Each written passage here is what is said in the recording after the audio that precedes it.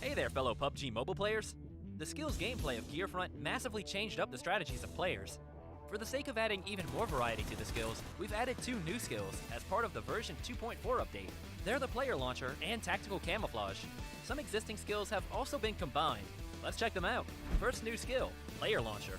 Players can now launch themselves like a ballistic missile for high-speed travel. Move to any location you can think of, no matter if it's the top of a bridge or tower. These spots are great for ambushing enemies, which makes this skill great for large maps like Erangel. Second new skill, Tactical Camouflage. Players that choose this skill will be able to put on the special camo suit. It greatly improves stealth, and it also boosts the speed of climbing over obstacles. So, no matter if players prefer a stealthy approach, or if they'd rather go in guns blazing, this skill will come in handy. In the new update, Supply Scan and Lucky Backpack will be combined into one. Lucky Backpack also no longer increases carrying capacity. Players can scan for nearby supplies and convert items. Furthermore, Vehicle Airdrop and Playzone Analysis have also been combined. The new updated Vehicle Airdrop skill now has the secondary passive ability to automatically detect the location of the next playzone and airdrop whenever calling for a UAZ. Players will be one step ahead of their enemies in reaching safety. In the new version, players who choose the Black Market skill will not only be able to get a free basic crate 5 minutes into the match, but they'll also be able to purchase in-match crates that come complete with a set of gear. By purchasing these high-quality supply crates, players will get access to airdrop quality supplies. The Trace skill could originally only mark the position of enemies that were hit by firearms. It now also shows the remaining health of enemies, and can now also be activated via damage from grenades and Molotov cocktails. Lastly, we'll recommend some new skill combinations. Players can use Player Launcher with Lucky Backpack to quickly loot an area, and then move quickly over to high ground to ambush incoming enemies. If it's a map like Erangel, try using Tactical Camouflage with Trace. Take cover in grass with Tactical Camouflage, and make use of Trace to not lose sight of the enemy. Eliminate enemies quicker than ever. Of course, there are plenty other skill combinations to choose from in-game. See what combinations work best for you. Gearfront will be available from February 15th to March 12th, and will be playable on Erangel and Livik. Invite your friends now and explore PUBG Mobile together.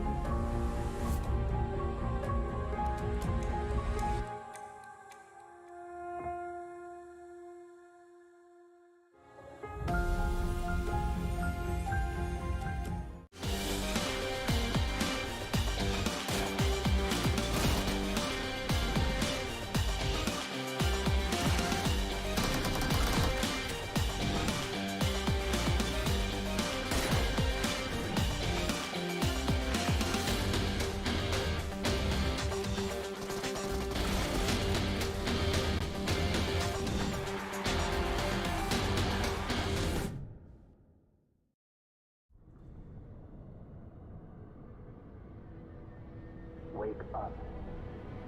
Wake up.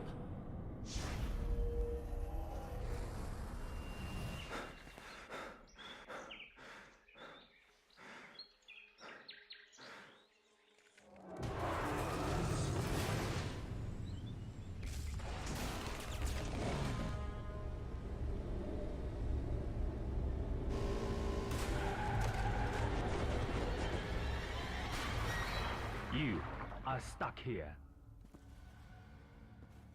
You must accept the fact that there's no help but self-help.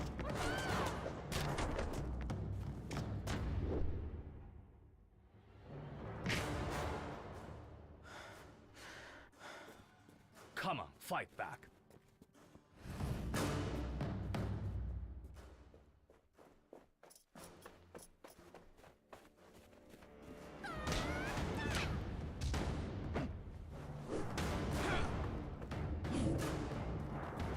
Remember, success is a journey, not a destination. Have faith in your ability. You will do just fine.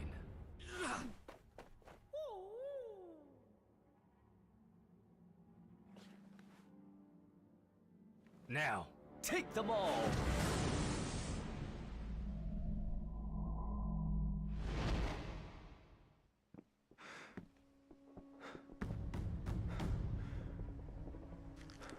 To know oneself is to study oneself in action with another person.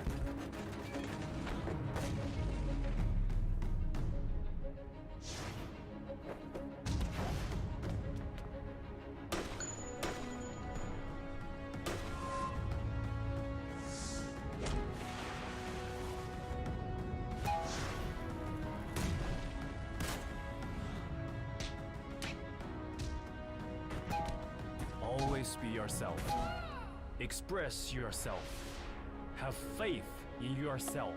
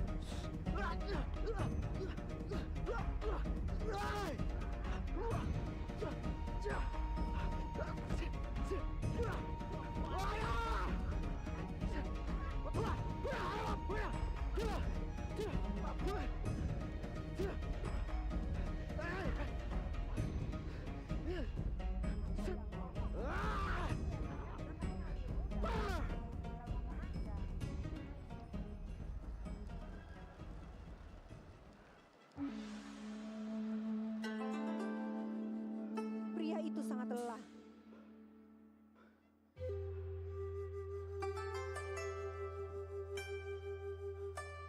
Malam itu, dia terjaga sepanjang malam dan memikirkan apa yang harus dia lakukan untuk mengembalikan kepercayaan diri.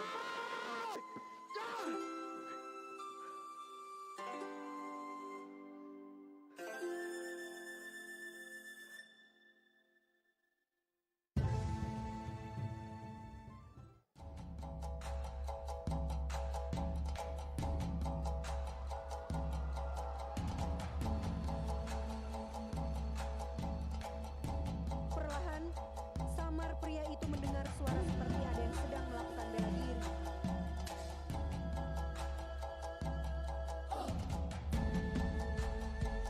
Dia kagum ketika melihat satu sosok di depannya. Menyadari ada yang memperhatikannya, Master menghampiri pria tersebut.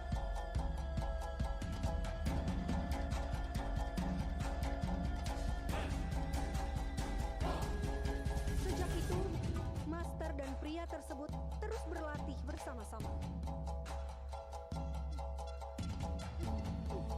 Seperti yang pernah dikatakan oleh Master Bruce Lee.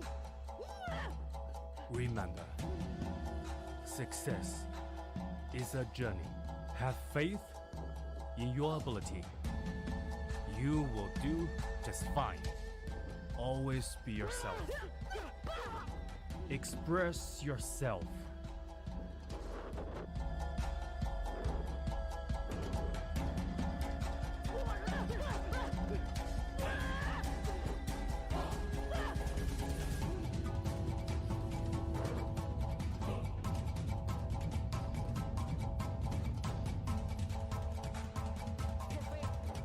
In yourself. Tiba-tiba, 4 musuh datang dan menyerang mereka.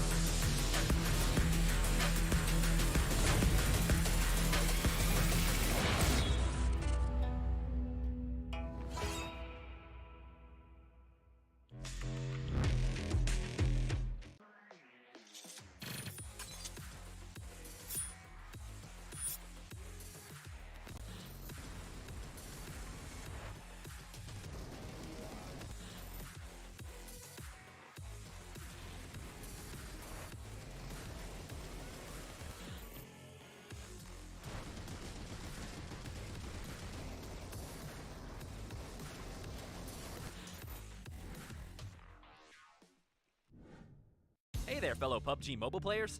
The skills gameplay of Gearfront massively changed up the strategies of players. For the sake of adding even more variety to the skills, we've added 2 new skills as part of the version 2.4 update. They're the player launcher and tactical camouflage. Some existing skills have also been combined. Let's check them out. First new skill, player launcher. Players can now launch themselves like a ballistic missile for high-speed travel. Move to any location you can think of, no matter if it's the top of a bridge or tower. These spots are great for ambushing enemies, which makes this skill great for large maps like Erangel. Second new skill, tactical camouflage. Players that choose this skill will be able to put on the special camo suit. It greatly improves stealth, and it also boosts the speed of climbing over obstacles. So, no matter if players prefer a stealthy approach, or if they'd rather go in guns blazing, this skill will come in handy. In the new update, Supply Scan and Lucky Backpack will be combined into one. Lucky Backpack also no longer increases carrying capacity. Players can scan for nearby supplies and convert items. Furthermore, Vehicle Airdrop and Playzone Analysis have also been combined. The new updated Vehicle Airdrop skill now has the secondary passive ability to automatically detect the location of the next Playzone and Airdrop whenever calling for a UAZ. Players will be one step ahead of their enemies in reaching safety. In the new version, players who choose the Black Market skill will not only be able to get a free basic crate 5 minutes into the match, but they'll also be able to purchase and match crates that come complete with a set of gear. By purchasing these high-quality supply crates, players will get access to airdrop quality supplies. The trace skill could originally only mark the position of enemies that were hit by firearms. It now also shows the remaining health of enemies, and can now also be activated via damage from grenades and Molotov cocktails. Lastly, we'll recommend some new skill combinations. Players can use Player Launcher with Lucky Backpack to quickly loot an area, and then move quickly over to high ground to ambush incoming enemies. If it's a map like Erangel, try using Tactical Camouflage with Trace. Take cover in grass with Tactical Camouflage, and make use of Trace to not lose sight of the enemy. Eliminate enemies quicker than ever. Of course, there are plenty other skill combinations to choose from in-game. See what combinations work best for you. Gearfront will be available from February 15th to March 12th, and will be playable on Erangel and Livik. Invite your friends now and explore PUBG Mobile together.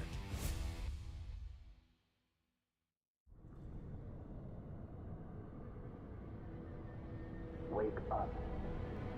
Wake up.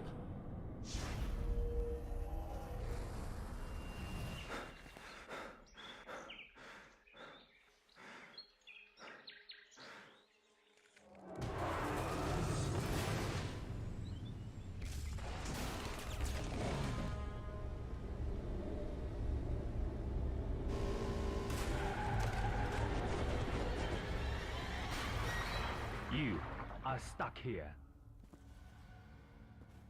You must accept the fact that there's no help but self-help.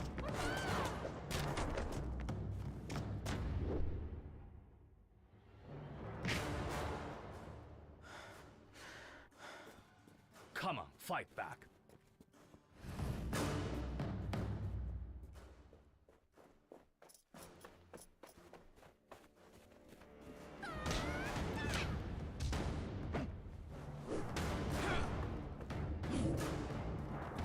Remember, success is a journey, not a destination. Have faith in your ability. You will do just fine.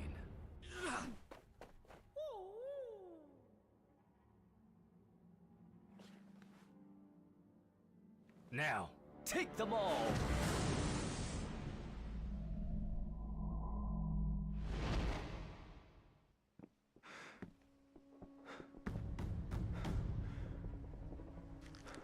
To know oneself is to study oneself in action with another person.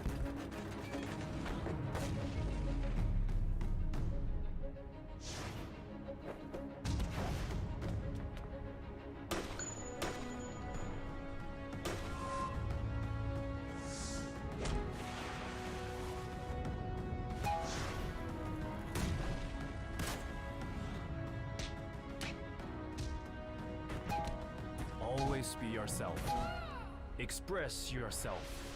Have faith in yourself.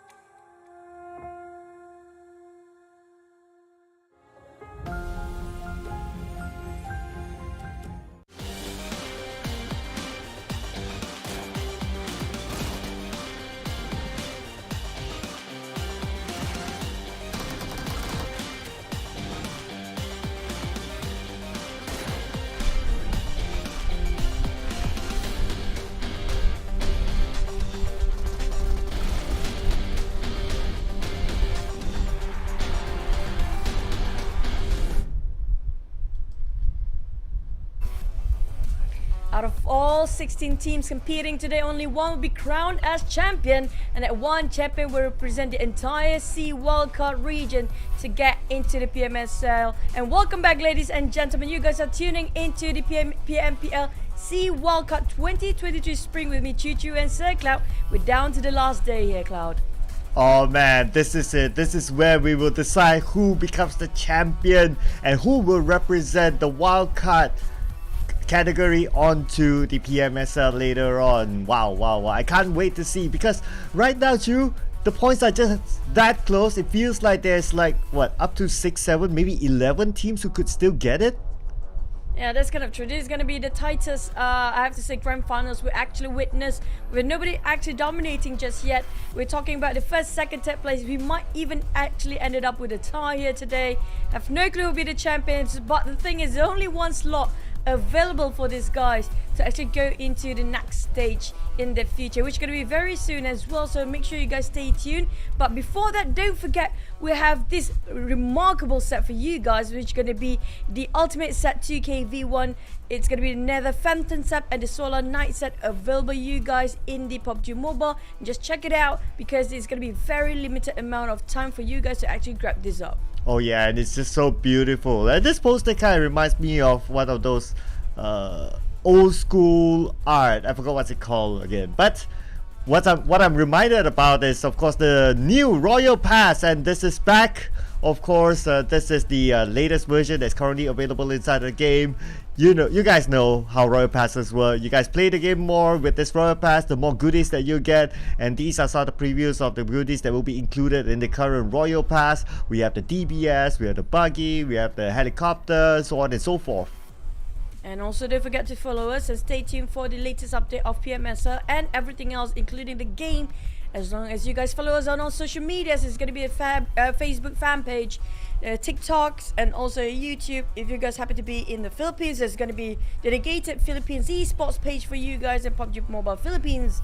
Even the TikTok for the PUBG Mobile Philippines as well. If you guys happen to be in Malaysia, it's going to be PUBG Mobile MY, esports.sg, and everything else. But before that, in case you guys missed the entirety of the tournament down to the last day, here comes the format. Yes, sir. So 20 teams started this campaign, and we found our top 16 that played the grand final starting from Friday, and today is obviously the last day, and we will find that one winner to be the champions of Wildcard. Of course, all these teams, they are eyeing a $40,000 prize pool, and this is also the season where we will be playing with a new point system whereby Chicken Dinner only gets 10 points. Yep, so far we do know all the other representatives coming up from the other regions. Now, who will be coming up from the SEA Wildcard Spring Finals to actually get into PMSL, to join in other 4 regions who already got themselves the placement in the PMSL. There's another 15 teams that's kind of unknown right now, so make sure you guys stay tuned with that, because we still have no clue who are the 15 teams joining into the other teams that already qualified during the PMPL Spring. Well, what we do know is this format that we've seen in previous PMPL seasons, whereby it's a bonus point format. The teams that enter the grand finals, they would already start off with a certain amount of points, I'd say, collected over 2 weeks. So as you can see here, this is something that has passed, that has been done, and now these are the teams that's currently in the top 16. Yeah, but speaking of which, this is according to the arrangement in the league itself. West Pemomba previous starting off really great with 38 points as a start, but right now feels like they are falling off the chart here, because we're talking about the other teams that didn't have a good start, initial points, start to push up their ranks, including Osja, who got themselves second in the league, now placed themselves at first. And what's more, we're gonna have the head-to-head between the top. Yesterday was remarkable for the top, and Marnet was incredible as well. Yeah, Marnet and the top, both of these players, they are pretty much in the running for the FMVP. And the top, as of yesterday, he is currently at the #1 spot, but anything can still change. But looking at their stats here, it does seem that it does favor towards Marnet. Who knows, Marnet could come from behind and overtake the top. Just look at the average eliminations difference. It's like 2 versus 1.3, and then there's a small gap with the average damage of about 30. Average survival time, however, is given towards the top. Barnet is shown to be more more of a utility user with a lot more usage from him. And we mentioned early on that Osja is actually, or Osja Esports, you can see his OJs there, is also 128 points right now, with GE following very closely 1 point shy. It's going to be 127, but this is the gap, just a tiny big gap of it, with KE placing at 116, just 1 point different with SKR. We have a tie between PB and FOD. Right now feels like a long stretch for Falcon Vipers and Burmese goal to actually catch up to the first page here, but if they can actually excel today and bring down all the teams to the top 5, it's still not impossible. Yeah, and of course, whatever it is, it would be an honor if their poster can come up as the chicken dinner in one of the rounds, at least something to take home. But here's the highlights from day number 2, in case you missed it. Yesterday was a very interesting day. Not only that the circles are very interesting, but also fights are happening really, really fast. And that's probably also because of the circle. Yesterday's circle was really a unique day, one of the toughest days for all these guys to actually compete in, and today it's down to the circle and the flat path again. But in the meantime, we have to consider about what these guys have in mind. Do they prioritize over something called ranking and position, or do they go for the eliminations? Because right now the chicken dinner point will not compensate as much unless you actually focus on towards the side of eliminations. Yeah, we can see that teams getting chicken dinner still on page number 2, and we can see those teams that put focus on to getting elimination points, they put themselves up there. So that's something about the new format that these teams are probably still adapting onto. But so far those teams that are on top, they managed to adapt, just like what we can see here on screen. Osja Esports, one of them. West Point Mamba, however, will be looking for their comeback today. I'm sure a lot of fans have a lot of hope for West Point Mamba to maybe come up with that Cinderella story. But at the same time, loving how these guys have been playing. For now, we're going to have to focus on our first match of the day. It's going to be Sanhok at first, and it's only going to be the last Sanhok we're playing for the entirety of this tournament as we reach out to our final day number 3. And KE, FOD, Enigma, and West Point Mamba are the teams to be watched out for, especially KE at a very close to getting number 1 spot at 3rd place, 116 just now. But at the same time, we're talking about FOD here. FOD have been interchanging when it comes to the top 5. Even got themselves placed at the first place in the last minute. But Enigma Gaming coming up, shooting up the chart last minute yesterday as well. Well, today's matches same as the yesterday and the day before. We'll start off with the one and only Sanhok, and we'll play 2 Erangels back to back, followed by 2 Miramars. We'll end the day in Erangel, and then we will crown our champions of the wildcard region. So can't wait to see what will happen inside of Sanhok. Of course, this will be the last Sanhok for the wildcard. Yep, and it's going to be the one and only left since we're down to the last day. I'm super excited what the circle and the flat pole will offer to us, but I'm more excited how the players are going to play today, because we do know for a fact whether they want to go for eliminations or they want to go for the ranking position. I think it's best to go for eliminations. I'm looking out for PBE due to the reason when it comes to Sanhok and the entire day here today, PBE sometimes surprises us in the last minute. SKR, they are really good when it comes to second day. GE has been carrying out the momentum throughout the entirety of the grand finals as well. Yeah, yesterday my prediction was more on supporting the page 2 teams, but today, because it's the grand finals, we gotta switch it up a bit. So our predictions are not only based on this round, but in general who might be the champions of wildcard. So my personal pick, PB, I've talked about it a lot yesterday, especially with Monboy being the MVP. KE, they have a specialization in long range, so I thought their specialty is a little bit different than the others. And Osja Esports, they have a level of consistency as well, hence they are up there. But of course, it is down to how they perform in this map, starting this map up until the final map. And we're talking about there might be chances are the predicted teams will not actually take number 1s, but who knows? So drop yourself in the comment section based on your prediction. The prediction don't work if you try to predict it when it comes to the top 5 in the last minute. Okay, you have to predict it right now, then that's only it's fair. So you have to predict alongside with us, then you know that who's going to be in top 5 later on. It's sort of a gamble here, and it's sort of a hit and miss moment. Yeah, you don't predict when there's like what, the last two teams in the final map. No, that's no longer a prediction. Come on, by that time we might already know. So gotta put it in early, ladies and gentlemen. Hype up the comments because today's the grand finals. But let's begin our journey in Sanhok.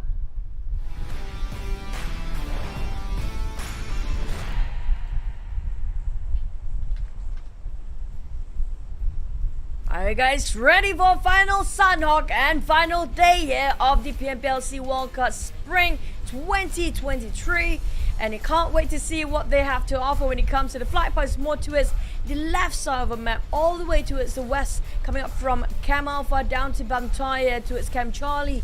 But the thing is, yesterday's circle was kind of in the middle of all the three islands. So do they drop in between? Do they try to snatch boot camp in the last minute? Because we do know, I think KE is always taking boot camp around the area, or maybe even GE in between those teams. But I do want to see if there's any contest coming up from these guys from the initial drop spot, just to make it harder for the teams up there in the top 5, just to stunt down when it comes to their point ranking system or their elimination points. Yeah, it may be this map, it may be the following maps, because in the grand finals, some teams may see it as we have nothing more to lose. Let's just have fun. Let's just try to get the chicken dinner. Let's play a little bit more aggressive. So teams who are eyeing that number 1 spot, they need to be a little bit more careful in the grand finals. That's something that commonly happens in PUBG Mobile tournament. Keeping my eye onto the areas of Paradise Resort, we can see G-Lab and GE around the same area. But okay, this is a very hard circle. This is going to be Camp Alpha, very likely. I mean, I'm not expecting something less today, since yesterday we had a really unique day for all of us, including players, our viewers, and our casters as well. And we're gonna have Heart in Circle all day long, so it's gonna be one direction only for these guys to move upwards. It's very limited amount of space and land to actually play around there. But starting off, we do have a bit of exchange greeting coming up from Moy of Sin and Skynet coming up for Ozja. So they have to part ways here. Realize it's a bit too early for them to actually invest too much in this fight. Yeah, because these teams, they are also in the running to get the number 1 spot. So they gotta be extra careful here. Sin, well, if they can come out with a miraculous run, maybe they could be the surprise team. But speaking of surprises, looks like one team got caught out in surprise, and that's gonna be Enigma. YG will be happy to take that elimination point away, but Koopa, he's just behind the hill, so Loki can't get a good shot. Hopefully he'll be able to be picked up by his teammates. Feels like it might be possible for them, since they are quite in a distance between these two teams here. More than 300 meters, if I presume that right. But back to the side of Enigma, Gimme having a bit of a tough start here. I'm not sure if they have the time to actually build up their loot just yet. Around Camp Charlie, we do have West Point Mamba, the team that used to be under the spotlight entirety of the second week, suddenly falling off the grace here and slowly try to climb back up in the final day in the last minute to have that last push. KE taking on Falcon. Andrew on the ground already. What is happening for Falcon as well? I guess it's because like teams like KE, they wanted to push really aggressive onto the Camp Alpha Island, considering that this kind of circle, it may end up on that. And we've seen it time and time again that if the circle is in Camp Alpha Island, you don't want to rotate late. It's very dangerous, especially if there are teams on top of the Camp Alpha mountain. That's where they can block teams from coming in from multiple directions. If you're a bit too far, it's okay for you to take it a bit too late. Devon, the IGL for KE, taking down Andrew straight away, and it's going to be a first blood. And the first one to get out from this match is going to be one of Falcon members there. A bit too early if you compare it with how they waited in the lobby in the first place. But still, nevertheless, still more chances for them to actually do it in the next 5 maps. But Falcon D2Y down to chipping his last health here. KE with DBS, the top, got himself the head-to-head early on. Might actually squeeze into the FMVP.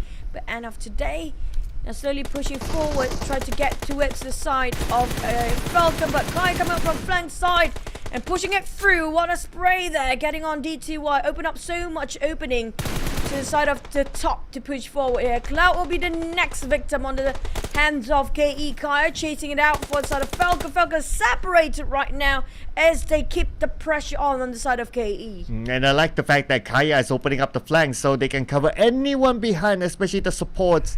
You can see that Cloud is behind. Chen Long. Oh man, he's not gonna get out of this. It's just too open for him behind. And he'll be taken out by Kaya. Only one left to go.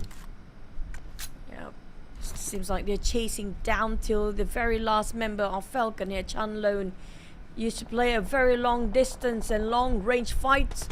Falcon barely hanging on with the top, keep the pressure on the side of the front, but they are losing men as well for KE. PB start to hunting down the shots fired early on the first match, on the first brawl happening in Sanhok here right now, attracting every single player, every single team around them to actually move towards them as a compass. Those gunfire, those gunshots, just gonna keep the magnet of all the other teams to go towards them. Now they have to build this, don't want to extend the fight any more further, realizing there might be the losing team if they keep on investing in it. Yeah, so and they need to be prepared as well, because they made the fast rotation, meaning that their utilities might not be as much as we can see at the top. No bandages, okay. Other utilities, they could be better. So that's why they need to load a little bit faster after they land themselves onto that island. Most important, the first objective is to get there first, and then you think of the utilities later. That's okay as well, especially if you rotate in that fast like them. I'm pretty surprised that KE leaving out bootcamp too early on. It used to be their compound to take and play with. We saw how initial drop spots they were here in the first place. Now FOD taking a part of it, and they are taking this as a huge advantage. Just going to camp this one out, because why?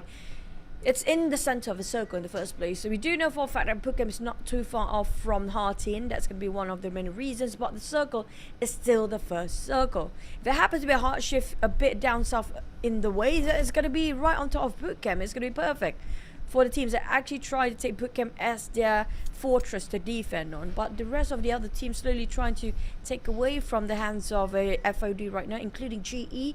Just try to encircle every way possible to see what's happening in bootcamp and try to check out their perimeters. But KE though, and also a Falcon only leaving with only one member, it's going to be a really tough start for the final day. We do have like 5 teams try to take their sweet time into the blue zone while looting up. They know for a fact that they're furthest away from the circle in the first place. Just take their own time to build up their gears.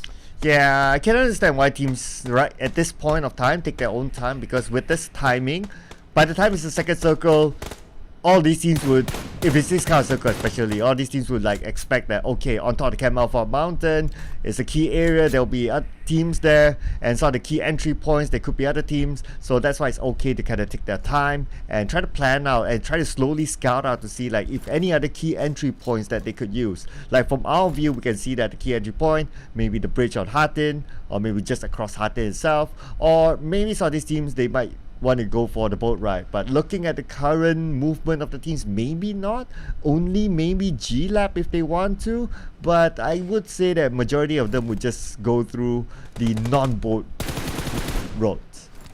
Yeah, there's going to be 3 choke points getting into Camp Alpha in the first place. We saw the fact that the southern part, there's also south, east and eastern bridge all day long, but the south bridge will be heavily guarded by the bridge gatekeepers here coming up from Senbop. They might slip their toes in the water as well, as Holy Lanja and Moy finally finish off those job players, leaving only one player left. There might be a bit of a scuffle. They're accidentally jumping into the water in the first place, trying to just hike up and slowly trim, just gonna swim over back towards the side of a bridge, as leave Sky Nin to hang on to his last breath here underneath that bridge. But we do have West Point Mamba hovering over there as well, so Sen cannot rest. This might be their day to actually farm all those eliminations. Let's see if they can do that though, because if they want to chase that #1 spot, they gotta get all they can today with only 6 games remaining, and then that's it, no other opportunities. But of course, on top of elimination points, they have to consider placement points as well. You need a good mix at the other day if you really want to chase the top, especially in their current position. That's true. Well, Sen is still holding on the chalk points coming up from the southern part of the bridge. West Myanmar taking their own time to just reassess the current situation, just to be clear that they might actually get there safely. Michi managed to have an opening for the side of West Point Mamba taking on Go and finish it off straight away. What a clean execution coming up from the side of West Point Mamba, but Skyne is still underneath there. I'm not sure if anybody noted that one out for just yet. More in the next one. It's supposed to be Sin's match here. They already parked here quite early on, but they're letting this slip through their fingers as leaving only with Holy Lunge at the end of that bridge. And Vic is a bit too far to give extra hand. He got himself in the high grounds. Next is going to be Vipers versus G-Lab here. Oh, DJ. Okay, he knows G-Lab is in front of him. He heard the footsteps. He heard a vehicle, meaning that there could be a full squad. That's why DJ is not making those moves. But, also, oh no. I mean, they're at number 2 spot with only a small gap with that number 1. Oh no, GE will be smiling all the way. Yep, Skyne being discovered by the side of West Point Mamba players just now, just underneath that bridge when they're trying to hover around the crosshair on the side of a Sin team. But back to the side of G Lab, they might be leaving DJ behind. Vipers, DJ is just across them. Scotty, I'm not sure if they actually can see through this camouflage of bush coming up from DJ, but he definitely for DJ can see it clearly as a daylight shining through to the side of G-Lab, but he's not opening fire. There's going to be trigger discipline coming up from the DJ. But next circle will be hovering around on the side of right side Camp Alpha, which can be comprised of still a little bit of bootcamp area, tiny bits of ruins just on the southern part of it, and the rest is going to be majority of Camp Alpha Island. Now DJ will be going away unscathed, but I'm not sure he wants to open fire the moment they want to leave for G-Lab. Yep, he's going to go for it.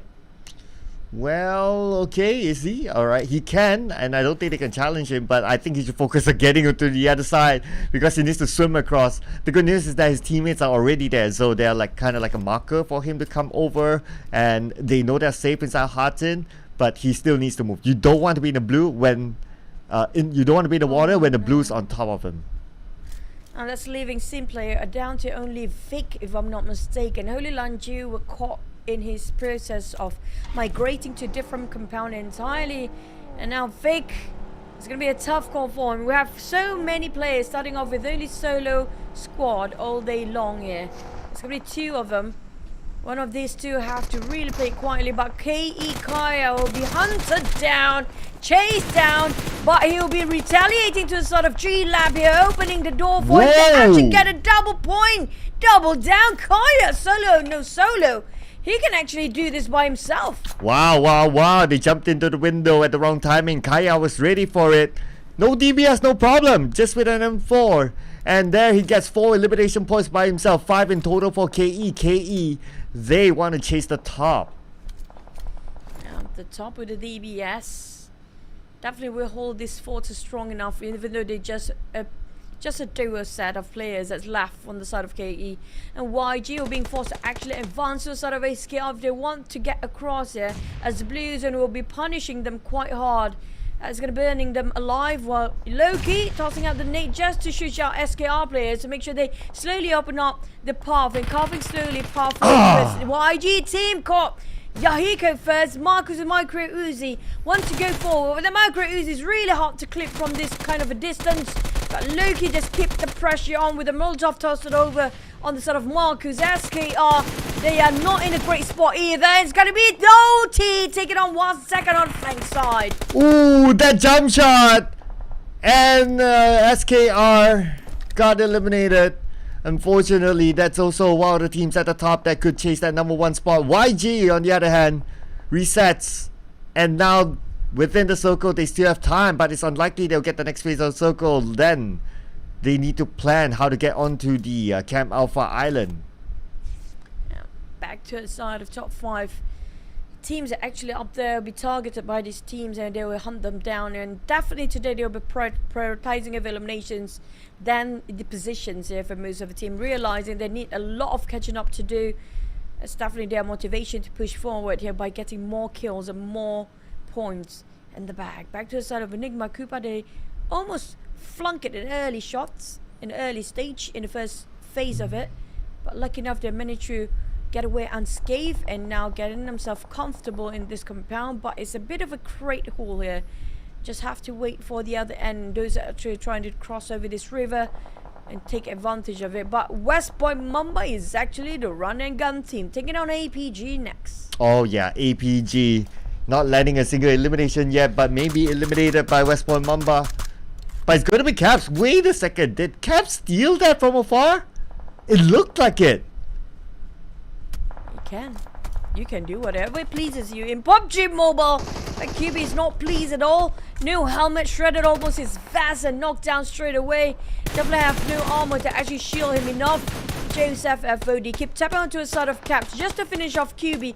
Try to spot and translate that one knockdown to elimination points, but it's quite difficult from this distance. More than 300 meters apart, but back to the side, BG spraying over Vipers is trying to climb down those hills to get into the blue zone. We stop entirely denying the entrance. Amura making sure, same case for Atwood, they cannot even move forward. And Vipers is out as well. No points in this round, so they join G-Lab in the same scenario. Unfortunately for that. But however, BG, you can't think about it, BG, they started day one really slow, and then day two they were kind of okay, and now at least for game number one in day number three, not bad, 4 elimination points. But when it comes for today, the final day, I'm surprised at the momentum in the last match yesterday kind of bring forward to its today here. It's a bit too fast for us, like it's unusual. Coming up from the last song, everybody just want to wrap things over, just trying to go for it, not thinking twice here. APG moving as PBE getting into compound of Kaya and the top now. Kaya have to clutch and make another miracle by himself here. Feels impossible right now. He's down to his last health. He needs to get a bit of a reset, asking top to get his covers and support him while he trying to reset himself and recuperate at the back line. Yeah, not only on the middle house, but all the way to the back house just to buy more time between them and PBE. And looks like Kaya may just be able to do it, but then again, PBE, a full squad versus 2, that is going to be the tough challenge. But look at the circle, it moved down to the lower ground. That means FVE is forced to go down now. PBE actually being surprised by Raul from the back. That one nade actually knocked down PBE. This is going to be a saving grace for KE at the same time. And PBE switch over their attention to the side of the high grounds behind them as well, because FVE is not going to let them pass by just as easy, because FVE need to go through and they have to take down so many teams including KE and PBE along that side. Monet taking on Molotov with Enigma in this mix as well. Happens to be a lot of crossfire at the same time, different places entirely, and power spotted at YG versus Enigma. Might as well make it his, right? Yeah, might as well if he can steal it away. Okay, Power secures that elimination, and he has just eliminated one of the top MVP contenders. But Power will be punished. Oh, okay. So it's not going to be FV that gets that elimination point. It's going to be from the other side. You reap what you sow, APG. They've been sticking their nose into everybody else's business, and now have to pay for it. Last play of APG finally down, but YG can save Monet just now. A bit too late with the blue zone closing. It's burning them quite a bit here. And Loki is still not inside of a safe zone. They have to figure out how to actually get in. There's so many gatekeepers waiting on the other end, including West Point Mumbai. You mentioned about this earlier, Cloud. If you're late, it's going to be really difficult and really tough for them to actually get into the circle. And this is the moment that happens. Oh yeah, plus there will be pressure by the blue.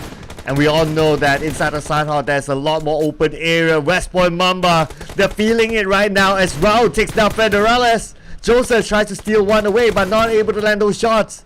And now we move over to Yangon Galacticos versus GE. GE, the number 1 team now, going up against Yangon Galacticos with only 2 players. They are on the dominating team as well. We have more than 5 eliminations, quite a number of teams there, including GE, KE, YG and West Point Mamba getting a lot of eliminations. FOD on there then tried to chase up and bring a lot to the tables, and West Point Mamba being eliminated on securing several eliminations there. FOD next to be on the board. Across it will be another 5 eliminations on that side as well. YG decided 1 second to swim down. A bit of a gamble, a bit too risky. I'm not sure if it's a death threat for himself, as GE really heavily guarding over that side, not even letting them pick, but at the same time they are away from the circle. I think he was trying to get away from the team behind. That's why he chooses to just jump down, but of course there's pretty much no way out. Ichi ready with the DBS. FOD now that came from behind. Loki's the last man standing, but FOD is fully focused onto GE. Loki could be the kingmaker. Actually, you do have 2 support fires coming up from the back line as well.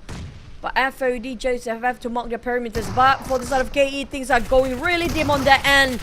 Looking like they're being surrounded. Kaya. The Molotov barbecue Kaya down to his knees as top being finished off by PBE. Mumboy did the work. He's going to rank kick finish off the top. They're placing themselves at 6. Not too shabby for a duo to last this long. But PBE just going to keep it going with the duo. Just going to revive one of their teammate. Going as a trio back on the feet. As YG on the other hand, the only team that have 1 player left. PBE playing as a trio. Spraying onto FBE. FBE finding it difficult to come down. It's kind of open there. They only need to play with the slopes. Hopefully they'll be able to get into the circle. But right now they are tanking out the blue. At the same time, now we're down to the top 40s. Raimon trying to steal the deal, and yes, he will. Raimon trying to finish off roll, and there's one more player in the smoke. Ares make it in. He slipped by. But for how much longer? There's not much structures in between. There's only a couple of vegetations and rocks there. And those rocks will actually save him for this entire game. Down to 4 as VE, the last player. Ares trying to keep the boat float for the entire team. But Ares still secures one more. 1 player, no, he doesn't care. Still gonna go for the eliminations there. Well, GE already got himself 9 in the bag as Master Ichi bleeding now. Leaving it to Zion 922, West 922 to clutch it for the entire team. Caught FOD for the side of Master Zai, but it's gonna be tough for the side of FOD to get out from there. It's not easy for Easy. He doesn't have much to play around with. There's Ares waiting at the side as well. So if he exposes him, Ares could gun him down. Or could it be PB or even GE from the other side? But looks like Ares is the one to go down. Rank is going to secure the elimination point. Zai sees exactly where Easy is at. Easy just hanging on to that rock, hoping that Circle still favors him. PB got the numbers. PB got the elevations. They got himself the terrain to play with as well if they just move forward here. But for West, it's burning off by the blue zone.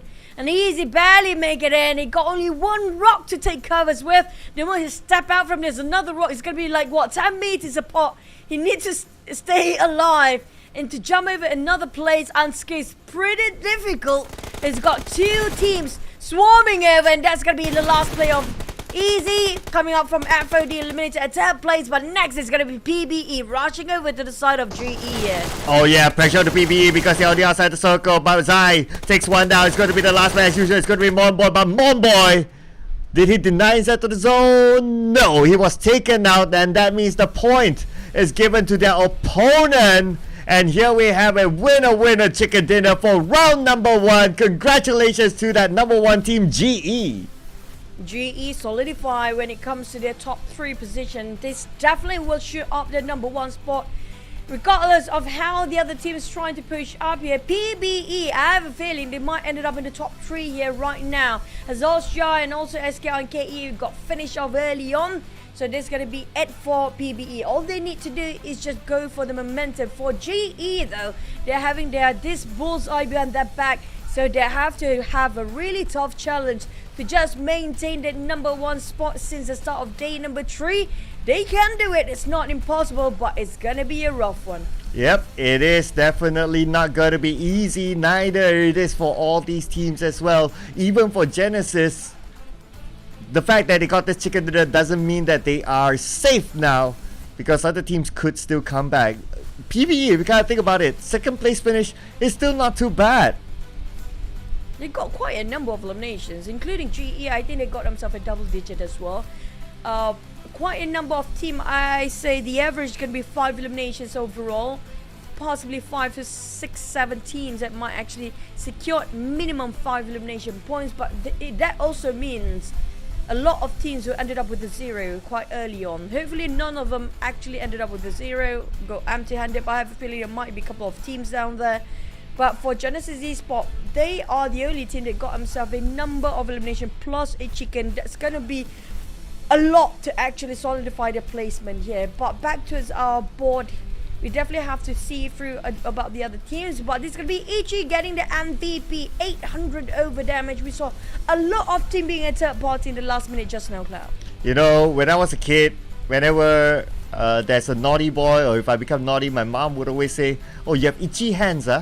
So this guy, has definitely itchy hands to become naughty to other teams with 5 eliminations and 829 damage. And in overall, I'm pretty sure they rank up a good number of eliminations as well. That's kind of true. If this one player managed to secure 5 eliminations, imagine the entire team how much they actually secured in the last minute as well. They definitely got themselves double digit. When it was like top 5 or top 3, they definitely got at least 9 eliminations already by then. But I want to know how much PBE secured on the last minute as well, as we're looking over for the teams to watch across the statistics. As FVE, surprisingly, they just ambush people from behind. I'm loving how they play it this time around. Really surprising, really something refreshing to watch on. When it comes to utilities, look at how much PBE have been invested in just to get through to that last circle. Well, just looking at the statistics, the fact that PBE, they were the team that traveled the most out of all, meaning that logically, if you travel a little bit more, you might have opportunities to meet other teams, and you have opportunities to also get those elimination points at the back. But of course, we will revisit the amount of eliminations they got later on as we check out the highlights from round number 1. But for KE, I have to give them a lot of respect just now. They're starting off really rough with only 2 players. Finally, almost actually clutched it down to a side of PBE, which rushed in as a full squad. Try to clutch it again against just 2 players. That was really a tough fight for KE. But so far, 12 eliminations for GE, 6 for PBE. I've already got it 7. And West Point Mamba, even though they eliminated early on with only 1 rank point, but still secure 7. But look at how many teams ended up with a 0. Make it 5 here from 12 to 16. Yeah, it's scary for Osja Esports and SKR because they are one of the teams that could contend for the number 1 spot. West Point Mamba, despite their fairly early elimination, they managed to still get 7 eliminations, giving them 8 points in total in this round. Not too bad, but because they're a team that a lot of viewers have high hopes on, they need to do a lot better than that. Yeah, but it's not really easy, especially we do know for a fact for some teams there. This is scary for the other teams because GE is really balancing out when it comes to Miramar, when it comes to Erangel.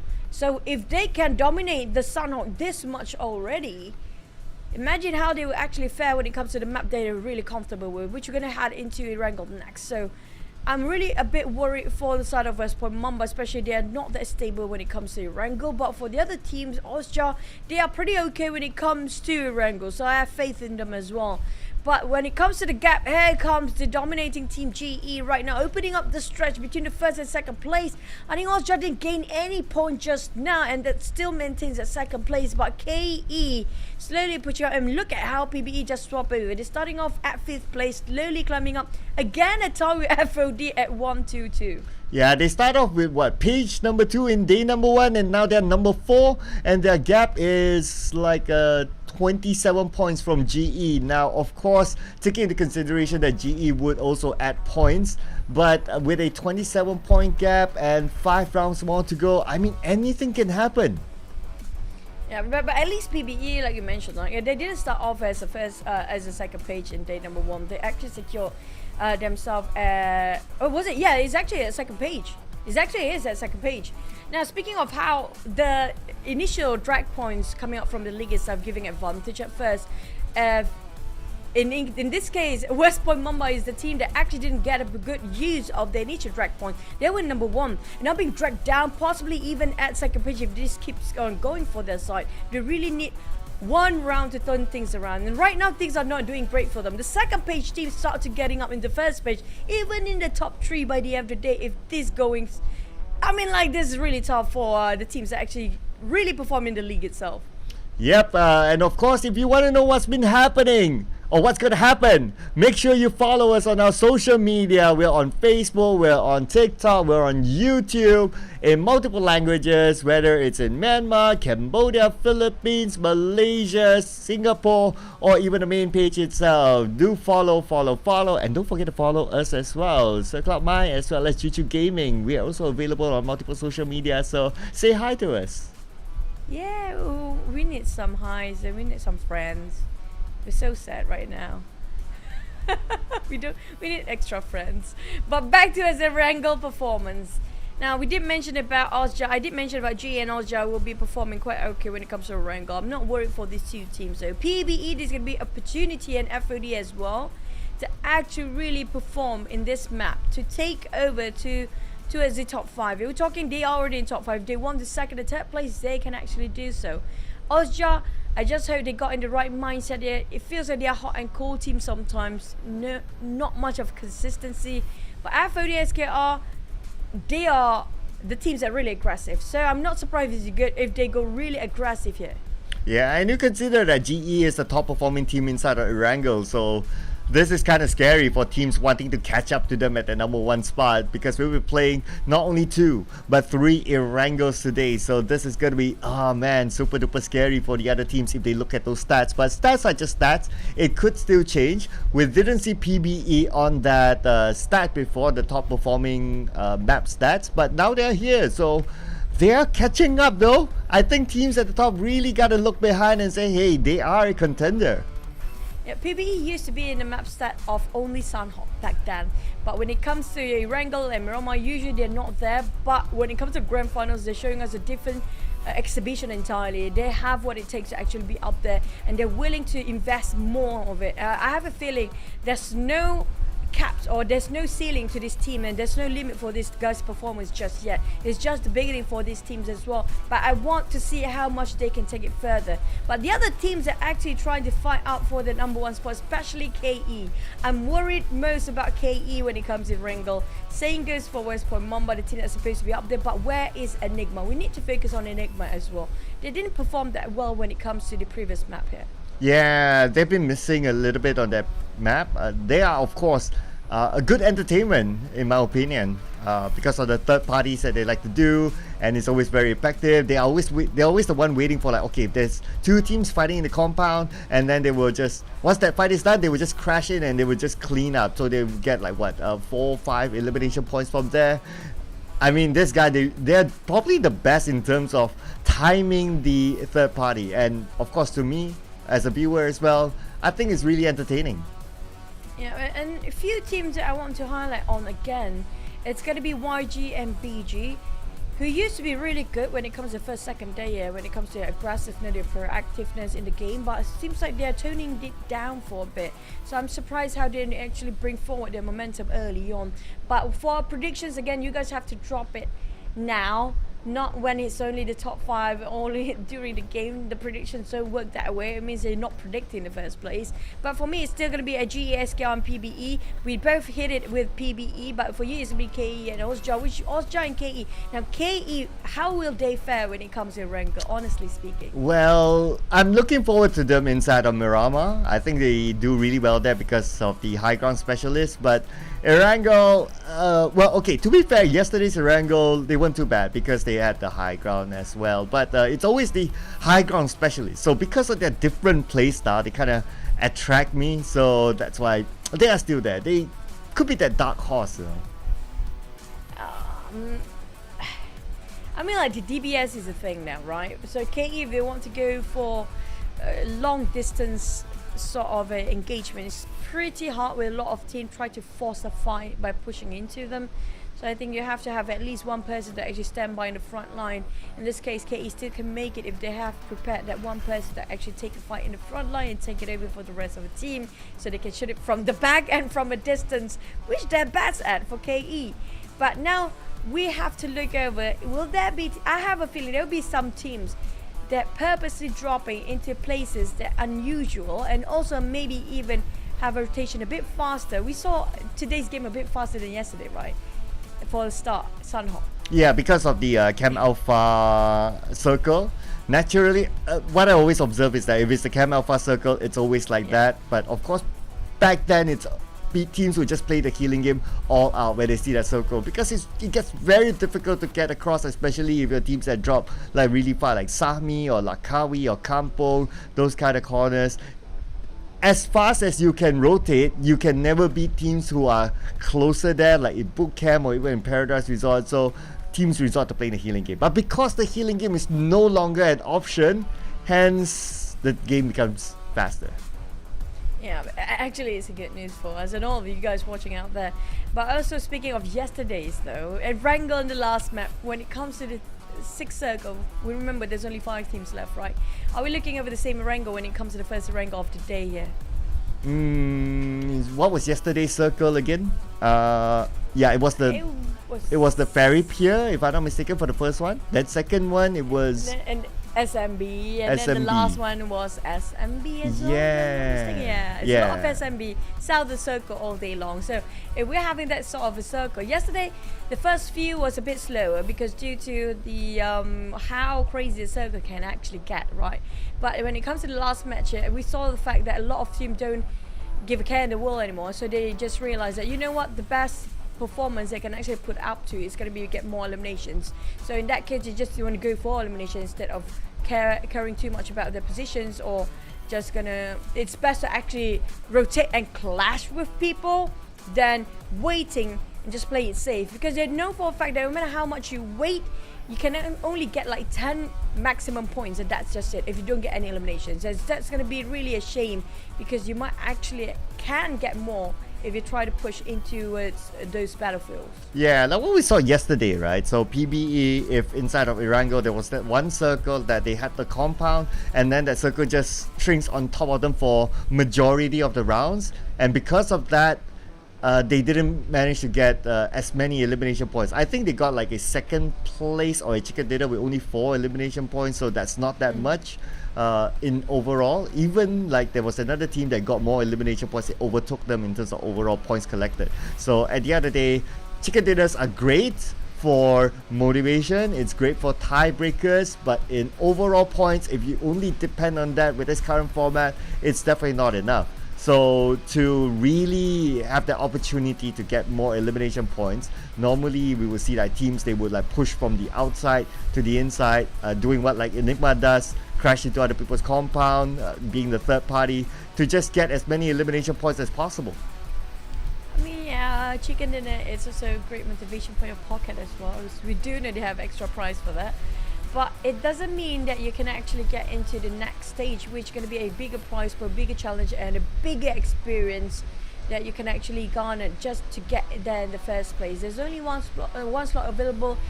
Is it worth just to play it safe at this point, or do you have to really bring out all cylinders here? We're talking about them to have the one last push. It's going to be Erangels, triple Erangels and double Miramar, and this is the time for them to actually get themselves the recognition they've been waiting for. I mean, these guys have been invested their entire youth and been invested their entire day, blood, sweat and tears just to this point to get into the PMSL. And now the PMS is just one step away. Do they want to just stop there, or are they just going to bring it on with a lot of bulldozing to do? But at the same time, too reckless and bad timing will actually caught them in an unfortunate situation where they got caught in the death threat in the first place, where there's going to be a triangle of wars. It's happened quite a number of times in the match as well, Cloud. Like especially the teams that try to rotate, like Sin, right? They always got caught in between. Yeah, well, unfortunate for Sin, right? I guess that's why they're currently in the middle bracket, because they're always surrounded by other teams. Like wherever they go, there will be like teams waiting for them at the high ground, and then you have specialists of high ground like KE who will always be waiting for these teams to like rotate in certain points. And these teams, they would have researched each other. They'll be like, okay, I kind of know your timing, I kind of know your checkpoint, so whatever circle it is, like these are pro teams, so they would kind of know like, okay, if this is where it goes, then they would take advantage of that. And unfortunately, Sin just have to fall in that bracket. You know what, Cloud, just then when you were talking, I feel like you're fading away. I'm like, don't fade, Cloud, don't leave us. No, don't go to the other side of it, don't go to the light. But yeah, okay, sorry for that segue, I'm sorry guys. But back to it as a team. I know you guys can't wait to see the first rank of the day. We're still waiting for the teams to actually get into the lobby. And starting off, we have less than 30 seconds to hit into our first wrangle of the day. I'm super excited to see the circle. Please be kind today, or will it be really terrible for the players, but fun for us. I can't wait and see. Yes, this will be it, the first Erangel. Very exciting, and of course it's exciting to know what kind of circle will pop up, but let's check out. It will be the wonky one in Erangel.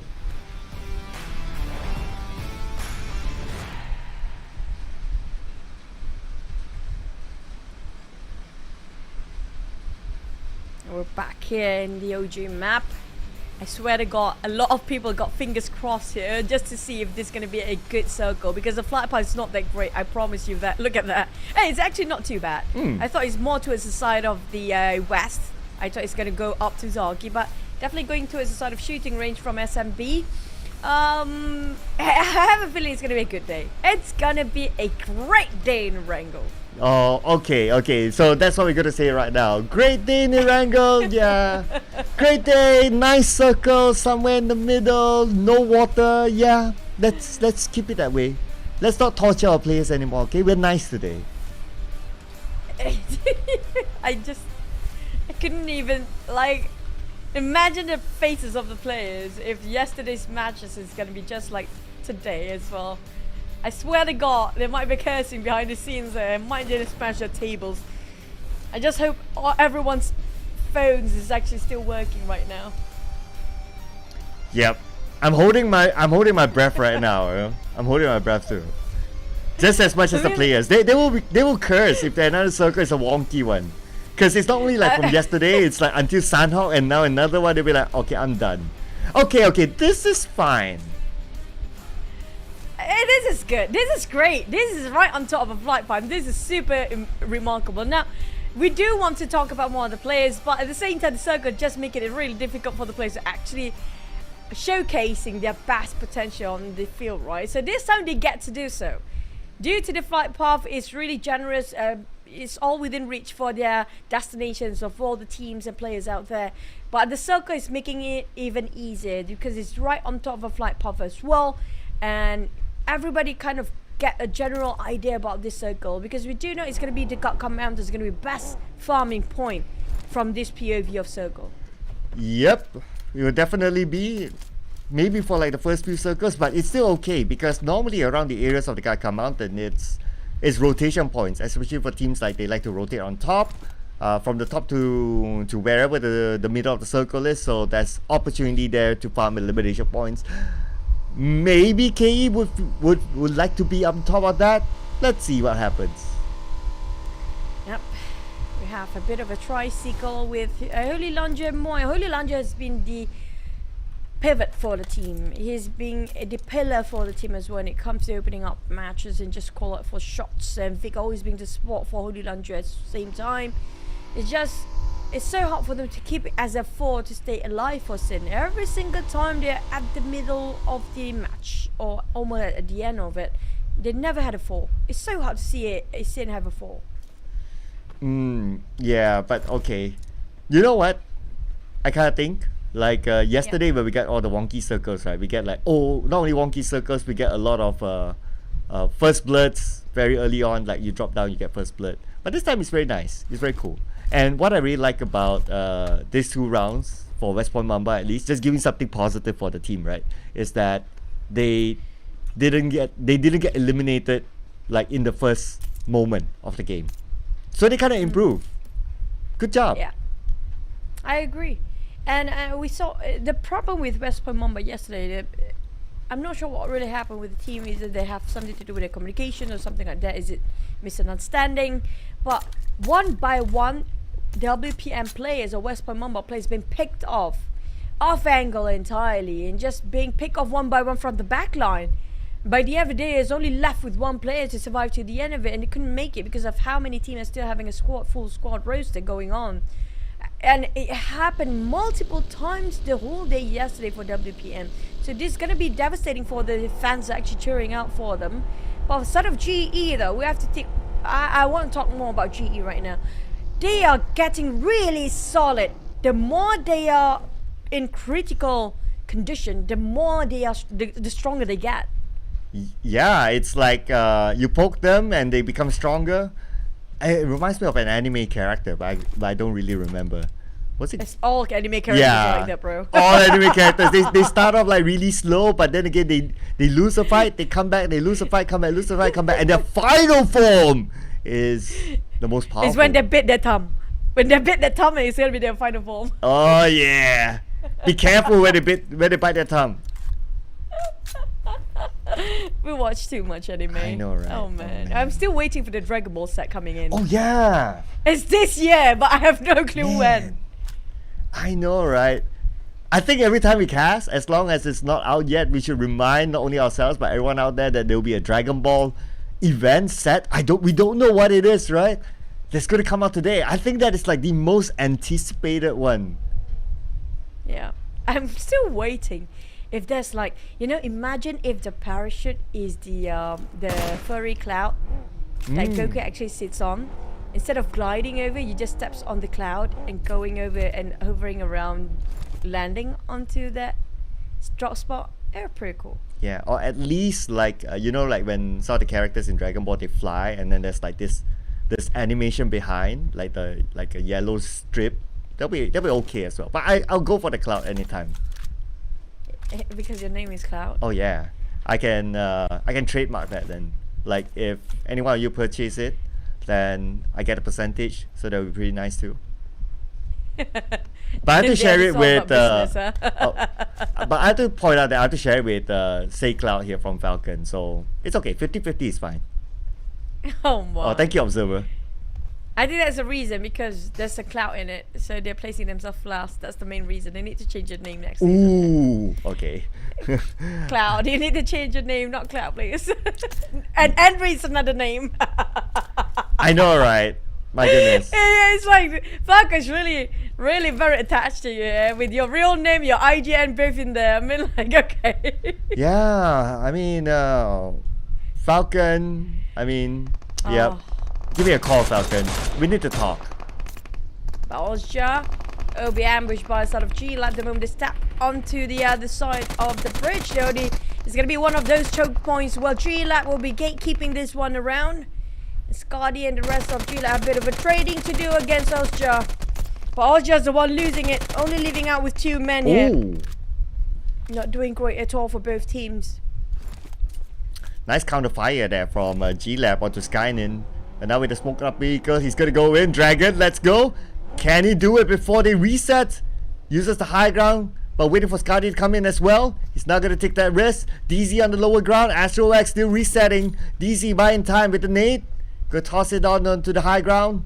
Scotty with a nade of his own. But that angle from Scotty is a little bit tough. But whoa! DZ! There's an opening for Osja. They were losing at first, and I have to say, G-Lab was winning that big, but DZ make it happen. He made the miracle for the entirety of Osja. But they have to be extra careful. We have to wrap things up really fast because we have one more team eyeing out to them. I think that's going to be Enigma. Yup, Captain Cube already plays himself in the most comfortable position to get on the flanks out of DZ and Astro Axe. But at the same time, Osja need to wrap things up. Tossing it down the day, hoping it's going to be another Gobi. Astro Axe, the next one, double down. And down to Dragon here. G-Lab didn't see that one coming. Oh no. Oh no. That counter coming in from Osja Esports. I mean, that's why they're at the number 2 spot. They show that they can survive despite in the tough position. But they need to get away because Enigma they're just doing Enigma things. They're just waiting, just seeing when the fight ends. They would just go straight in. But looks like that's not going to be the case because the rest of team members from Osja, they got away. You have to part ways. Realize it's standing there fights too long will actually gather a lot of unwanted attention. They want to negate that as much. What is this? It's gonna be a fairy pier? Is it gonna go that way again? Is today just like yesterday? You know, this is what they call fake hope, you know. It's like they give you a, okay, nice circle, but then again the third one all of a sudden, or the second one, goes all the way down. It's insane, you. This is tough for the players, not just yesterday. Today is gonna be a rumble again. Enigma just gonna scout out their perimeters, but they shot just now, attracting the players from the other side to chase their tails here. APG and another team, I think that's probably gonna be KE, possibly. Yeah, KE just going over their side, passing by them due to how they were opening up the warning shots before. And APG and KE might exchange fires next, but Enigma, they're just gonna coop back towards where they're comfortable and just gonna stuck it up in the corner for a bit, waiting for the right time to pick over, just to be sure and just to be safe. SKR have the next contender. APG, look at how the net is being ready to cook up. There you go. We'll almost get mid up with that grenade. Here comes another one from Shroud, and this one will actually knock him down if it actually connects. Ooh, okay. Let's see. They're sharing the same compound. Of course, this is one of the key areas at this point within the circle. APG, unwanted neighbors they call it. At SKR is not a team to be looked down upon as well, and it just so happened that SKR, APG, points wise, still able to catch up to each other. APG trying to work around this warehouse right now. A thief trying to just toss it over that nade, but hopefully they don't toss to a different player entirely. It's going to be their own teammate if they mistakenly did that bit of a blunder. But Marcus getting on Shroud. That's going to be one of the star player coming up from APG. West Pamama waiting at the back line there just to be in the last minute to get in there, but APG exchanging the trade with SKR. Shroud will finish off with Marcus getting a grenade eliminator as well. It's going to be 1-to-1 trade for each team here. But Ked with a UMP straight over within that smoke. SKR down on their knees. Nice spray by the kid, and this nade should eliminate them. But then again, the nade is just too far. Only one left by SKR. They're trying their luck. But how long are they going to survive there? But SKR looks like a trade there by Marcus. Marcus versus the kid. He's super duper low at this moment. He tries to pick up his teammate. The kid goes in, and the kid finishes Marcus. That is the end for SKR. SKR, a team that had hopes to get a number 1, but now again an early elimination. Marcus almost clutched that one out, but he took his time at the corner just to heal himself. But Sin will be fighting against FOD next. They have been going on for quite a bit here for the longest time. Big trying to go for the side of Chandler. Chandler trying to reposition himself the furthest back away just to see the distance. But Big got caught from the rift of an Andrew will be the next one coming into his Holy Land Jew. And trying to go for one. Falcon have to bow out early as they're losing men. They couldn't afford to actually lose more of it. Oh, but there's someone on the high ground though. FOD! Wait a second, is FOD coming as a third party? So FOD now is going to take advantage of this. Let's see how many elimination points they can get from this. But look at the minimap too. There's another team coming.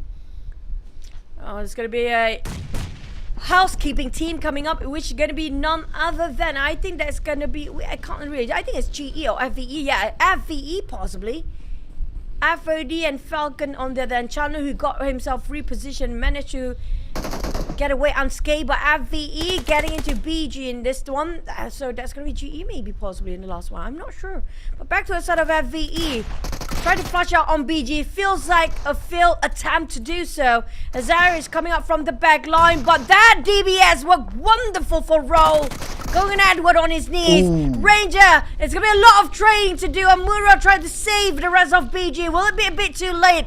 As the last player, Mura and MH, tried to come in on both different angles entirely. Small taking on PBE, cool as GE start to move, but Roll trying to finish off all the eliminations at the same time. Oh yeah, but looks like Amura.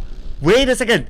How another third party APG is coming in. It's going to be the kid. The kid wants to secure those elimination points. Waiting for the right moment, but his teammates are not around. He's all alone inside the compound. He is playing this. Wait a second, this kid is a monster. He's just going in all alone, securing those elimination points. Can he get more? Power tried to give extra support from behind, spotted out Murrah from afar, but didn't connect those shots in the pixel shot as well. Roll kind of hovering around in this compound right now, scouting out Teve. But Amura, it's going to be a 3-way war between APG, FE, and also BG here. Just in the outskirts of the blue zone and the rim as well. And the blue zone shrinks even further. There's only seconds away from to actually recover from this. And Roll tried to give the damage out. Almost got cleared entirely by those nades. Ranger barely make it in. Moxie bleeding out. The blue zone coming in. FE have to build this one. They are indoors. They have to wrap things up. Ranger finish off another player of APG kit. But the circle shifted so far. Right on top of Fairy Pier. Oh man, and not only is Fairy Pier, there are a good number of teams that need to cross the road, and we have talked about this. If it's the road, that is going to be difficult to cross over. Plus that area within the circle, there are compounds that can overlook those roads. It's going to be hard for those teams. Hopefully they'll be able to get across and be prepared with lots of smokes to do so. They have to swiftly reset themselves. They don't have enough time. They need to hop on their vehicle if they have one. Hopefully they do. Back to a side of Falcon, take it on GE. I'm not sure what is happening on GE side. They've been fighting so many teams, so many times. They were fighting against PBE, I think it first, but Chan Lone out of nowhere. When it comes to long shot, this guy never fails. Oh yeah, FOD might be one of the people that actually be the bane for GE when it comes to Erangel. Something happened to Ranger though. I think he dropped out of his vehicle somehow. And now Falcon, where are they gonna go? They're being watched, and they're only down to the last 2 men. And looks like Chanlone, he's left behind. Saycloud going in for the scout, trying to find where the members of GE are at, just to find an exit point. But time is not on their side as the zone is closing. We'll put pressure on the Chanlone. It's Chanlone. Come on, guys. It's Chanlone. What do you mean, Cloud? Oh, I mean like this Cloud. Okay. Back to his son of Falcon. He got himself a support, but West got caught red-handed there. Couldn't actually get himself out of the watchtower, and that's going to be FVE eliminated. And GE leaving only with one Master Ichi left. Now Master Ichi got himself FMVP, but that's going to be a GE bowing out early on. This giving away all giant FOD to take away the #1 spot anytime now. Oh yeah, the #1 is now open for teams below them to overtake. And now we focus on the Enigma, the nade from Caps. Where did the nade come from? That was like from the next building, and it landed beautifully. Caps trading a bit of nades on the flank side as well throughout that window. Spooky doing the same thing, and they're not going to even step in here. QB or only being knocked down. But Cooper got himself in the level 2 grounds, but we do have another team swarming over this side. It's going to be YG hovering around the crosshair just to be in this party as well. But Amura is just too far to help the rest of BG. And Nigba trying to wrap things up, but it's not possible. With how many teams on top of this compound? We're talking about 6, maybe 5 to 6 teams here. Yeah, totally understand why, because that compound is a key area. Despite it might not be the next phase of the circle, but it's still a key entry area into the circle. Now YG is the only team in the beach. The beach is fairly open. Gotta be careful as FOD is just right beside them. Bit quiet. Sky got chipped down quite a bit from that hand grenade, and QB tried to pressure more, kind of to leave his post, so the rest of the team of Enigma can actually push in here. Devon got himself the last first aid, and they have nothing else to actually use with for their health utilities items. And QB have to get into that, and that's gonna be the opening. It's gonna be YG open up for the side of KE here on the different angle entirely, and the circle moves away from the hottest crossfire happening on the left side. And just Vipers be in the center. FOD coming in with an airdrop extra. Oja and PB have to duke it out to be on the northern side. But the one that actually fighting here so far of their journey to get into the circle. And we still have like what, 40% of water within the circle. It's insane. That means about 60% of land to play with. It's similar if we talk about like it being the 6th circle. But now Spooky spraying on. Almost getting the top. The top super duper lucky with only 1% of health left. But the top, how can he survive this? But the top with the DBS counters on the Koopa. The top, however, he gets eliminated. Now it's going to be YG versus FOD as YG. They crash it, but YG, they are suffering casualties. FOD, they thought they had to go, but YG being wiped out, decimated in the hands of Nang just now. And they are dominating at 7 eliminations. Still have 4-man squad, 1 knockdown, yes, sure. But no problem for them to pick up one of their teammates. Joseph will be helped by the side of John with the DBS in hand just in case somebody just happens to be in the corner. Now they are holding this heavily on the left side of Arabia, on the left side of the circle. FOD, they are in an open space, but the crates will help them when it comes to the terrain. West Point Mamba, on the other hand, slowly start to rise up. They were quiet at first, very calm, 0 eliminations by far. Now they start to move. West Point Mamba, Federales with the nade onto Vipers. Vipers now seem to be in trouble. They have nowhere else to go. Where are they going to go from here? The moment they land themselves on the water, they'll get shot down. But at least the good news is that there's still the circle to play with. But meaning that they cannot fight back, they cannot collect elimination points. But Atif, look at that Chuchu. Atif for APG in the middle of the water. Oh boy. Speaking of water, we have the one actually on land. It's going to be MH. Amura is just too far for him to give support for. It's a different shack entirely. Like 100 meters apart. make it 150 meters here. Enigma on the other hand spotted an action from this far. Still couldn't clip it on. Enigma hop onto this data. They're gonna have to make a move and try to just open up the space. Cap's gonna be scouting the perimeters up front line just to be sure they got the space behind to recuperate themselves, the other two members. But FOD is chasing their tails, breathing down their necks. They're like 4 teams across of Enigma right now if they want to cut across on top of this ferry pier. Oh yeah, because now they can see here there's so many teams so close to each other. And between FOD and the other teams, it's like so open.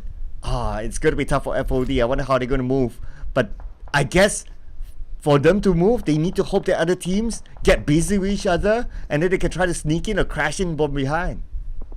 But Mura is the toughest one in this sort of situation. This crossfire battle right now. Mura is in the middle of the war zone. Alone. Afraid. And nothing else to help him, just he himself. Believe in yourself, as Bruce Lee said, he has to believe in himself right now. But Falcon spot out. Falcon was in a tough spot early on, but he got themselves their knees back. It's going to be Chanlo shooting off from afar. They need the range for Falcon. They are so good at the long range.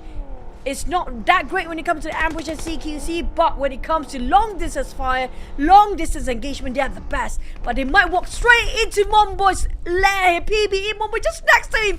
Chandler with the Thompson cooking up the nade. He heard the footsteps, but has no clue where those sounds coming out from. The audio cue doesn't justify it. Where he's at? Surprise? Not yet. Chill. Here we go. Momboy, but he's super duper low. But 2v1 is going to be tough for Momboy as PBE bows out at number 10. And they only managed to get 1 elimination point this round.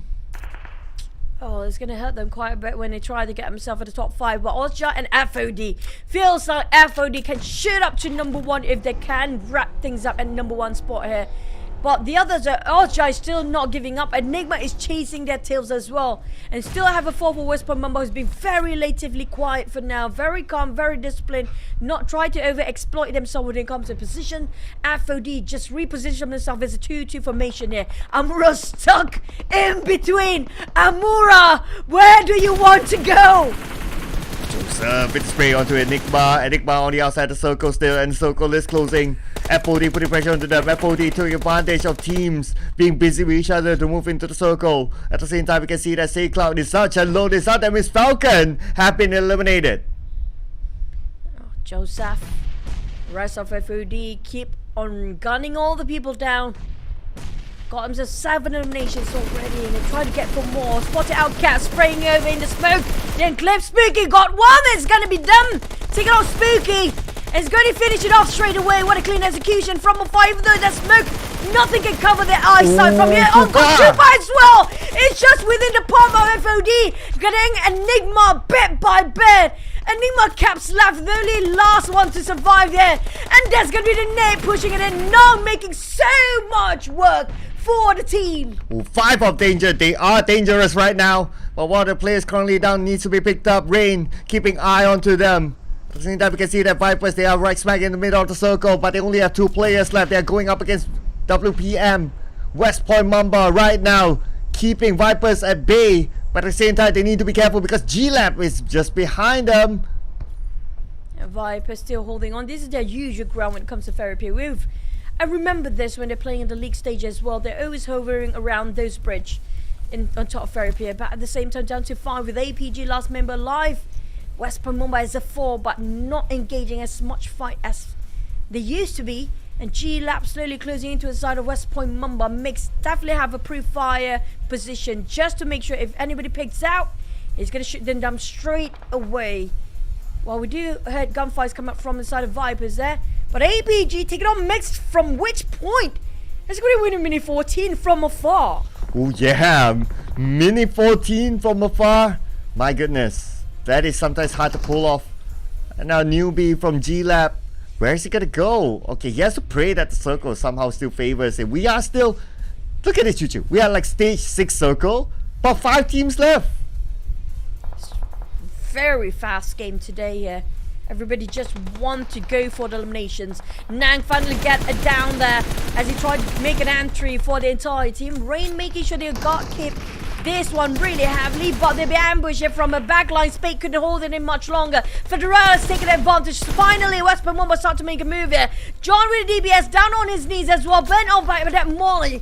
But Rain, can he clutch for the entire team? FOD, so many players on the ground. Joseph at the backline. Easy still lurking around just to make sure they can cut over and open up space to revive their teammate John and Nang as well. Federal's just across side of the bridge, but G-Lab will be hunting now West Pamomba from behind. They're divided attention to us two sides, two different angles entirely for West Pamomba, while Vipers, Rain is still thinking how to save their teammate here. Well, they have the lurkers and the flankers coming up from FOD. Oh, there's one player for FOD still on the outside though.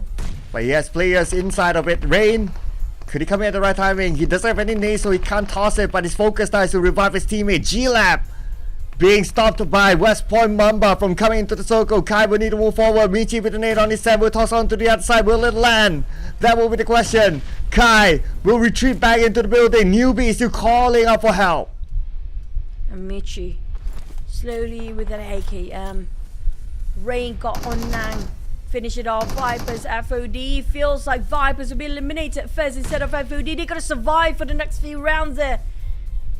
Only one player knocked down the side of FOD. G-Lab within the smoke. The moment the smoke dissipates, it's going to West Pamomba taking over the Rain for them. They try to backstab West Pamomba from behind, but G-Lab didn't see this one coming. He had the footsteps coming from Migs. And Kai tried to open up on the flank side also, going off angle entirely. But I have to remember, where is the last member of APG? TV is around there somewhere, just behind FOD. It's going to be him backstabbing a playmaker around this last minute top 4 here. APG can make a change for all the team's fate as well. As even though he's the last player, but that one player behind everybody else is going to be the bane for all the teams down there. It could happen. We have seen this multiple times. Like shooting from behind at the last moment, that could happen. But it's going to be a tall order for Atif. He does have circle. He does have a couple of airdrops to work with. Looks like he is going for it. Those airdrops could provide temporary cover though. But nevertheless, he still needs to find a way into the circle. Teef slowly just gonna swim over to his side of an airdrop, hoping they got himself a couple of extra bonus in there just to work things around. There's a double airdrop, by the way. He can just take his own time to swim over. He's happily being the third party and watching what is happening, eating his own popcorn, like you guys having a bit of drama, fighting each other out, a three-way battle. My team's just casually swimming, having a good time. Just gonna be friendly with the fishes, have fun with the whales and dolphins. But the rest of us still have this tension build up between them. Mix try to break the barrier towards the side of G-Lab. If they're not being careful, FOD can take this chicken away. Because they are the furthest one from the rest of the other teams there. They might be the third party coming in if this two happens to be brawling against each other. But Teef is just doing Teef things, man. Oh yeah, absolutely. He managed to slide into the circle and no one knows that he's there. Man, he's going to hold on to the next phase, which is, well, nothing else. The circle is going to close entirely, but the point is that he still survives and he can still hold on for more positioning points. Michi, the structures and the slopes between them make it so hard for West Pamomba to push forward. I think Mix definitely knows FOD is around there somewhere, so they are extra alert and extra cautious about their next move. Joseph spotted out G-Lab players, but they have no clue where are the others. They know for a fact that G-Lab has been fighting another team. They have not a glimpse about the West Point Mamba players due to the terrain, but easy. You have to make sure that that shiny gun will not be too shiny when it's come to the enemy's views. I have to move forward. The closing of the blue zone. We're actually commencing right now. They don't have much time. It's going to be the last stage. No more circle to play along with. Newbie start to push forward to the side of FOD. One knockdown. Newbie cannot actually take it. It's going to 1-2-1 straight. Kai jumping over the wall. It's going to be FOD losing men, but it's inside. Nong's still there, holding on for FOD. Oh, Nangzu tries to get it, but Nangzu counterfire upon and he will go down 2 left for the first side of FOD. That's still like them. Dragon will need to reset. There's no more circle after this. Is there enough time to pick up his teammate as well? But at the same time, we can see that Nangzu will be stolen away. Michi is the one that gets that elimination point. West Point Mamba will be looking for more, but Atif is still there. They spot him up back front center. He'll be shot at, and now APG is out. That's going to be a long swim for T just now. He did himself so well to the last minute. But FOD just giving the pressure to the side of G-Lab. That Sprays were actually not clip anybody for on the side of Joseph. The side of G-Lab leaving only one member. They got the time and space to just recuperate themselves. I'm surprised nobody pushing forward to the side of G-Lab has spotted out for the runs from back line. Joseph realized the whole team of West Burmese will be in that warehouse, but how to get in there unscathed? They are focusing to the side of G-Lab, one of them going on the other side. But FOD, they're splitting into two, even though they've got only 2 players left here. Here we go. But there's a bit of a risk, but West Point Mamba coming back this time with a chicken dinner. West Point Mamba party in game number 2, securing that chicken dinner. Glad to see them back on the winner chicken dinner board, and I believe they managed to get themselves a good amount of eliminations in this round. How much will it change in the overall charts? We really got to tabulate the scores, because this round, it just happened so fast. All these fights take place at the same time. It's just hard to keep track. But West Point Mamba, my goodness, it's been a while since we last saw them back on the winner chicken dinner poster. But for West Point Mamba since yesterday, I realized their main objectives are totally different from all the other teams. They are prioritizing over their position first, then their eliminations. If you realize, they've been very disciplined regarding their trigger fire. When it comes to them, they're not having that much of eliminations except for the last 2 teams remaining. But Michi did so much work for the team. This justified with the damage output with 3 eliminations. It's kind of tally up with the 474 damage. But when it comes to tanking wise, they've been playing this very cautiously on the side of West Point Mamba. So West Point Mamba, they played very safe, very conservative, but it's well worth it. It's fruitful for them, slowly climbing up the chart here. But I'm not sure how much it will impact. Will it be enough when it comes to elimination points? They got the 10 points for sure when it comes to chicken dinner, but when it comes to justifying with those eliminations, will it tally up to get in the top 3? Ooh, but look at this. The teams to watch, they put FOD in front, West Point Mamba second. So it does feel that FOD got more elimination points, and I wouldn't be surprised. The stats do show the total amount of utilities used as number 1, and we did see that they traveled quite a big distance and they fought with a lot of teams to get into the circle. Hence, it's possible that they might get more points than West Point Mamba in this round. Yep, for the side of FOD, I do want to see if they can actually take the number 1 spot. I feel like it's still a bit of a stretch due to a bit of a difference of a gap here, but I have to give it to Nung. Nung is like well deserving for the MVP of this team as well. He opened up so much entry and so much space for the team to actually push forward. And not just that, his revival was meaning so much for the team. On FOD, we have to give it a go. 13 elimination. What's the chicken dinner? They don't care about it. They got half of that chicken dinner points. 5 points more than enough for them to actually push upwards. But will they take away the number 1 spot? We have to wait and see, as GE being eliminated too early on. And Austria managed to secure 7. West Point Mamba, where will they stand in the overall ranking after this? Yeah, just when we talk about this before the match starts, right? Like elimination points, how important they are, and FOD, they are just showing. And they only got like what, 5 rank points? But with 13 eliminations, West Point Mamba, again, they kind of chilled within the circle, which is not bad, and that's not wrong as well. Like, you chill within the circle, you get the compound, you get the circle on top of you, that's fine. But that also means that their possibility of getting those elimination points are a little bit lower. Hence, FOD, they caught up to them. And here comes 1492 holding on at number 1 spot, but the swap on the 2nd and 3rd place is real. With only 9 points of a gap this time, less than 10, really small gap between the 2nd and 1st place. But the gap for the 3rd and 4th is not too far either. We're talking about 5 points and 50 points from KE. PBE is catching up. We're down to like what? Even 11 plays, down to 10 plays. It's like still within their reach to get the number 1 spot. This is insane. This is arguably the tightest grand finals that we have seen in multiple PUBG Mobile tournaments. This is crazy. I mean, up till now we have like 4 more games to go, and there's like what, so many teams that could still catch the top, so anything could still happen. GE, they are really not safe, especially with that early elimination. they gotta be careful there. But of course, well, before we continue on the conversation, I gotta shout out to our beautiful viewers out there who come to support our show every day. Thank you so much. You guys are awesome. We got Darth Odin, we've got let's see here, Darth Odin, Equilibrium, hopefully I didn't butcher the name. Thank you so much, guys, and all of you. Wish we could say all the names, but it's not possible, but we do see you guys. Thank you so much. But Choo Choo, looks like it's time for a short break. We'll be coming back with second Erangel for today. See you after this.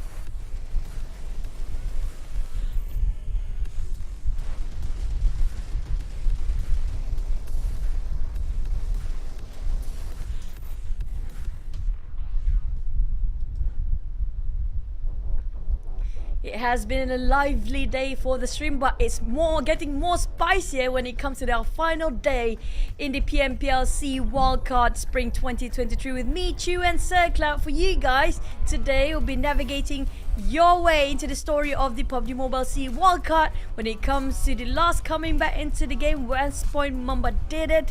If there is a bit slower than we hope there will be, but it's still a chicken for them. Yes, still a chicken dinner, and with still 4 more rounds to go, you never know what might happen, right? And the points are that close, and even those teams at the top, they're not safe.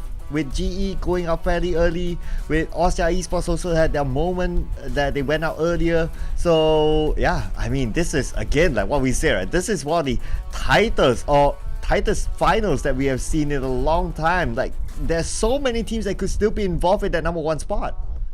Yeah, nobody is safe at this point. I'm talking about number 1 spot. Well, are you still number 1 right now? Because every single map, there'll be a lot of swapping to do when it comes to 2nd and 3rd place. But what's not gonna happening for this swapping is still our PDP Pitobia design project, the Seafoam Assassin set, especially for you guys. Limited amount of time for you guys to actually get this one out. So be sure to take the Ninja in the World Shock. The creative masterpiece from the PDP is already available in the game right now.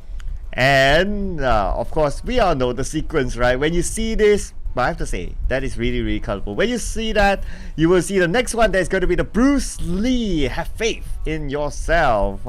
I saw a fun fact about Bruce Lee recently on social media that he's able to do push-ups with just his thumbs 50 times, no issue. So this is how amazing this guy is. I mean, he's just more than an athlete. He's a martial artist, is a martial arts master, you name it. This guy is legendary, so look forward to his appearance inside the game. Now also there's another set for you guys, the Ultimate Set 2KV1, the new Ultimate Set, the Nether Phantom set, and the Solar Knight set available for you guys to get into the game as well. And speaking of Bruce Lee managed to push up with thumb, maybe if you guys got this set, you guys can push up with only your nose. Wow. Okay. I'll try and do that later. And if I can do that, yeah, nah, you can't surpass Bruce Lee. Nah, cannot. But what you can do is that you can always surpass your in-game levels by purchasing the new Royal Pass currently available. And the more you upgrade your level, the more goodies that you can get. So why not? While you play it every day, just get a Royal Pass at the same time. While you play, you get rewarded. I think this is an all-round win for everyone. Yeah, but back to our updates when it comes to the rest of the team that got themselves qualified in the PMPL, their own respective regions, including a SEA World Cup. Be sure you guys to just follow us on our fan page on PUBG Mobile, even the YouTube, the TikToks as well. In every single country that you have, you're gonna have your own respective PUBG Mobile fans page for the social medias to know the updates of who are the other 15 teams that will be joining us in PMSL, because right now we don't have a clue. Next up, we do gonna hit another Erangel, then hopping into Miramar. It's gonna be 2 Miramar and 2 Erangel left for the day, but so far a lot of topsy-turvy moment in the last Erangel map. Yeah, and fans of West Point Mamba, they'll be happy to see West Point Mamba coming back onto the winner chicken dinner next match's graphic. But can they continue on the consistency? Because for West Point Mamba, if they want to get that number 1 spot, they need to be super duper consistent.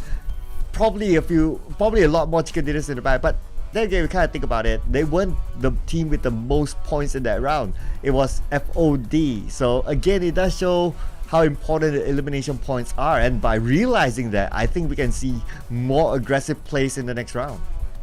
I mean, like for all other regions as well, they are prioritizing eliminations over their rank point system anymore, because the chicken dinner will not compensate of the points if you actually gather from eliminations and the kills. It's actually way more solid and way more promising if you actually focus on eliminations. For me, I'm still going to stand over for the side of GSKR and also PBE, because PBE have been showing us so much performance in the late. We're talking about yesterday, today, and they even got themselves quite a number of eliminations during the process of getting that chicken maybe. But for a side of this KR, it feels like they're going slumping down for a bit when it comes to positioning. It feels like they're caught in the process of transitioning into a compound without actually scouting their perimeters and got caught behind instead. But GE, I mean, like, they still can maintain up there, but for how much longer? Yeah, because okay, if they if they do a blunder in the next round and they go out early, that number one spot could be overtaken, because just how close the amount of points are between all these teams. Teams like Austria Esports, teams like KE could catch up, teams like PBE in my prediction could catch up, and of course we're not predicting only for this round. For us, we're predicting who might be the champion, and for you guys out there, you still have time. There's still a couple more rounds to go, and if you can drop your predictions in the comment section, that'll be great. And you guys know for a fact that we are in the chat as well, so just drop your prediction. We can kind of get to see who's actually got it right. If you guys surpass us when it comes to being the oracle, it would be super grateful. It will be super cool, and you guys might actually be hired for the coach if you actually drop really good points of analysis in the chat too. So we are going back into Erangel here, less than 30 seconds away. What kind of circle are we going into? Oh man, and we thought that it's going to be a nice circle. We thought, okay, yeah, Singaka, okay, fine. And then it just pulls all the way down to Ferry Pier. Surprise, surprise. But let's see if the surprise continues on in Erangel.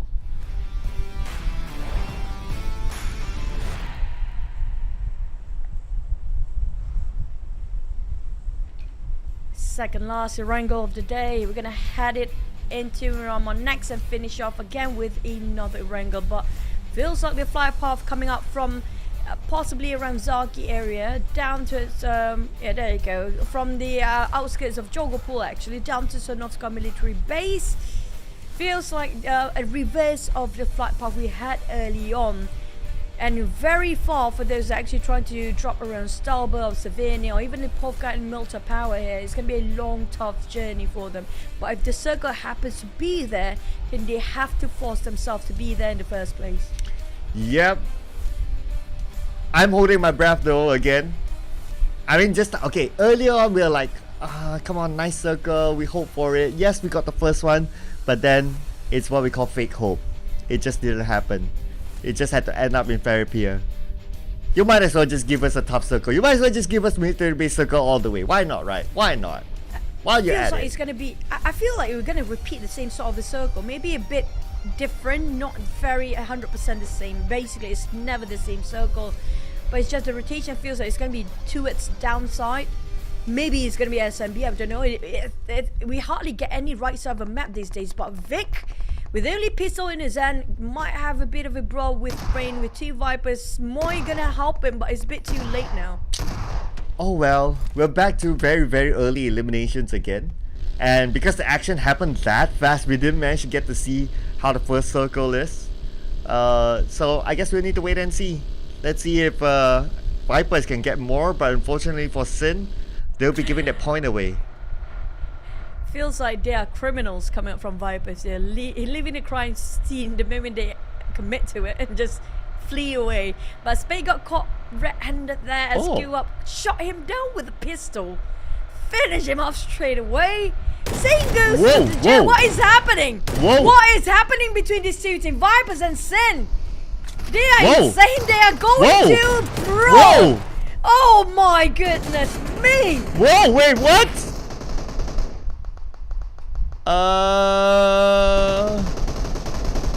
Okay.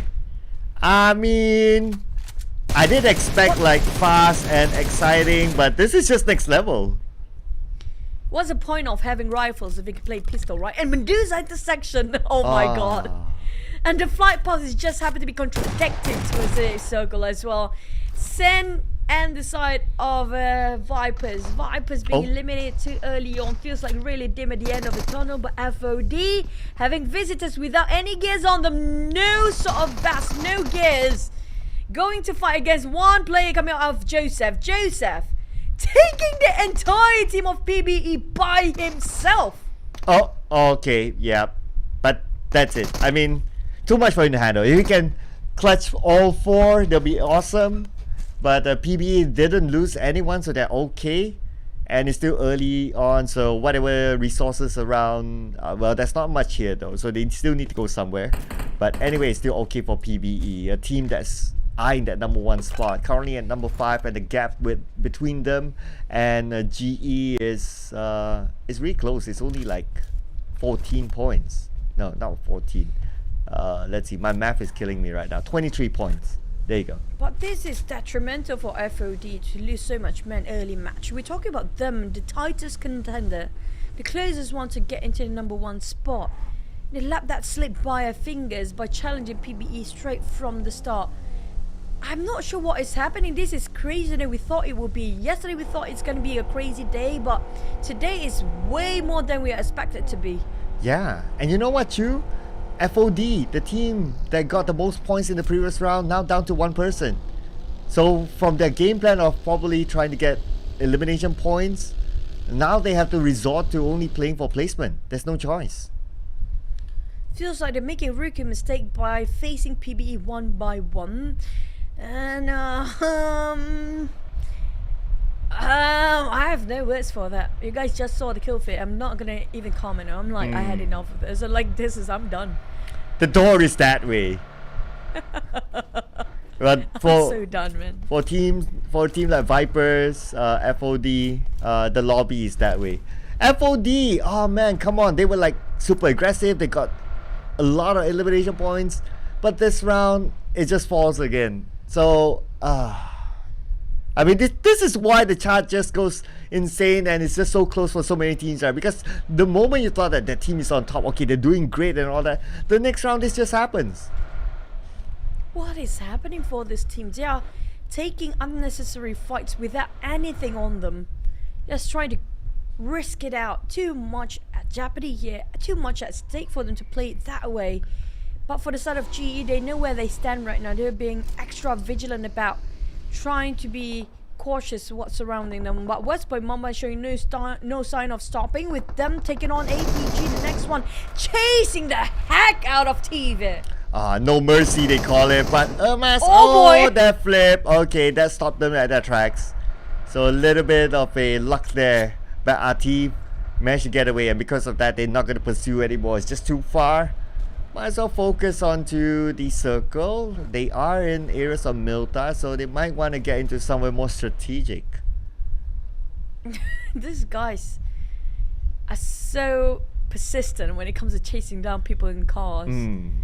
That's what happened for Vipers versus Sin earlier on. Next one, you're going to look over West Pamamba versus APG in the next one. Well, lucky enough, APG got away with it. Back to the side of ASCAR, they don't have enough vehicles to actually have to share them at the same time. G Lap, they are just taking their own time to actually just biding their time here, hoping somebody will cross over. But I'm not sure if there's anybody going to cross over this side though, because there's not comprised the side of the circle. Osja, on the other hand, just going to go for Shroud this one. I feel like APG is all around the map here. Yeah, there was like one person on somewhere else and another somewhere else. I think their rotation is just broken by other teams. But now they manage to rendezvous with each other. So, but they don't. But for APG, they do not have the kid. So we did see like how the kid plays. He's very aggressive. He's like this young wonder kid that just goes in fragging everyone. He's like the entry for the team. But without him, it's going to be hard for APG to collect points.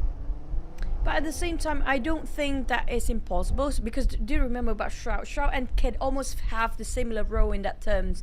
When Kid is not there, Shroud usually will bear that responsibility of what kids have to offer as well. So it might be some sort of interchangeable roles between them somewhere. But for Enigma, slowly climbing up, they're placing themselves at 7th right now, within their reach to get themselves at number 1 spot. Only one slot available for these guys to get into PMSL.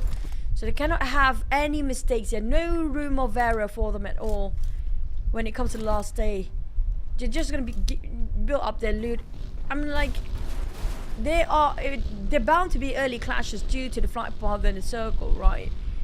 But at the same time, so many players are actually on the left side of a map instead of the right side. They might actually clash into each other again when it comes to the 2nd stage or the 3rd stage, because that's where they start to migrate themselves just at the rim of a circle. Yeah, usually you would see like, okay, whatever flight path it is, everyone will still drop, grab a vehicle, go to their checkpoint, and usually it's like a good spread around the map.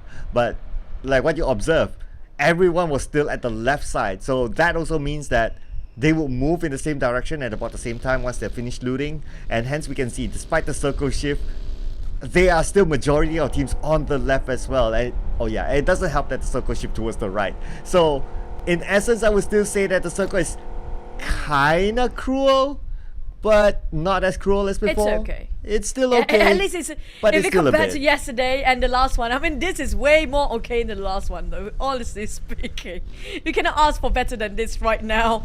The circle has been very punishing. But I do want to note that PBE has been very wise when it comes to rotation. They note for the fact that nobody coming up from the right side, so they came all the way from the side of Impala instead.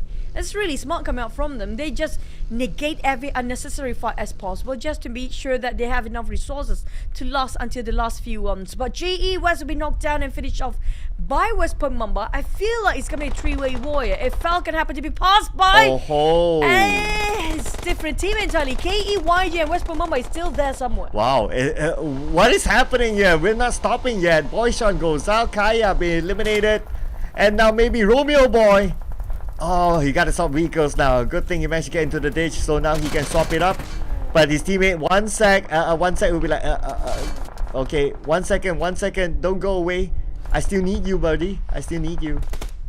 But YG got stuck in between of the crossfire here, caught by surprise. KE taking it on Falcon. I do know West Momo is around there somewhere, but I'm not sure which angle they are at right now, because we saw how some of the team were running away from them early on. SKL taking on Sim, go up next one to be knocked down and finish off by Yahiko straight away with a bite on. But Holy Lanju taking on Yahiko next. For Sin, it's going to be counter fire coming out from them. Falcon on the other hand, but wait, Sin already finished off. Still have Holy Lanju there. There goes Marcus down on his knees. Lanju gonna just clutch it out with a lot of Nate being tossed around here. Yeah, and Sin now getting themselves a domination streak with 5 elimination points. Holy Lanju's alone, his teammates on the other side. Then Nate should land, but looks like it will not. Moy is coming in to give backup. He definitely needs some, because it's 1v3. Moy with a UMP in hand is coming in. Holy Lanju with Scar L swaps over to a UMP, and Marcus still with a Bison. Not a popular weapon, but maybe his favorite. Or maybe that's the only thing that he can work with Red? right now. Exit what is happening. What? In that circumstances, you can't afford to make those kind of tosses. This definitely going down the drain for SKR. They had it going.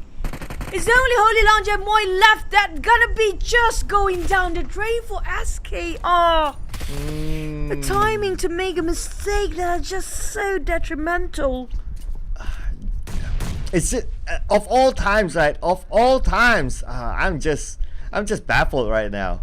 But 1v2, from a 3v2 it became a 1v2 now. So let's see if Naughty 4K can pull off a clutch. But gotta be careful. GE could pass by, but nope. GE's not interested in this because it's by the edge of the circle. But they want the points in the bag. So now SKR, how is Naughty 4K gonna pull this? Is gonna solve this? It's tough. It's hard. Just gonna have to play the high grounds here on the rooftop.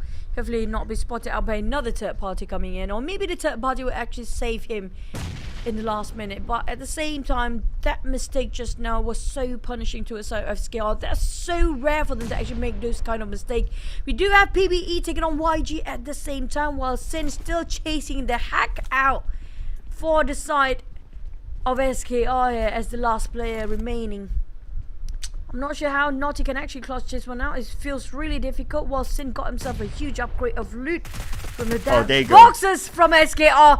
He jumped down. T1 4K. I mean, like, Naughty! Oh, SKR. Well, from the patented fire, they say. So from jumping down, he thought it was cleared, but there was someone waiting for him at the lower ground. So that is it for him.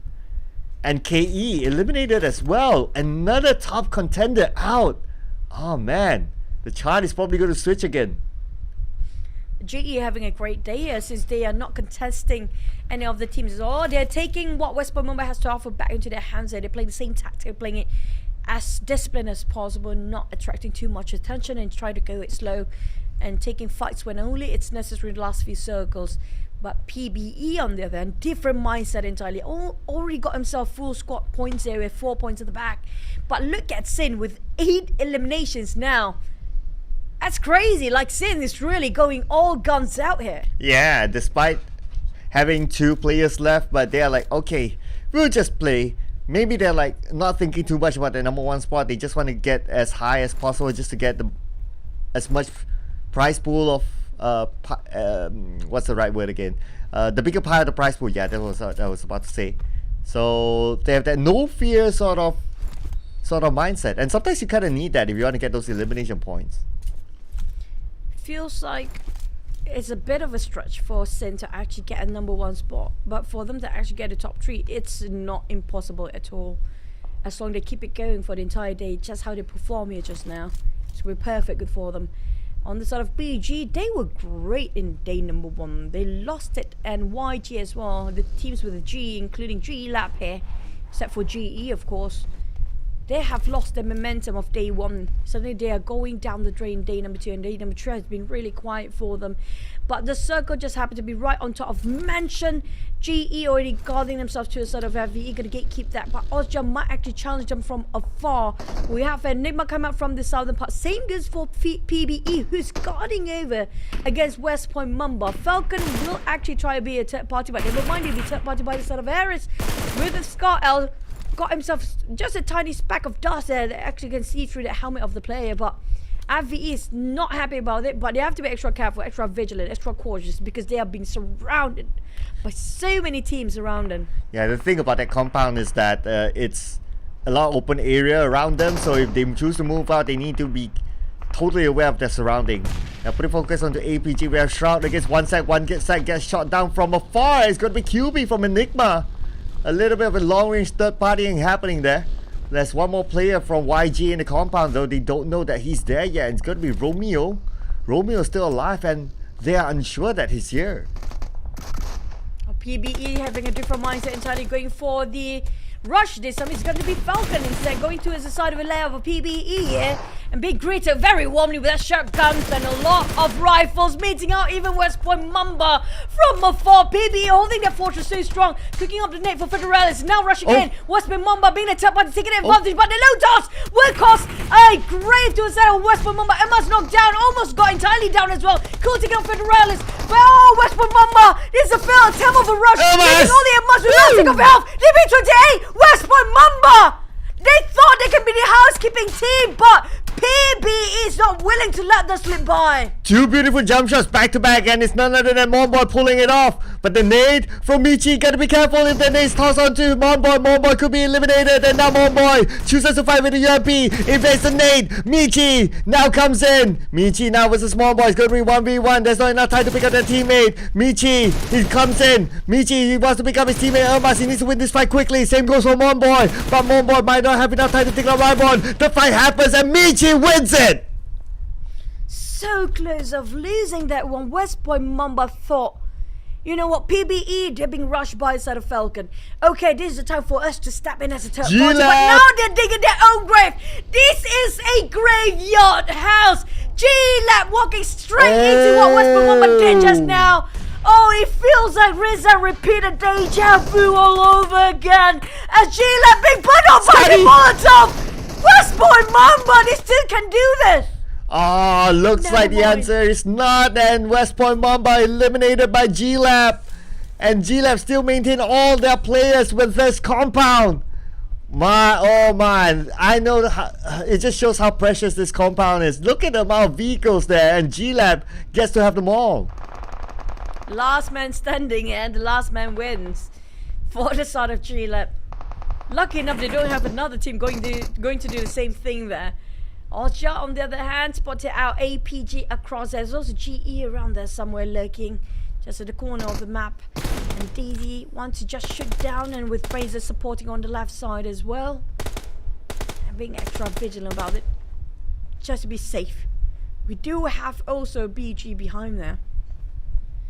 Ooh, circle.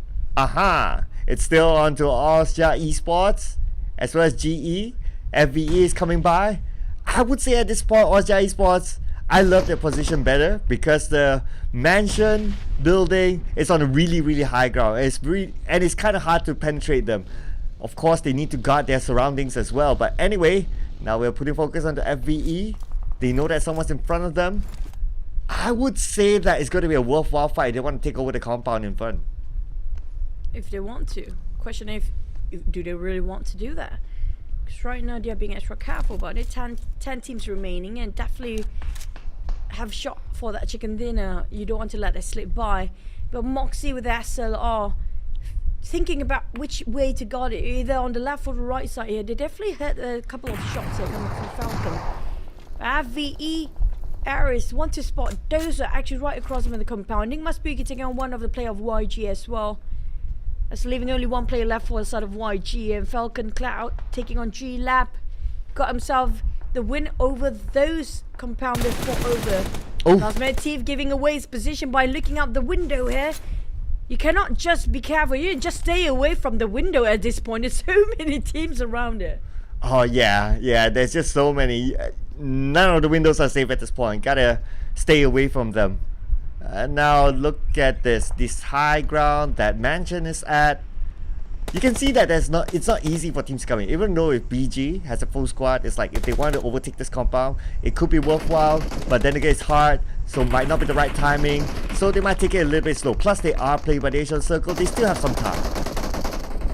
Starting to get on team down. G-Lab will be visited by the side of APG. Feels like a rinse and repeat whenever this happens again. And G-Lab Dragon going for the outside for a bit more. They still have all 4 men well alive, but Dragon lost stick of health, 2 HP left. Ocha coming up from afar. So many teams at the same compound here. Everybody wants a bit of this compound. It's going really messy. Shroud tossing over all the rifle sprays to a side of G-Lab and getting it in. But we have another contender coming in from the sidelines. Ozja taking on G-Lab as well. As G-Lab Dragon barely make it through. There's no clue where to focus on. There's so many teams around here. Wait, that nade eliminated G-Lab? Okay, where did that nade come from? But at the same time, we can see from the elimination feed, looks like FVE is going up against GE. This is compound that I mentioned earlier on. It's worthwhile for them to take, and now they're moving in, but GE, we know that they're a top team for a reason. They can defend this, but FVE will challenge them still. Oh, look at how Sin just secured the 8 eliminations, but leaving with 1 man. Well, worth it for the investment, honestly speaking, for the elimination points. Really plays a big part. Even though they go down early on, it's going to be really plays a big part when it comes to the elimination and the overall ranking points later on. FVE, on the other hand, slowly trying to go to a sort of GE compound. Lucky enough, nobody actually going to it. The smaller apartment right across them, the smaller house. Mansion will be shrinking even further more, and nobody's land where it ended up. Falcon, at least that one player of Falcon will go unscathed into this side of a circle. Nobody contesting him unless GE start to wonder. But FVE still want to challenge to take over this place. The compound that GE is holding on right at the edge of the circle is a prime spot to be safer. FVE does it at the circle. GE has it. So pressure's definitely onto FVE. Nate's been tossed onto the other side, but none of them land nicely. Everyone's still safe and sound in the house, but FVE, this is their moment. They gotta go in right now. If not, they'll be fighting on the outside of blue. GE slowly pulling back, but we do have FVE now coming straight into the compound for GE here. BG, do they want to be part of it as well? GE must just pull them out. It's gonna be on the ground for a dumping shot. Come out, Ichi on the ground. It's gonna be Row with the DBS. Ranger going up, and it's gonna be one more down coming up from side of GE. 2 knocks down there. Oh, leaving only 1 man. FVE on the other hand, the last person remaining is gonna be Moxie, coming in very late. And Master Smart, can he actually revive his teammate before Moxie coming in with that nade? If it's a perfect window, that's it. It's going to be done for GE. Alright, let's go. Let's see. And it is a Kobe for Moxie, eliminating GE, the #1 team. They are out. This gives Ozja Esports the opportunity, but even for them, they only have 3 active men now. Oh, man. Now for YG, Romeo by Casual just finished off DZ. Hey, hello. We go spray over. Yeah, that's done. Side of YG leaving with only a duo. Only 2 of them left there. Ozja with a 3. But they got themselves quite a solid place to stand on to. 1 second still lurking around the outside of the circle. They have to cut across Ozja just to make it through. BG still have a 4 playing around the slopes over here with FVE taking over the reign on this compound. BG will be next contender. Like how FVE managed to close this one out. Now they're sitting just like how GE was in that position. They have to build this one out. It's not too safe here. Yes, there's so many loot that can actually upgrade themselves, and they might just upgrade and run. That's it. AWM, it's the hands of Cloud. It's kind of a rare sight, yeah. Yeah, we don't see much AWM since the DBS became the meta, so that's kind of rare. So let's see how he uses it to his advantage, considering that it's not a popular weapon now. Now Raul, he knows that someone's just right below him. Can he find a good angle onto BG? It's going to be a little bit difficult, especially with those smokes covering his sights.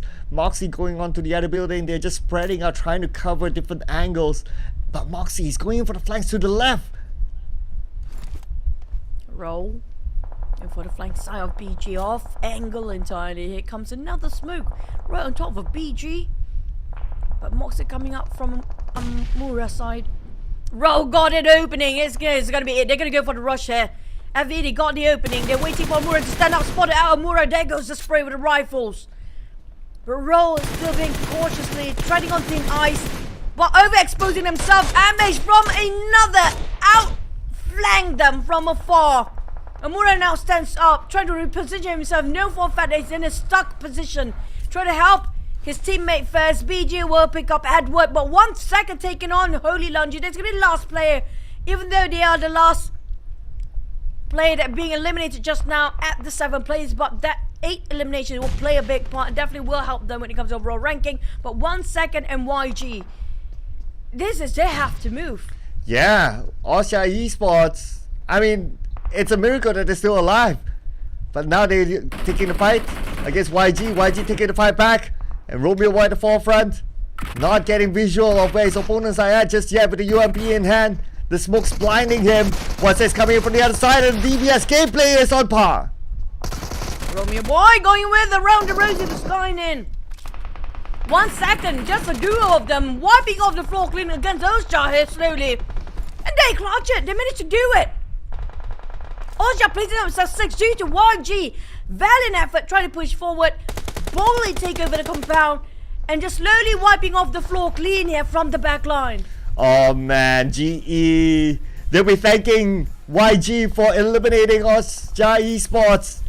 And now putting focus on the FBE. They still need to take this fight against their opponent from BG. Raul in the vehicle. Probably resetting himself, taking a moment there. Not too sure what's happening, but now they might be sieged down. But Falco at the same time looking for afar, the AWM in hand. Not pulling the trigger yet. No clear target. Trying to find a good one, but can't seem to get it. Falcon just going to play it from afar, being third party, just to steal it away wherever he can. It's a very smart move with that AWM, but he has to save. Got a pistol shot, but didn't clip on Raul. It was a clear shot in the first place. He whiffed it. I think it's something to do with the bullet drop distance as well. Back to the side of Cloud is still not happy, but YG slowly bent off by the Blues and they are proning down. They got the elevation, yes, but next one is going to be BG right across them. 1 second last, take a valve away. He needs to heal himself up. I'm not sure if he can actually reset on the side of his teammate as well. He's trying to pick up. Once Romeo Boy is up, maybe 1 second have a bit of a chance to actually win this one round. He wants to go for the airdrop. It's actually Oh, wait! The splat! What? Was it intentional? What? Where did it come from? It came from the side, and now Enigma's moving in. The team that likes to do third partying, and they're getting points out of it, but they're not done yet. No, Cooper secures another point in the back. His teammate's currently down. At the same time, we can see that Edward trying to get points back, trying to trade it back off with the AUG. But they got to be careful because on top, there's still one member for FVE still active. And back to the side of Enigma. They are in the center of attention here. Due to the last fight, they just triggered all the teams around it to actually focus on them instead. And sort of Falcons, they're going to go with the AWM. Roll slowly having to run down here, but finally down by the sort of BG. MH has been very sneaky. Very good set of eyes, like a hawk watching all the other angles that nobody's actually pushing focus onto. But AUG on the side of BG, Edward trying to push forward, but the sliver of field is not helping them. They can't have a view of what's happening the other side of the hill. Ooh, okay. Let's see who will make that first move. Looks like it's going to be Enigma going towards BG. Spooky scouting, trying to get information. Shots fired, but no clear view yet of where BG is at. They don't really know that BG is on their right side. Spooky going around with that vehicle, just trying to scout out all the others from the sidelines here, just at the edge of the Blues, and they try to do the same thing what they did before. Accidentally caught one, And splatting it down, but Cloud, there's nobody else there anymore. He needs to shift over towards right, so there's the only teams that actually are there. Falcon with that AWM, can it make a shot with it? If he actually secures this chicken dinner, that's a big win for Falcon still. Oh yeah. Especially when he held the AWM, and he still has it though, despite the circle is kind of small. Not too sure how is that going to be used, but he'll be waiting for the fight to happen first because he's the last man standing, so he will not butt in yet. He could be the kingmaker towards the end, and this is going to be super exciting. Enigma still don't know where exactly their opponents are, but QB by fighting, QB's going in splat! This works so well for Enigma, and now BG just gonna slowly stands up and speaking on the ground next. It's gonna be a bit of exchange and trading, and it's gonna be Enigma. The vehicle strat works at UAZ, splatting down every single player at the edge of the blue zone. You don't need a gun, you just need a vehicle to pushing through. They did it with that strat at last minute. Absolutely, Enigma. Wow, their second chicken dinner in the grand finals. My goodness, Enigma. What a round that was. It was super entertaining. There were multiple times he just used the vehicle, run over other players and secure that knockdown, secure that point, and it worked out for them. I really want to know how many elimination points they got, but also in this round, the top teams, most of them went out fairly early, so I'm not sure how they will change the overall chance, but it's definitely going to be interesting. It's going to be a lot of swap, definitely. I agree with that. And also, Sin, actually, I think Sin got the most elimination points by far, but Cooper, I mean, like that splat coming up from the skies at 4 eliminations, tally up and justifying that 450 damage. He didn't take that much off, but their last call, their last judgment call with that vehicle plays such a big part. It's all about the perfect timing. They executed it so well with a stylish way, with a fashion to do it too. I mean, like, Enigma, this is well-deserving place for them, deserving that chicken dinner. I cannot be more than happy to say that this is their match, man. This is just so great for them. Yeah, this is definitely theirs. They are putting their specialty in third party into good use, especially with vehicles. They definitely know what to do with that. And Enigma, well worth chicken dinner, I must say, for them. Let's check out the highlights from the previous round. Top teams eliminated fairly early, but one of the highlights is definitely the West Point Mamba versus PBE fight within the compound. In fact, there was just so many, it's hard to pick which one is the best. Even the FBE one is cool. The mansion compound that we saw multiple times, the teams trying to do the same thing over and over again. I think like it's like 4 teams died at the same place. The entire 4 squads died interchangeably after one another. But display that vehicle, you got an AWM, we don't care, we got this UAZ to do things for us. But they got themselves 8 eliminations. Sin, they didn't place themselves quite right at the position ranking here, but it's more than enough to push upwards with that 8 elimination points. A lot of teams are focusing on towards the eliminations, including West Point Mamba, which already got himself 8 elimination points as well. So many 8s are across the board here. They didn't get any rank point, but the only team is going empty-handed here. Definitely gonna hurt them when it comes to the overall ranking, which is gonna be KE and M30, both of them in the top 5. Looking at some of the top teams, right? So GE 4 points, PBE 5 points, KE no points in this round, SKR only 1 point. Just doing the light math here, I think that GE might still be on top, but the gap is small, considering that Austria Esports got 8 points in this round. Yeah, so I think the gap might be small, but yeah, it will take next round to see whether that number 1 spot swaps. But just to be sure, this is the overall rankings. GE still stand at the podium spot with 153, 10-point gap. Not much of a difference when we're starting off the day here today. With 9 points in between before this after the Erangel map, but now Austria are now slowly closing in with FOD still maintain at third spot with 3 points shy away. PBE, look at how they're catching up, but still gonna be a tie with Enigma push upwards all day here. Wow, okay, that's a big leap there for Enigma. And let's see, it's about a 20-ish, less than 30 points gap between them and the number 1 spot. 3 more rounds to go. And considering that, looking at how the top teams are performing, they are inconsistent. I mean, it could be Enigma as well, challenging for the number 1 spot. Not only Enigma, like teams like KE too. Still within reach, I must say. But I mean, like, it's not that inconsistency at this point. I feel like they're having those targets. Like, the teams on the second page here, not going to sit this quietly. You know what? We want to be in here. We want to give a big statement. We're going to push you guys down. That feels like the statement giving off the teams on the second page, because the gap is even closer, including Sin is pushing upward as well. And you saw how all 5 teams up there is just slowly couldn't gain any points within every single round. That's how they tried to pull down the gap in between of the stretch between all the points in the first place and the rest of them. But the thing is, till now we can't have a call who's dominating by far. We couldn't see it. Now the next match is going to be Miramar. It's going to be a lot of changes when it comes to Miramar again.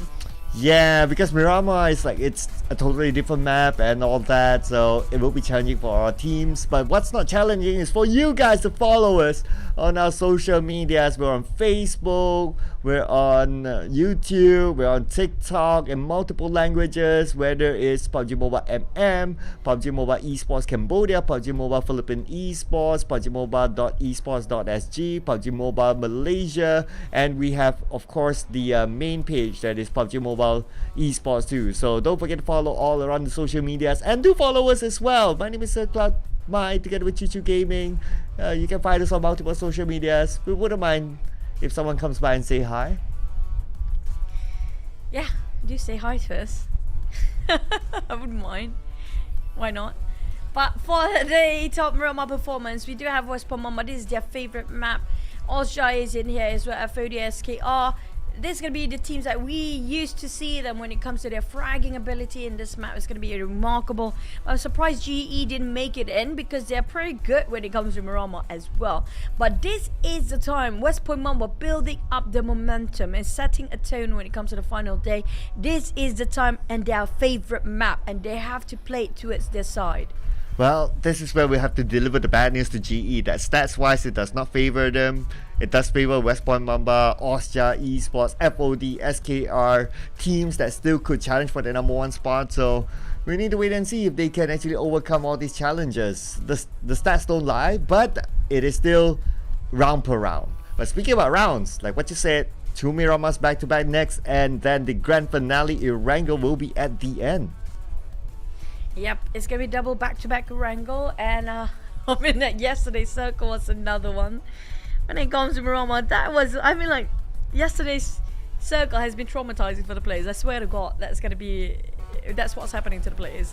We're talking about lost Higos circle multiple times, time over time. It's not just one, it was like too many times there. And speaking of today's circle, it have been really hard to predict due to hard shift. Even though you thought it's going to be a generous one in Erangel, suddenly it just shifted all the way, pulled down to the southern side. Now for our prediction, we won't be changing at all, so we're going to stay with the same one, and because this is our prediction for when it comes to the top teams, might actually ended up in the top 3 here today. Yeah, so okay, let's look at some possibilities here, right? So SKR a little bit underperforming today. Maybe it's scary for them. I think let's see, Austria Esports has been out fairly early as well, so that's kind of scary. PPE on the other hand, first 2 rounds not too bad. It was just the previous round, it was like a little bit shaky for them, but with 3 rounds more, anything can happen. All these 6 or 5 teams that we put in our prediction, well, they could still challenge for that spot. So yeah, definitely we'll keep that to the end. We're loyal people. Keep in mind all the other teams that we didn't predict as well. We're talking about Austria here. We're talking about FOD here. We're talking about Enigma. We're talking about West Point Mamba, who's shooting up quite a bit when it comes to the last push of the last momentum, the last day as well. They have been surprising us, such deliverance that they showed us. But I want to see, will it be enough? It will be a bit too late for them to actually have this last push. Hopefully they didn't made silly mistakes. We saw in the case of SKR that self-grenade was really punishing. It was detrimental for the entire team, causing them to actually lose that sort of, like, they were in advantage. They were having the upper hand at first. Yeah, I know, right? From 3v2 to 1v2 in just a blink of an eye. And it all started off from that night. So this is the point of the tournament where you cannot afford to make those kind of mistakes, like you need yourself. We didn't really get a good visual of what actually happened, but the elimination feed doesn't lie that he needed himself, so it just happened. But you know, it's sometimes the nerves, right? Because it's like grand finals, last few games, and sometimes your finger just slips. It's bound to happen. Overcooked nade, self-nade, that kind of things happen. You know, you miscalculate things where you're a bit too distracted. When there's too many teams around there, we saw how many teams are kind of clustered into some sort of the same corner, same compound. One tried to overtake the other. There happened to be a third person coming in. It's always the case here when it comes to the early fights. We're talking about early fights as well. Just now we saw how many teams being decimated too early on. A couple of teams not even lasted 1 minute into the game and they're gone. We're talking about how aggressive these guys can try to get, and it feels like the main mindset, the main agenda of today is getting more eliminations than having a care in the world about their placement or the chicken dinner. Yes, the chicken dinner actually do offer about the prize pool, extra cash in the back, but at the same time, will it be, how do I say, promising you to get that slot, that one slot to PMSL? It's going to be the eliminations that actually plays a big part here. Well, I can say that slot will be a lot more worthwhile than just the chicken dinner prize pool. So definitely that must be the main goal. Not only the slot, also you become champions, you seal your name, and for many seasons to come, people will still be shouting out on, or still be talking about like, oh, that season they were champions. So yeah, definitely that has to be the main agenda. If any of the teams do not qualify to the next round, which will be most of the teams, in fact 15 teams from this 16, they're gonna have a holiday until I don't know when. Yeah, you put yourself in a hallmark condition where you're actually being, you know, the best of the best in the Wildcard Sea region. And imagine if the Wildcard players or Wildcard team actually get the PMSL as the champions as well. It would be really great. But we have no clue who are the other 15 teams just yet. We only know 5 teams of each region from PMPL regional leagues itself. So we have to wait and see. So make sure you guys stay tuned with our latest update on our social media, or even if you want to reach out, even criticize us, forecast us. I don't mind if you're dropping a DM on my pages as well. I mean, like, I used to get them, but I'm really like, okay guys, I'm trying my best here. But Cloud, speaking of today, right, when it comes to Miramar, how aggressive can it get, or will it be a bit more slower? I think we want to see the same pace. I think because some of the teams might have the mindset of like, okay, we got nothing to lose. Hence, like teams like Sin, they go around just enjoying themselves, and that kind of disrupts other teams' flow, right? So it naturally, that just happens. That is a natural thing inside a battle royale format, whereby you have so many teams, and yeah, if you just need a few teams to just do something like that, and everyone would just switch on their guard, and they might play differently. So yeah, I would expect that even though it's Miramar, it's a bigger map, I think it's going to happen still. And first and foremost, is always about the flight path circle. Really, the flight path circle forces a player to actually clash into each other in the first place. We haven't got too much generous circle except for the last Erangel, which was right on top of a mansion. And I mean, like, due to the flight path, it's kind of difficult for the players to actually cut across to the right side of a map entirely. That's one of the reasons we saw they are fighting early on for this brawls and clashes. But with a pistol round, I mean, like the pistol moment in the early ones with vehicles running over, I mean, that was remarkable. And they have to top that one up when it comes to this Miramar. This is going to be incredible. I can't wait to see what else they have to offer here.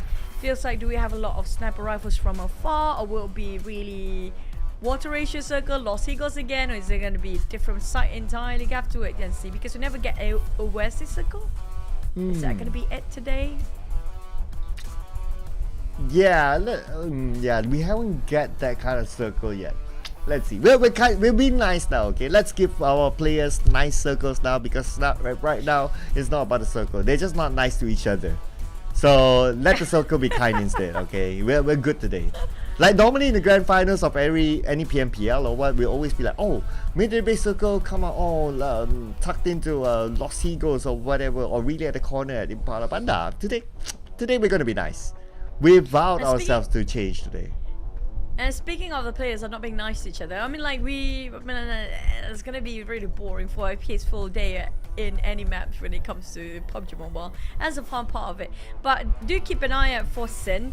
Vipers. Vipers though is the first few to actually go down first. Surprisingly, they are the first few to actually start initiate fights, but the one to go down first. It's usually Vipers, Falcon, and Sin, who love to actually play as early fight as possible. But I haven't seen a lot of like BJ, YG, APG. I don't know where are they actually. Yeah. Not too sure. I think they're trying to evade fights today. It does feel that way though. And plus they are a team that likes to rotate a little bit later. And from what I see, the pattern is that they evade fights. But I'm not too sure what's on their mind, right? Because they were in the middle somewhere. If they really push it and they get really good, well, at least a top 3 finish will be nice for them. But it just seems that they're kind of chilling it today. Being chilling, they say. Not wanting to get in the middle of everyone else. Because I'm surprised there's so many teams getting themselves into the fight just to boost up their overall rankings for those elimination points. But there's still some teams that negate themselves way too far from a fight. But the thing is, it's fine if you can actually secure yourself in the last few points for the chicken dinner for that extra 10 points. Yes, it's great. But if you ended up going down instead of trying to maintain yourself for the survivability till the last minute, that's worse because you might ended up with 0 points there. That might actually hurt the overall rankings later on. And they are in the middle bracket. It's within their reach to get in the top 3 still for APG. Yes, it is. But yeah, let's see. Hopefully they don't lose the kid though, because the kid is like their entry fragger. He's the one that opens up the fight. It does feel like he's one of those wonder kids. Yeah, like a Yuhai, like a Mika, that sort of player. So if they can retain him for the later stages of the game, I think that would be the best case scenario. But if he gets eliminated early, if he drops down, try to get the vehicle and got eliminated, it's tough for APG. Yeah, but still I'm waiting for...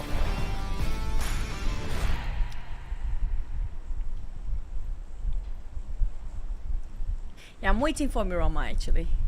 We didn't have the timer, surprisingly, just straight into it. I think it's just no time to waste anymore as we drop ourselves in our first dry lands of sandy dunes. It's going to be coming up from Impala down to the side of Valdemar, a bit on the southern side of the circle. So we have a lot of southern circle and southern flight path. Feels like it's going to be history repeating itself if that happens again today. Chumacera, Los Higos, even Valdemar, we've seen that before. Is that going to happen again? I'm not gonna say anything though. I mean, every time we ask for a good one, it becomes a bad one. We ask for a bad one, it becomes the worst one. So it's not our fault, guys. We try to be good people today. Unlike all other grand finals, today we're nice. So it's not our fault, okay? No caster's curse here. We had enough for a day number 2 of really unique circle. I think it's enough. It's just too tough for the players to have to go through this again. I mean, like, we get it with the point system going on, so much changes when it comes to this season, but to actually have the sort firepower and circle to play alongside with a new point system, that's tough. Oh, Phil, it's going to be a northern side. I think like this is okay, but everyone have to move north now due to the fight coming up from the southern part entirely. It feels like it might be ended up either Hacienda de Patron or Craterville. Now, put in your mind that watch out for San Martin Mountains. There's going to be perfect place to gatekeep and farming eliminations there. It looks like a nice circle until it goes up to Craterville, I would say, or the high grounds in Craterville. I would say that is the more challenging grounds. But if it goes on to Hacienda, they're like, oh, okay, that's fine. Then we're back to a nice circle at least for now. But this is the final. It's not the final. This is the first Miramar. So if that happens, that it's like 1 out of 2. Then we gotta pray for a good one in the second one still. Yeah, at least for now. But the flight path make it difficult for these guys to actually reach out to the northern circle. So it's still going to be a bit of a hassle for them to actually go in there. So it's best to actually try to find the vehicles first. I'm not sure if there's any team that happen to be clashing early on. But so far, nothing on the kill fit yet. Relatively calm before the storm here. Back to the side of Mark Kuzeski. I have not been farewell today. KE. I mean, like, I do love Kaya and Devon combo, but the top and Kaya playing it so well in the last game, in the last match itself, just shows that how much this team have to be respected. Even though they are outnumbered, they still can clutch things through. Most importantly is that maintain all 4 and you'll be fine. And speaking about maintaining all 4, looks like after our first few minutes within the game, no early eliminations. So this time around, I got my predictions a little bit off. Not as aggressive as we've seen before, but hey, who knows? Things might happen before the second stage. Yep, but nothing happened for now. As a lot of team are respecting their own drop spot here. It's a big map, it is. So nobody's trying to get early complications too far into, like, too early into the game. It's best to actually play it safe for now. Have it a brawl when they start to migrate into the circle then. So FOD is one of the teams that's really have so much potential going on, right? But it's just sometimes they are a bit too reckless about making their decision, a bit too hasty. Just trying to push forward too much and leaving all the rest of the teams behind. Feels like their team causes a bit of a miscommunications there. But things can work out for them if they actually really get it through together as a working as a unit. It's going to be a remarkable team coming up for FOD. You have the firepower, sure. I remember FOD doing really, really well in week 1. And week 2 they were a little bit slow. And the grand finals, I wouldn't say it's too bad still. So they're like number 3, 13 points difference than GE. Still able to catch up. And knowing that their potential, like what we've seen in week 1, I think they are definitely one of the contenders. But I wish I could put like more than 3 in my predictions. If I can put like 5 or 6 or 7, they'll definitely be in it. I was like, honestly, when I was doing mine, I was actually contemplating, do I want to put FOD or someone else? Then I just put someone else. But it was a tough decision at that point. They might as well put all 60 teams in their prediction. Oh yeah, why not? If we can actually do that. We can. I mean, well, we can. I mean, like, it's no more prediction then in the first place. What's the point of prediction then? Then that time will be certified Oracle, huh? But okay, speaking about another team that did well in week 1, it's West Point Mamba, and now they're going up against FVE, but knowing their risk, looks like they will evade this fight. West Point Mamba though, with 3 more games to go, okay, if they go insane, then they'll probably be able to catch up. So I'll give them this game, depending how they perform. If they are able to get a lot of points, then yeah, maybe. But Ranger, stuck no. Stuck on a haystack. Wait, what? That's not the way for you to park things. No, Ranger. Yeah, I would expect someone with an IGN called Ranger to drive a little bit better. He got stuck there. Lucky enough, it was West Point Mamba just passing by. Good gracious, that cracked me up so hard. He was so helpless by just, guys, help me, hello, on top of the haystack. The wheels are not turning as well. Good gracious me. Okay, we do have around La Bandita right now. I think they're gonna just get into the circle as fast as they can. But I think our West Pomoma do have the same sort of idea, just passing through just now. But FVE, hopefully no more accidents come up from that side. Yeah, yeah, that's like a rare occasion now. But I guess he got away with it. If it was like, let's see, 2-3 years ago, then that vehicle's probably gone. But I guess there was some adjustment that it will not be really stuck there like hard stuck. So I guess it's kind of lucky that it happened in this season instead of like those previous seasons where it happened so often. Yep. But PBE, I'm loving how PBE just brings out a different side of them here today. They kind of balance it out. You know what? We're not comfortable in this map. We're going to bring it a bit more slower, like how they did in Sanhok. When it comes to some sort of a map they really have confidence in, like how they just perform in Erangel. They just push it all over the place. Everywhere they're bulldozing all the places there. But when it comes to Miramar, I'm not sure which type of strategy, which type of approach they're going to go for it. Are they going for aggressive? Are they going for eliminations? Are they going for balancing in both? Still waiting. Nobody willing to actually give it away. There are some teams already in the blues, and Sin, BG and Vipers still taking their own sweet time about rotating into the circle due to how far it was dropping from the fight point in the first place. But nobody's dropping yet here, Cloud. Yeah, everyone's playing this a little bit chiller this time. But fun fact about PBE, so they have actually more to prove than just in this tournament and going on to PMSL, because most of their players, they're actually going to represent the Philippines in the upcoming SEA Games. So I'm pretty sure like the community there, they'll be looking forward to seeing their performance here, and that will kind of build a narrative towards the SEA Games soon. Yep. Hopefully. I think we get to see them more in the future. There's going to be a lot of tournaments in the upcoming for 2023 as well. But the Crater Fields and Le Cambodia will be the next circle. So many teams inside of blues, and look at that, Cloud. Everywhere it's just blinking blue.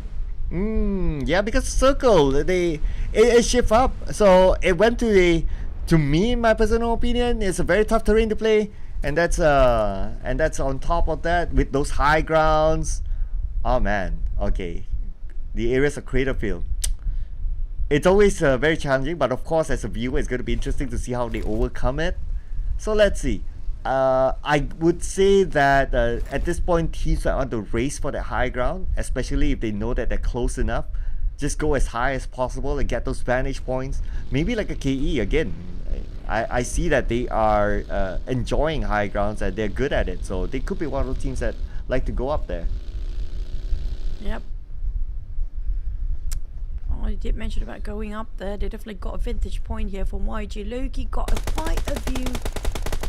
But, I mean, like, Loki is already giving away his position too early on when West Pomomba are fighting against Falcon here. He can actually wait it out for a bit, but Michi and Federalis gonna go for the advantage, and they're gonna go for whatever it is to offer. I'm like, we're gonna take him. Goblin got shot.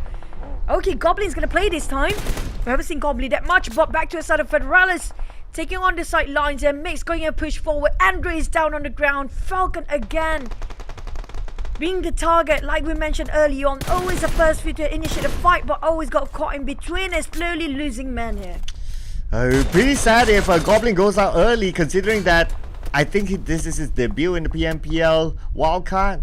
But so far so good, he's still alive, but his positioning is tough. He's like caught in between a couple of other teams. But speaking about other teams, we can see that there are teams trying to climb up to the high ground. West Point Mamba knows that someone's on the other side, and that's going to be for Enigma. But Mix is not done yet. He wants to find that target. Back to a side of Mix. He definitely wants to find with this grenade. Here comes the toss, and Mas just gonna smoke himself out and just gonna heal up in the meantime. But Mix must hit on Goblin next, and last member of Falcon Cloud is gonna be ranging next to them as well. FVE is there, and Goblin, wow, this is Falcon being spread into two, being split into two entirely, and slowly they're dying out. Goblin being spread over on the side of Federals. FVE is here. Loki still on the high grounds, but can he close this? Enigma keeping on the ground as well. Cloud is trying to run away from this, but everywhere is at the edge of the crate here. There's pretty much nowhere for him to go. You kind of think about it, like if he goes down, he'll meet up with FVE. If he goes further up, which he can't, he'll meet up with another player. So FVE got him caught. But okay, let's hope that the circle, okay, is still within the circle, and I can understand why all these teams want this ground, because it's a prime position, it's a key point in this sort of circle. Cloud with a UMP. Just gonna work around the terrain, man. This is just so hard for him. The angles. Just hope he don't get slippery down. It's too slippery of a cliff there. Federalis and the rest of FVE is just gonna exchange fire, but Cloud having a bit of a panic attack. Open fire is a bit too early, just giving away his position. But Moxie have his eyes onto as a West Point Mamba team. BG still inside of Blues, and same goes for FOD. But the one's heated up here, it's going to be right on top of Crater Fields. It's going to be Falcon having on top of FVE. Cloud with the UMP. We have to be extra careful. They have a lot of players around here somewhere. Enigma, YG is right on top of him with Loki hovering around with that Mini 14. Romeo Boy joining in as well. FVE gonna go up here trying to find Cloud, but the circle just be on top of Crater Field. How saturated is this with 16 teams still intact? And that is the Craterfield Mountain that I mentioned that is really tough to play. But if you're already on top, your advantage is super duper big. Let's see right now, we don't really have a team that's really dominating this mountain for now. FVE tries to get it, but there's just so many teams overlooking him. FVE might got stuck in the middle ground. But they do have the vintage view coming up from YG, but they're losing as a VE. It's going to be Moxie taking an opening. That's a good opening coming up from FVE side. But it to slowly push upwards. They still have Romeo up there, but GE scouted about roll. Whatever they see, they shoot. Whatever that move, they keep on shooting it down. Go up, take it on Spooky as well. Enigma have one person down. The fights all over the place here right now as GE marching to the side of BG. Edward got caught here. He's just having DBS. There's no way he can actually try to counter fight from this far. But West will have the space to revive thanks to his teammate coming up from the back line. Coming up, Edwards will actually be finished off by West. West tried searching out for him, but small finish off Edwards straight away. Why Jerome boy taking on BG? QB, the mountain fight is still going on. Oh, but we move over to another hill and there's going to be SKR versus APG. APG now the lower ground and DBS gameplay from Naughty4K gets one. They're not done yet though, they want more. At the same time we can see that QB being needed down by Goop. Shroud tries to find a good angle, tries to find where his opponent's eye. RTF, vehicle smoked up, can't be used anymore. Shroud will be gunned down. Here comes APG slowly losing many. SKR start to bulldoze them in from behind. Naughty coming up from the high grounds, got the elevations, they got a bit of a crate to work around with. Well, go up, Sin, they will have to reset, but they barely make it and they have to climb up the hill in the last minute. V, can he make it? He didn't have the time to heal himself. I might get knocked down again. So close. Close enough, but Craterfield right in the center. We have FVE. We have APG taking the high ground. 1 second YG taking at the edge of the crater as well. And Nickbot inside, but not inside of a safe zone, just inside of a compound. They need to make through. Send to just cut across to get into the safe zone here. Ooh, Cab's got to cross the road. Not sure if he has a vehicle with him. But it's not good news as this high ground is populated. That means there'll be eyes all around. Cabs will need to make a run for it. Hopefully he's not spotted. But now Vipers is moving on to PBE. PBE will take them down one by one. And PBE eliminates Vipers. That's going to be 4 points in the bag.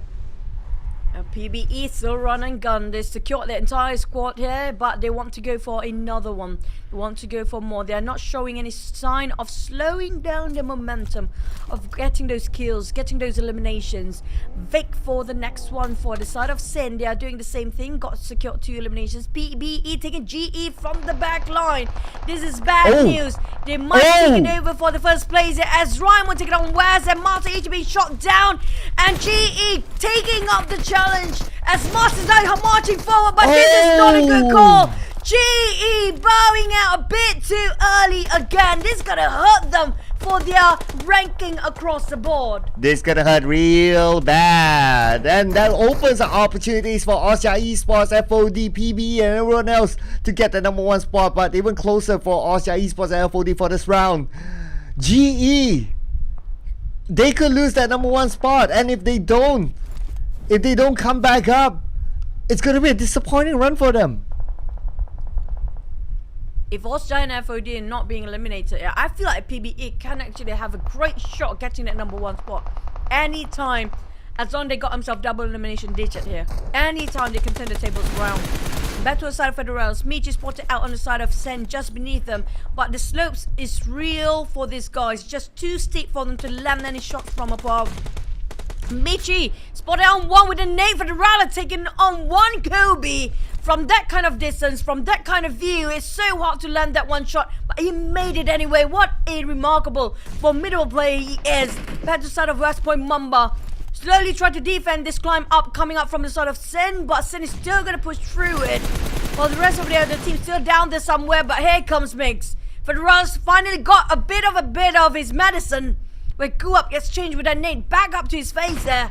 And West Point Mamba having a bit of a trade between these two teams. Ooh, it's never easy playing around the slopes. It's arguably the hardest terrain to play with. And now West Point Mamba is still dominating the high ground. Sin tries to get up, but they can't seem to do so. Moy still at the lower ground. Michi being counterfire upon. Down to 50% health. Retreats himself to reset. Mix. Try to think about how to actually really defend that spot they're having for the side of West Point Mamba. But Sin Vic spotted out Austria. Has to be extra careful. Everybody can actually just backstab them from behind with the slope of hill. Opening up so many space for the other team to see them through. DBS back to the rifles. Lungy going towards the side of West Point Mamba as well. Whoa. Try to encircle them around, but Michi not gonna let them pass by easily. Not gonna slip by, as they're not showing any sign of mercy from West Point Mamba. But Michi have to reset there as well. Vic going in slowly. A must. Try to push in, but here comes domination coming up from the side of West Point Mamba. Michi got it. He clutched the entire angle by himself here. Ooh, beautiful spray indeed. That leaves Sin. We're only the last man standing. Vic, now they want to find him, but they're not going to take that risk to overextend it. But Vic, he's caught in between like the lower ground and the high ground. There's nowhere for him to go, and then they did land onto him. He's lucky. Or maybe not. I thought that he didn't take him out, but yes, it did. So Sin is out at number 11. VE and 3 laps, still surviving, still breathing. No eliminations, but West Point Mamba and PBE just gonna go for the kills here. They're on the rampage mode, on the rabbit, getting themselves 8 elimination each of Team PBE and West Point Mamba. Showing who's the alpha here. Mix taking on with the Mini 14, scout out all those actually in the compound or just alongside cross them in the crate area. While PBE slowly try to take over West Point Mamba compound from the sight lines. They have to be extra vigilant, covering all angles possible for West Point Mamba. This is not an easy task. A full cavalry of PBE coming in just to contest. Who's the bigger titans there?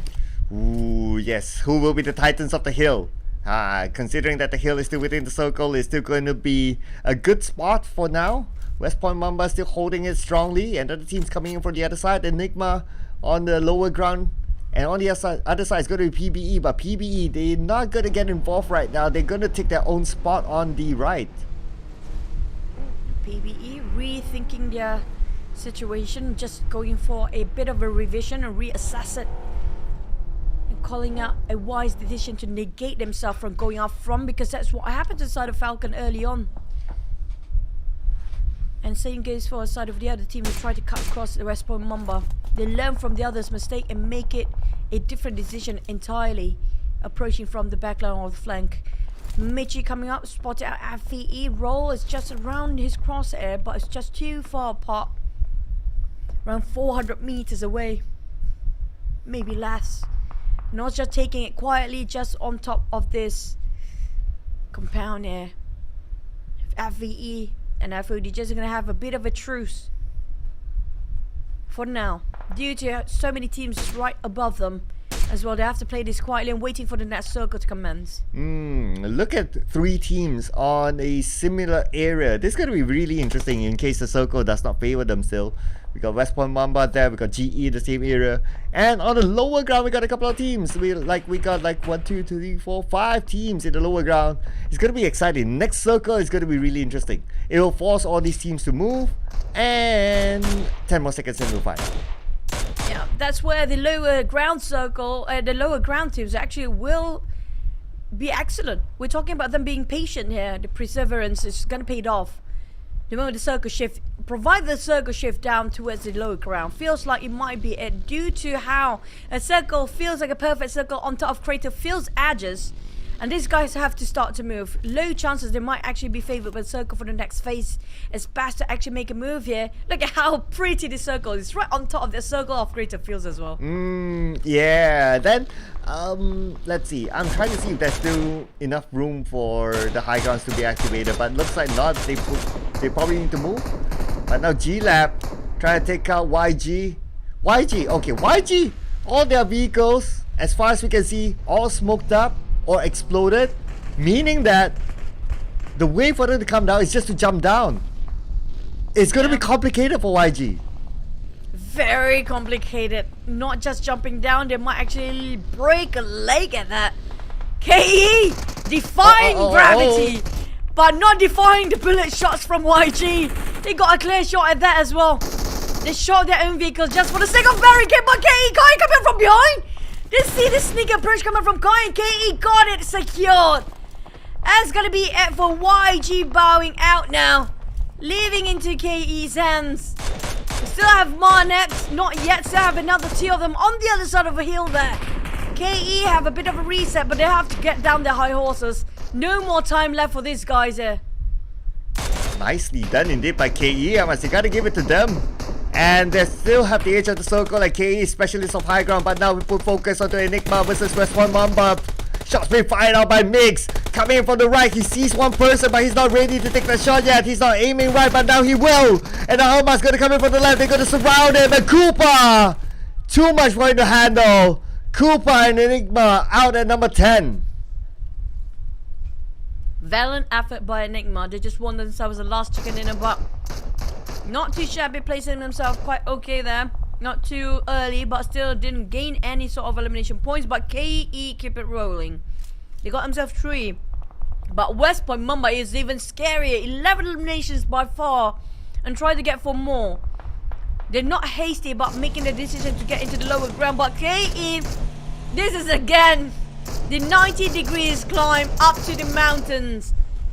What is physics? Who cares? It's PUBG Mobile, guys. This is what the beauty of PUBG Mobile. Logics are not logical here. But FOD hit those vehicles just now. Are gonna have their focus shifted upwards instead.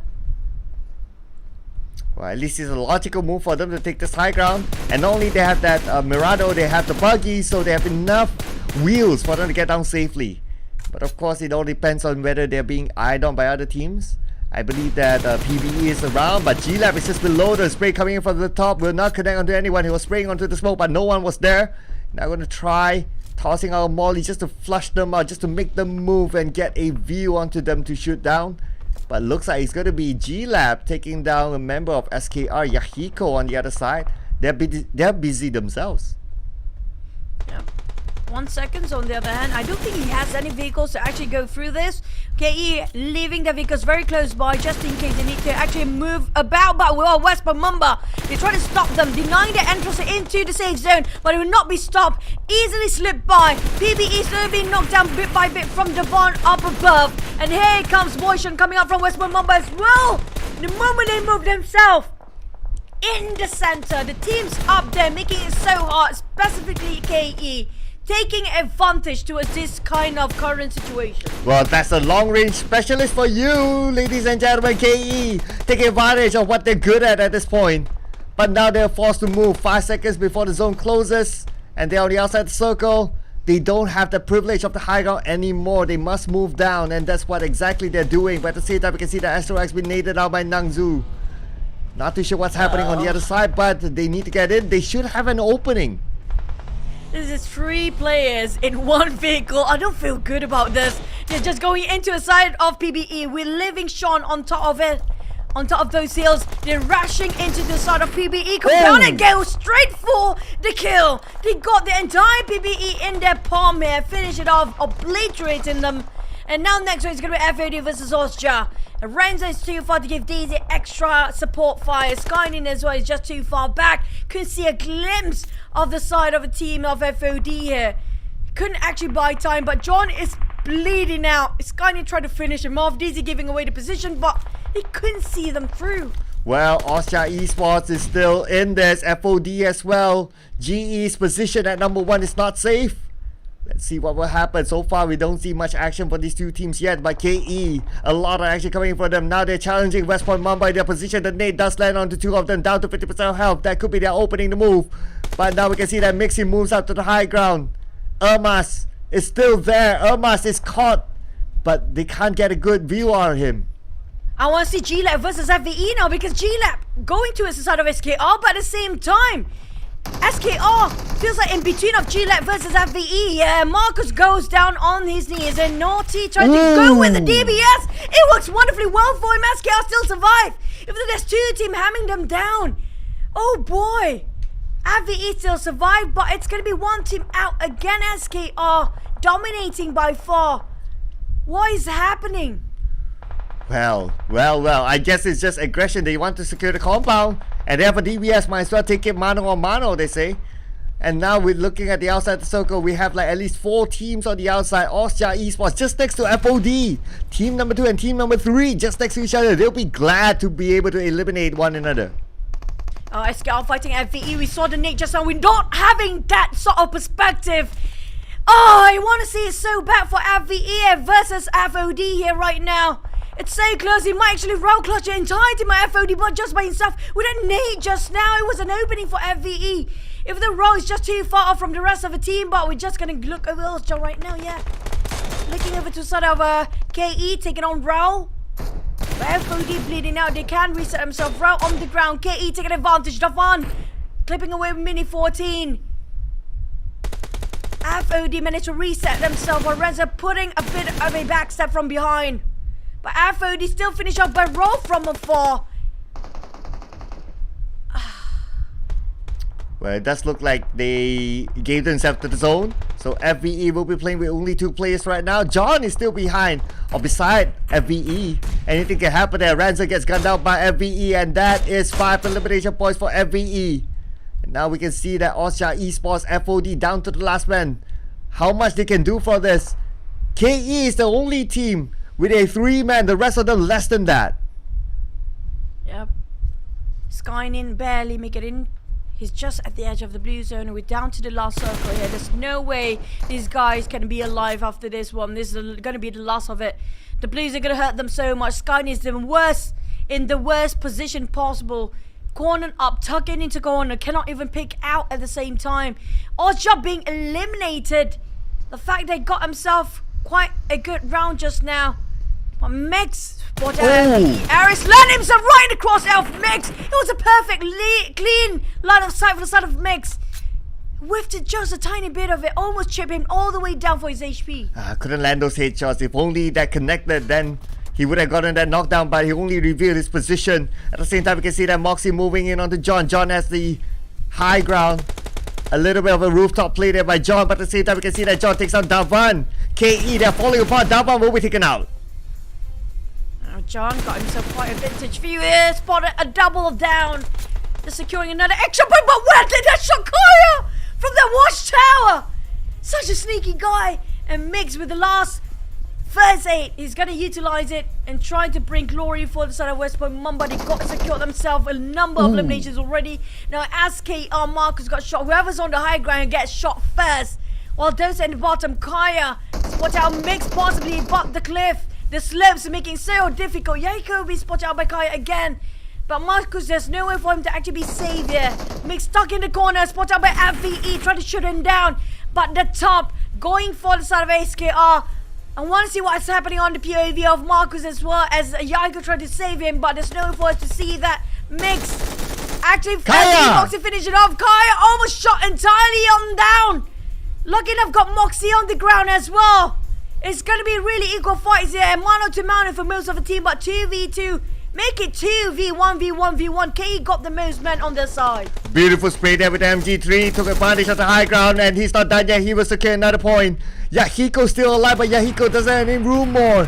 Kaya knows exactly where he is. This could be the moment for KE, but he needs to get the job done first. Yahiko shoots. Yahiko sprays. Yahiko collects the points. Oh, Yahiko once more. He got all his health left. Mix will be stolen away, but it's going to be SKR. Goes all the way with that chicken dinner. That duo working well so much as a team. KE did start as a 4. They had such a rumble to go through. But they finally closing in. SKR didn't get the most elimination, but it was well worth it to play it patiently. Now, do they actually stand at number 1 spot for this match based on how much collected points by West Point Mumbai in terms of the eliminations? Ooh, that's a tough one. That's a tough one. Man, we need to tabulate the scores later on. But SKR, man, that positioning from Yahiko was just perfect. I mean, we'll be unchallenged. It's very, very hard. Plus, it's like a big, large, almost a flat land with that rooftop. He just needs to fall back behind, and his opponents cannot shoot him. There's no way. And the moment his opponents go down, he will have all the advantage in the world to shoot them all, and that's where they secure their chicken dinner. It's going to be our MVP for this round. It's going to be Naughty4K with 719 damage with 4 eliminations. That didn't tally up. You know for a fact there's so many third party coming in due to the terrain itself, right, Cloud? It's due to the geography. There's multiple level of the ground, making it so hard for the player to actually secure the eliminations. There's structures in between. There's so many corners between the cliff as well. So it's kind of, with the damage taken almost 500, he tanked so much for the team as well. Man, yeah, he was like the tank for the team at some point. I would have liked to see KE getting chicken dinner, but it was all about timing and how the circle kind of shrinks. So it was disadvantage to him at this point. At that point, because he was forced to move down. But he managed to get like a few eliminations before going out to SKR. But SKR, a little bit of luck there that the circle closed slower at his side. If only it closed faster on his side and he was forced to go on down, then the result might be different. It was a really tough small circle due to the surrounding, due to the compound structures in between and the slopes of a hill. It was right on top of the big circle of crater field. It's like the exact circle of crater field. That was the circle for these guys. And those actually at the edge around the crate there. There's going to be really tough one. We saw how many teams actually gambled it out. You know what? We're just going to hop into the vehicle. Whatever happens, we've been shut down. We got shut down. It's going to be it. That's a lot of the case of these teams. Yeah, vehicle usage. Looking at that high ground, yeah, vehicle usage definitely the key. If not, KE would have survived to that extent. But just revisiting this final moment, we can see that there's he can take his time to actually go down, and he doesn't need to do so. So that's how he secured that final elimination. But anyway, what's going to be important, of course, is going to be the points. GE only 1 point this round. A little bit worried there. However, KE 17, not too bad. SKR obviously with the chicken dinner 18, that's pretty nice. I'm looking over Austria Esports, only 3. Probably not going to take that top spot. Due to so many teams getting more than 5 eliminations here, definitely so many teams who ended up with a 0. Enigma, Vipers, APG, BJ, and Falcon, this is going to hurt them quite a bit, especially inside of Enigma. This is barely making it in the top 5 just now. And now we pulled down back again with 0 points. Yeah, so because of the I don't know how to word it now. Because of the amount of exchange between all these teams, right? That makes like it's so hard to predict like who will be the champion. We're definitely going to go down to the last game before we really know. That's kind of true. Now, what is the gap? Where do they stand? GE still barely hanging on to the first place here. Not gonna budge. I'm not gonna budge till the end of the day. For GE, it's standing at 154, but FOD and Austria is chasing up. Look at how the difference up to the 5th place here. We're talking down to the what? Up to the like 8th place. 9, make it even. That's not a gap. That's barely a gap. Yeah, it's like 2 rounds more to go, and this is the current gap, which is really, really small. So, I mean, GE, they're sweating in their pants. They got eliminated early. They're praying that those teams don't overtake them, and they are still lucky for this round. If they got eliminated early again, well, I keep saying that almost every round, right? It's because like the other teams are also not that consistent. But if they got eliminated early again, there is a possibility that they might lose that number 1 spot. High possibility. And we are at the edge of our seat, sweating our pants out as well, because we don't have a clue who's going to win this, who's going to be the representative for Wildcard. But we're going to get it by the end of today. But is it going to be a tie? Yeah, is it going to be a tie? Are we going to go down to the tiebreaker just to find out who will be the champion? But if there's a tiebreaker, GE will win it at this point because they got the most chicken dinner so far. But of course, by then, any other team would have gotten a chicken dinner. But there will be a story for another day, right? There's just still so many possibilities. Yep. I think we're going to head into a break after this, right? Yeah, I think so. Yes. So I think you have to wait. They need a bit of a reset. Yeah. Yeah, I think they need to reset during the break. So this is a good time for the teams that almost lost it, might lose it, what to go for the next and the last round. This is going to be the last Miramar after this Cloud. And the team that really profound themselves in Miramar really have to have this last push. Yeah, we got to wait for the Almighty for us to be known when we will go into the break. But definitely, yes, there will be a little bit of a break after this. Not only for us, of course, but also for the players. Because if not, they'll be like back to back, finishing the game, getting back into the lobby, and repeating the process. But after this, they'll have some time to actually reflect on themselves, and that time actually will be now. So we're taking a short break, ladies and gentlemen. So we'll be seeing you after this for the final Miramar in the Wildcard series.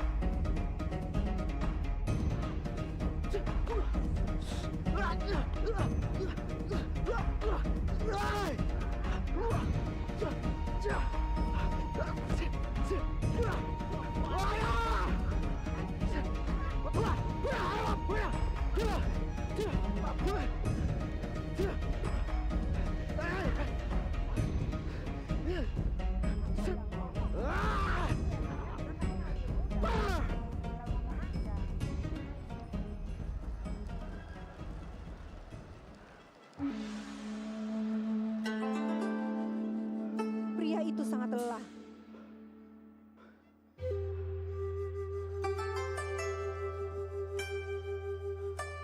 Malam itu, dia terjaga sepanjang malam dan memikirkan apa yang harus dia lakukan untuk mengembalikan kepercayaan.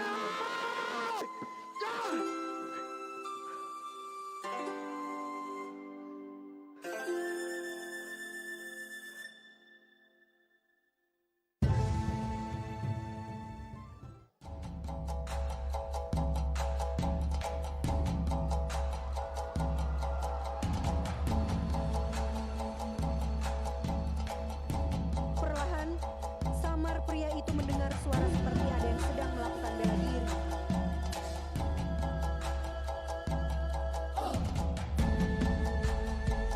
Dia kagum ketika melihat satu sosok di depannya. Menyadari ada yang memperhatikannya, Master menghampiri pria tersebut.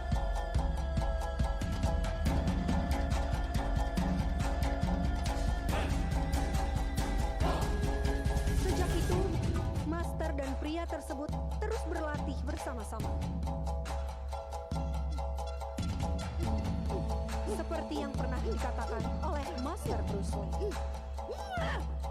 Remember, success is a journey. Have faith in your ability. You will do just fine. Always be yourself. Express yourself.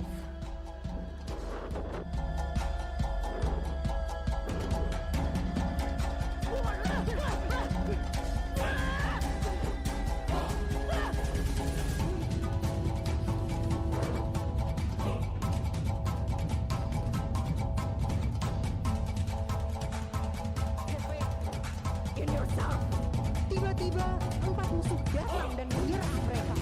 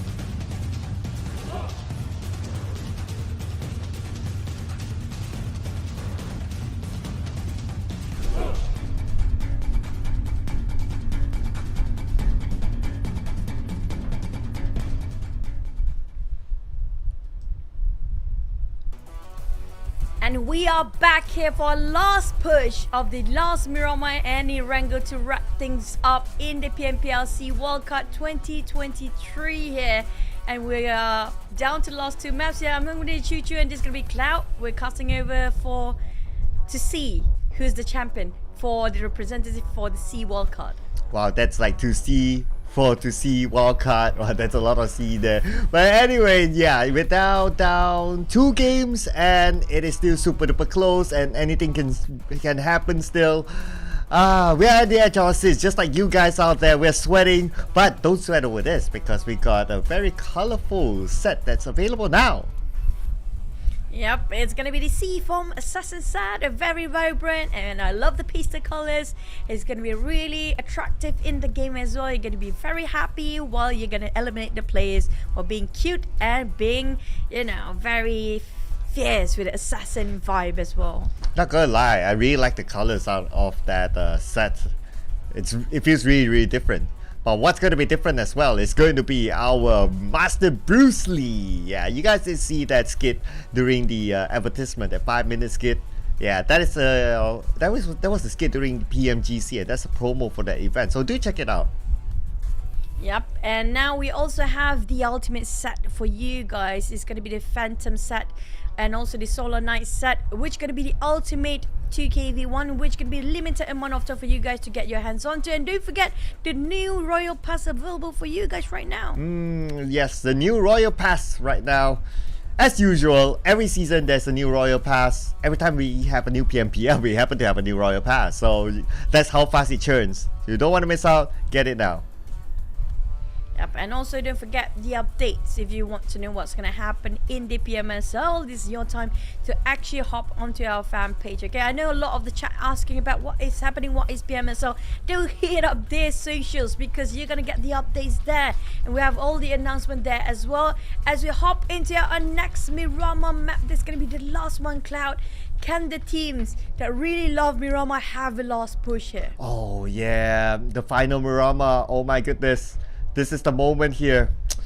Man, this is going to be really interesting to see how will the teams perform, to see whether GE will still remain on top after this. Because I have a feeling if GE loses that number 1 spot this round, that's pretty much it. Like the recovery is going to be really hard and other teams will just overtake them. And not just that, it's going to be a bomber because they have been standing at number 1 spot the entire day here today. For prediction, it's going to be still the same. And surprisingly, all the teams that were predicted here today did really play fair well. Talking about GE still standing at number 1, SK are slowly closing in the gap, and PBE. We're talking about there are chances we might having a tie of a scoreboard here. And that's going to be really brutal for the guys if that happens in the last minute. Yeah, it will be brutal. You don't want to be part of that for sure. Well, let's see. We hope for the best for all the teams. Do perform well because we'd like to be entertained. This is of course going to be the final Miramar of the Wildcard series. So let's see. And then we'll head on back into the most played map of everyone. That's going to be Erangel. So, okay. Do you think it's going to be all out craziness in this one? Or do you think it's going to be a start chill? Yes. Let's do it. Yes. Let's get it. I mean, like you saw it yesterday, last Erangel map, right? How crazy things went. Like within the 6th stage of the game itself, we're down to only 5 teams. That's just how fast things can get. And this is where the teams in Miramar, assuming that they're gonna assume that this is gonna be the last map of Miramar, they are gonna play as their last map as well. So I have a feeling they might not want to lose anything. You know what? Nothing else. It's best to actually try and do it instead of regretting not doing it or try it in the first place. Yes. We want that. We want all of that action. Because it is the final Miramar anyway, so might as well just do it, right? Let's go. So Miramar, ladies and gentlemen, you still have time to put your predictions. We'll still take it in. So don't worry. We're still watching that. We'll see you inside of Miramar. Let's head on to it.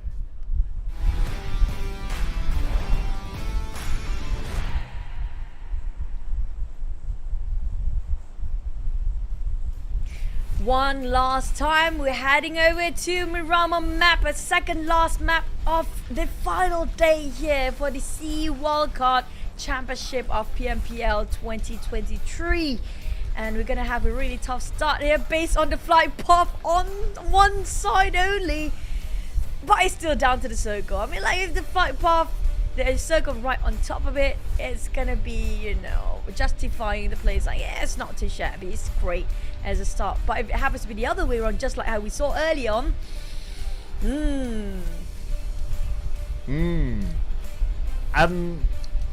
we want to play the high ground, right, let's go for Chumasero high ground. Like we had the Creator First high ground. Okay, that's okay. So I would say Chumasero high ground is really challenging. It's even more challenging as compared to the Power Grid high ground. So if I were to make a vote this time, I'm taking that. You're gonna go good. Nice. This is rare. Is this circle I'm casting with? Oh yeah. Are you sure this is circle? But it's not really a nice circle. You gotta think about it. It's still challenging. A nice one will be a Picado, a Los Leones. That's pretty nice. Oh no, not Los Leones. You don't want that. No. It's gonna be taking so long to finish and wrap things up. I love this parachute, by the way. It looks like a map, right? Yeah, it looks like a pirate map there. It's really cool. But it's gonna be St. Martin again around the area, and there are chances. I'm hoping if it's gonna end up on top of St. Martin, it's gonna be really tough. But the high grounds will be so helpful for these guys. Yeah, St. Martin High Grounds. That's a fairly interesting place. Of course, if you compare it to like the previous one or even like Chumasero High Grounds, it's not that bad. But it still has its challenges. But I would say that this is a fairly nice circle overall. Yeah, quite generous still. I mean, like, give these guys a break, right? They're already breaking all their hearts yesterday due to the traumatizing circles.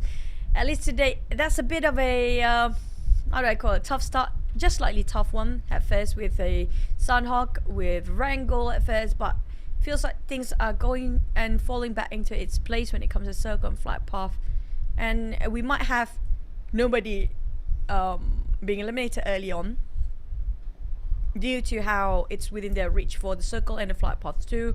So not much of a clash. It's just like how we did witness in the last match as well. Yeah, probably not that desperate to make that fast rotation as compared to before. But if some of these teams, they really want to get those elimination points at the back, I would say we might see more teams playing a little bit slower because they really want to take fights to catch up to the points to get to the top. Of course, there's a trade to that, right? If you take more fights, your risk of getting eliminated heightens, but of course your risk of getting more points also increases. So that's like a 50-50 trade-off there. But there are some teams that really need to catch the top. If they don't do it now, the last game, it might be a little bit difficult. So we may see like FOD, Osjar, KE, those teams that have very good enough points to catch the number one spot might play a little bit slower so that they can try to push teams in and try to get those points from eliminating as they try to get into the circle.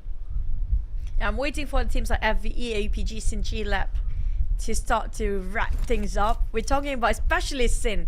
They have been really a monster here today, getting themselves so much elimination points. Sin goes, G-Lab is trying, but they just got so many knockdowns, but no translate into 1 point of elimination. That's the biggest issue there.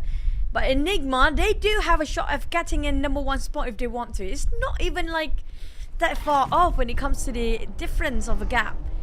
Within a match, they can actually flip things over. Maybe make it 2 matches just to solidify the stance. But if they're willing to take the risk, like you mentioned, high risk, high reward, it's going to be well worth it if they can actually pull that one off. Wow. The word high risk, high reward. I have a personal story, but yeah, not relevant to share. But yeah. Share it. Come on, we have time. Well, nothing is happening right now. Not this one. it's too dangerous. If Flavor is watching this, which I don't think he is, then he'll know what I'm talking about. But never mind. I'll just skip the topic for now. I need to ask him later after this. Yeah, for that off conversation can. Not now. If you guys have no clue who Flavor is, I call him Flavor. So he's actually one of the hosts in PMGC during the league session in Malaysia as well. So it's one of those hosts. He's a really nice guy. Really played it innocent all the way, but we like to play around him. He's a nice guy. But back to it. That I'm gonna ask him later. Back to it as a game. Feels like as usual, it's gonna be a very peaceful, quiet start compared to Erangel. I have a feeling the next Erangel gonna be explosive. Definitely gonna be explosive. Yeah, next Erangel. Might as well, right? It's the last round. Might as well bring us back those evil circles. Why not, right? I mean, it is the last round anyway. Just go for it. You're not as nice as you thought you are. Yeah, I know. I miss being evil.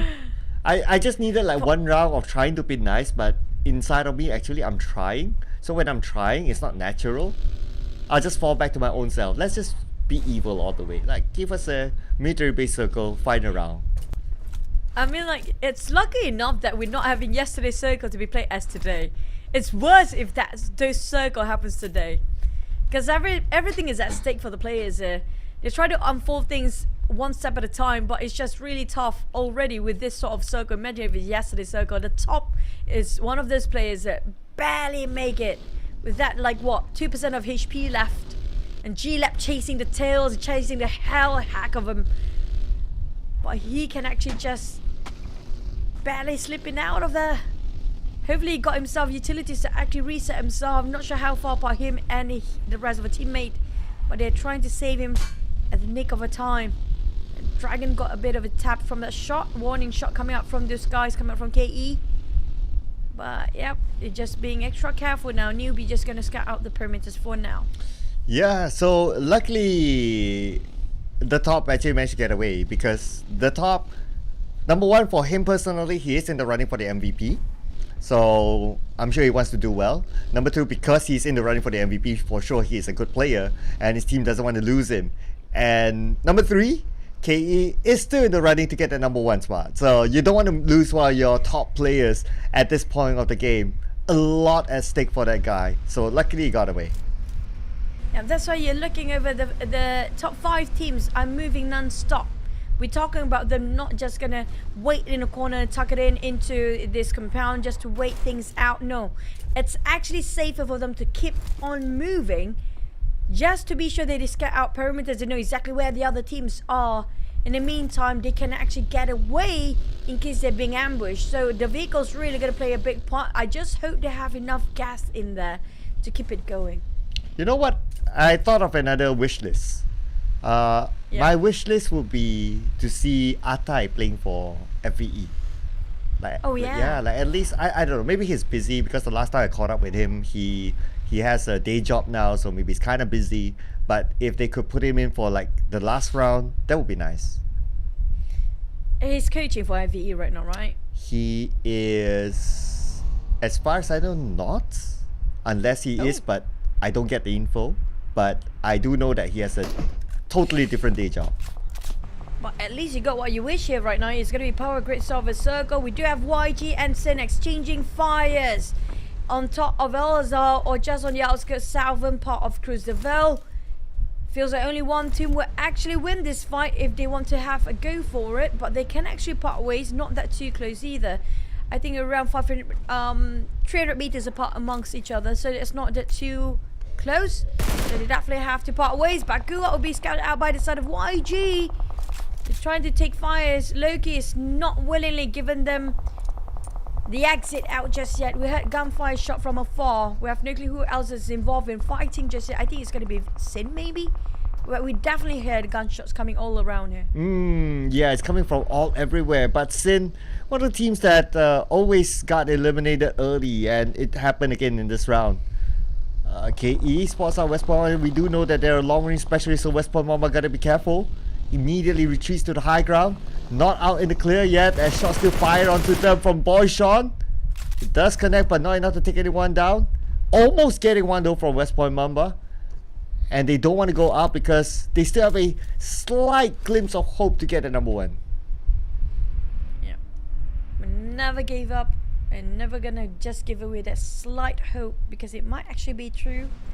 But for Holy Laundry scouting out for the side of PBE here, Vic trying to get away just to get into the safe zone, but they are denying his mobility from afar. Being shot from behind as well. West Point Mamba taking on G-Lab as usual. G-Lab, Falcon, Vipers, FVE and Sin. Always the first few to start the fight here. And they are willingly trying to challenge back, but PBE is winning this as they shut down and go up entirely done. PBE will be happy to take the points, because they need all the points that they can get for now. Currently, they seem to be a little bit far, 1,000 meters away from the circle, but it still should be okay for them to get in. It's just a matter of how many teams will they meet on the way in. Because in theory, I think that a lot of teams will rotate a little bit slower in this round, trying to get those elimination points to catch that top especially. Maybe only like teams like GE would like, okay, let's rotate a little bit faster, try to get a secure space inside of the circle and just hold it on for positioning points, and they could still maintain their gap. And hoping that the circle didn't move away from them. That's another one they should pray about for the teams that try to get into the center of a circle. But Sin, YG and PB is still inside of the blue zone, taking their own time. It's still going to be a second stage and not going to hurt them quite that bit. But you mentioned about the teams that are getting themselves inside of a circle. We do want to see power grid, how many teams are actually right on top of it. As the teams, especially GE, they have so much at stake here. They're too much to lose.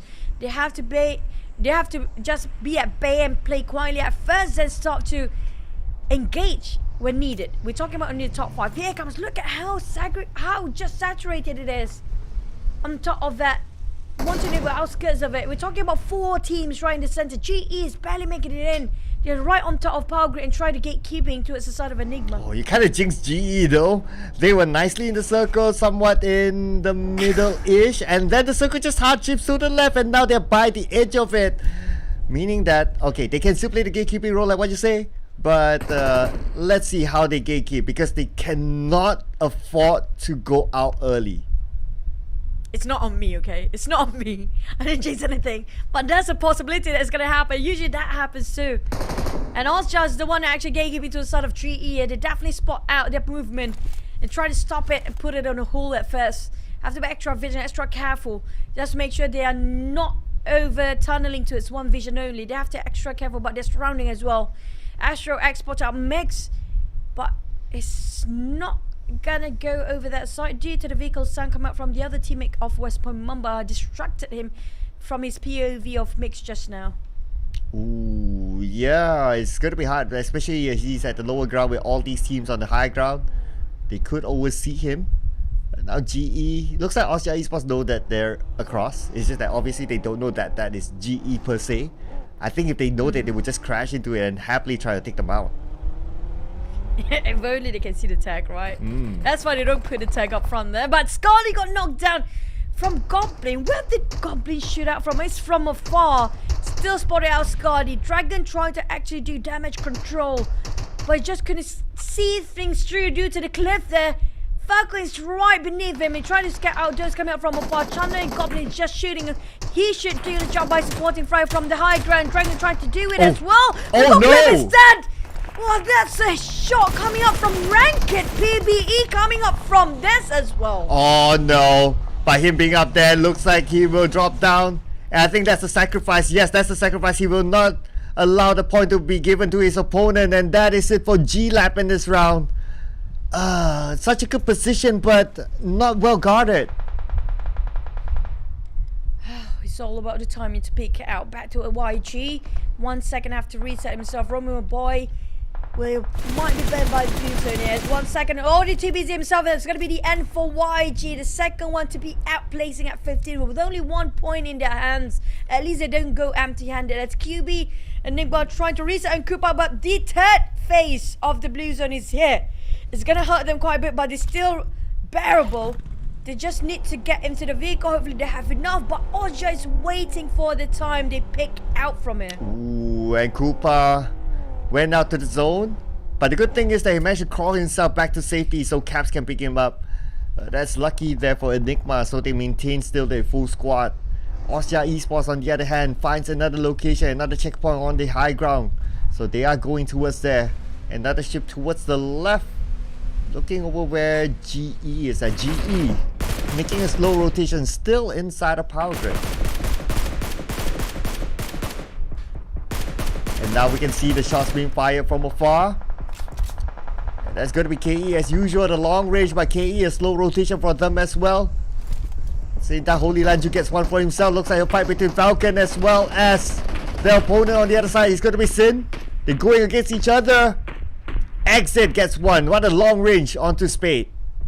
Kaya sees where his opponent is at but can't get a clear shot. But now focusing on the Chenlo versus 2 from Sin. 2v1. So they don't have the information exactly where he is. But Holy Lanju blocking this site with the smoke, but the smoke is almost up. Almost expired. You can see that the Vic tries to get one. Ryman been naded down by West, but Chanlon's still there and they don't know he's there. But they heard the footstep, they're going to toss the nade, but they're not sure exactly where he is. Chanlon will evade the first nade. The second nade will be evaded as well. Right now we can see that West Point Mamba mix will be gunned down somewhere else. Sin, they need to move. The zone is closing, but Chanlon comes in, gets one, and there's going to be a surprise for him. There's more to come as Vic now spots him out, and Vic will take him out. That is it for the Falcons, being eliminated at number 14 with 2 elimination points. Whew, I have to say Falcon tried again so many times, but he just feel a attempt coming up from them. But PB just caught in a death trap again. They're being choked by GE and Ultra at the same time. But Renzi have to be extra careful not to fall from the cliff. As Spooky being spotted out by DZ.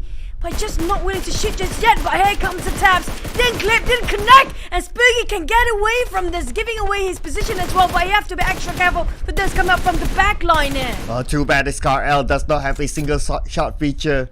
If not, he could still tap it away. He was forced to spray with a cutter distance. It was a little bit difficult for him. But it's not too difficult now for Austria Esports as they have this terrain. And they're within the circle, a couple of teams right below them. They could take advantage of that. Astro X tries to get a good view, but it's going to be Austria Esports and GE just next to each other. KE still on an open road, trying to get in. Oh, too far. They got themselves quite a vintage view for Austria, but it's just too far from them. The cliff is just making it so difficult. They cannot land the shots here. Almost smoke up. Oh, that pickup truck will be exploding soon. But can DZ make it happen to just burst it out in the open? Just park himself there. Not sure who's that, but it's going to be APG right now to the side of BG. They're going to have to challenge this one. They might just walk into it. And it's going to be a 3v war as well. KE and BG. Ooh, tapping it away right now, BG. But on the other side, there's MW. He has company, that's going to be APG onto him. 1v2, he has a DBS in hand. Atif goes down, one more to go, but MW been traded back and he's down right now. He's just too far for his teammates to be picked up. Kit trying to actually do a bit of damage control. Got one knocked down, might actually get MH along the process. But APG bleeding out, Tiv needs help, but Shrike couldn't actually help him right up. MH! He tossed over, but lucky enough, they shot him from afar. That name might actually be the enemy, but Shrub makes so much work alongside with Kit for the entirety of APG and wrap things up really fast, but we're not done and dusted yet, Cloud. We have Renza spotted over to a side of GE here. Oh, and PB just got eliminated, not looking good for them. We'll see the gap as we head on to the final game. But before that, of course, we have to get this done and dusted with. KE now has a vehicle right in front of him, smoking it up, hoping to grab the vehicle, and this is a fresh new vehicle that they got. Managed to grab it, and now they need to ride into the circle. SKR and Vipers got themselves the circle, but the ones waiting, trying to get into the circle, are still fighting for it. GE with the DBS, Master EG. Oh, that jump shot almost got it. Such a nick of time that he actually built that one out.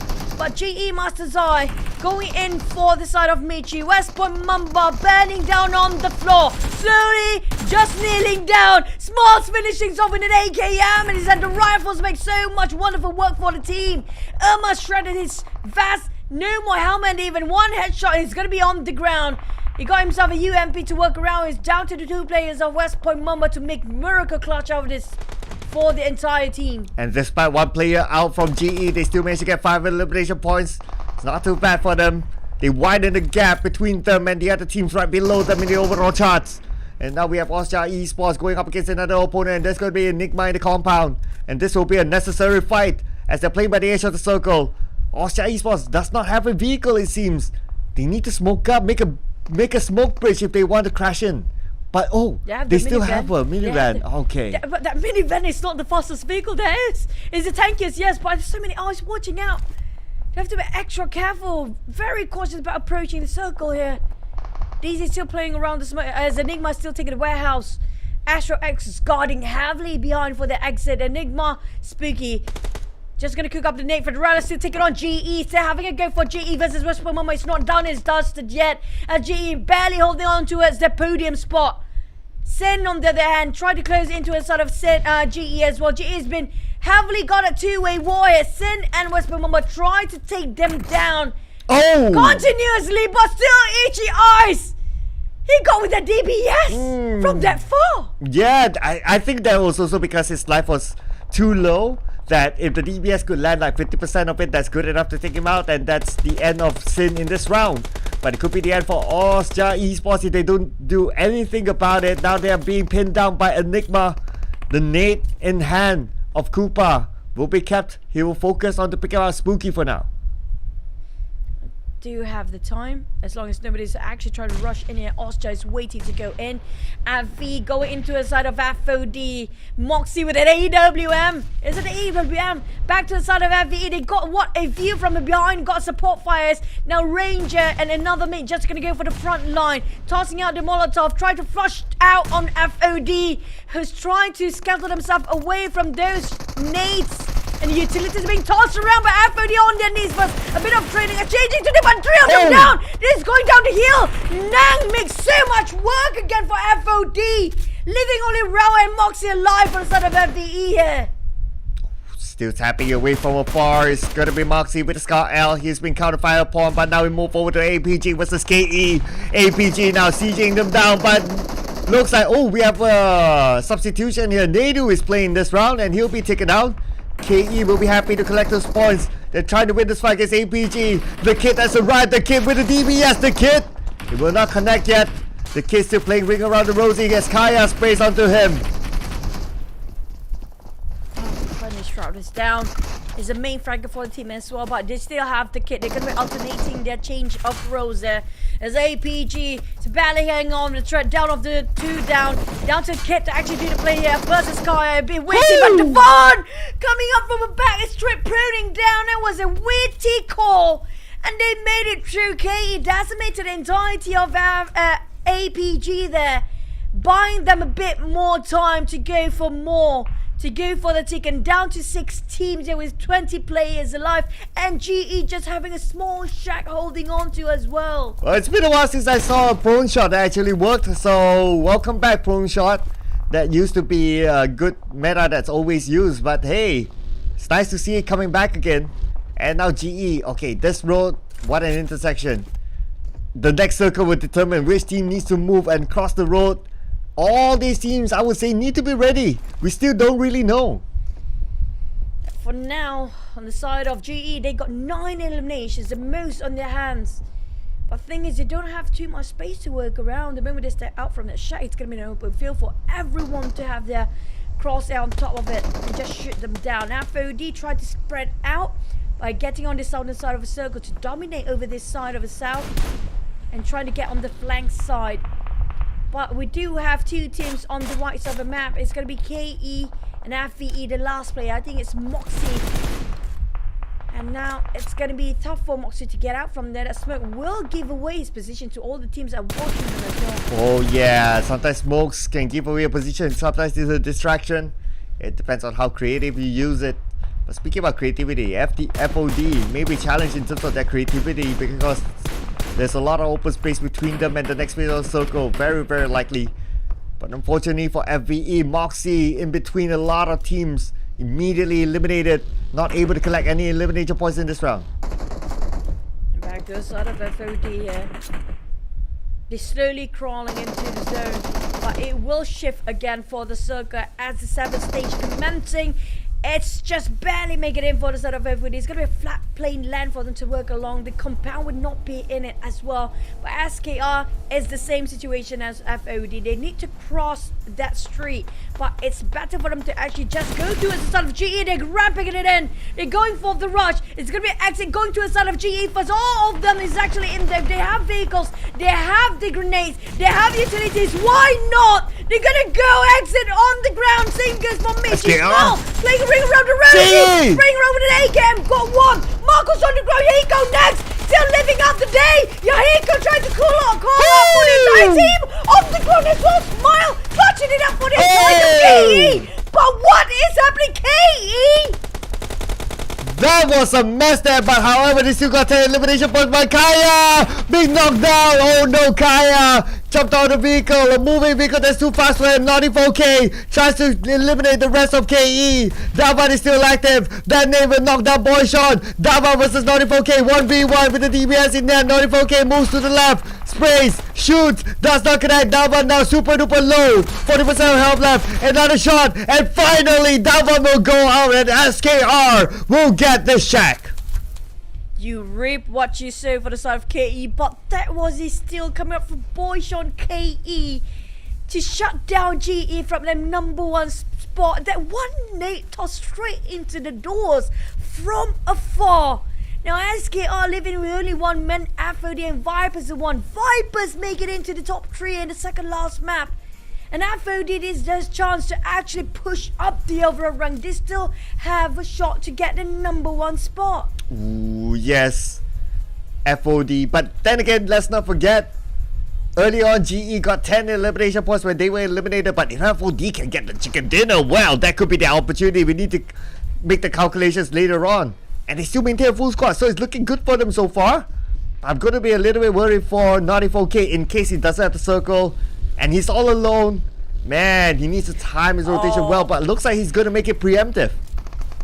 Oh, yeah, at the same time, that buggy will make so much noise. They still make it in for barely making it in at the edge of the circle as well, but oh my, easy.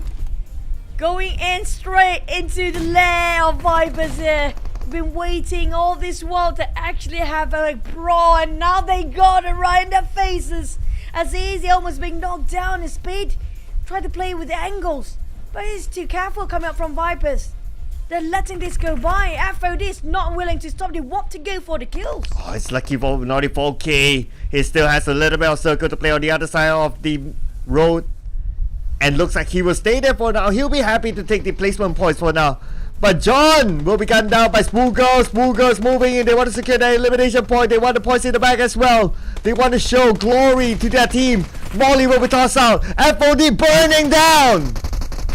And now one by one we chip down as down to 3 members of FOD. But we're not done yet as Vipers are going in, trying to defend the fortress as long as they can. We're waiting for SKR to take part of it as well. As DBS going in, then Jay taken down straight in the face there. But Jason is still backing it up with the support fire. Now cooking up the nade as they are gonna plan over to go to Joseph instead. But Spade still finding the rest of FOD. The last place outside. Joseph is down. What SKR bidding his time to be the second last here as FOD eliminated at third place.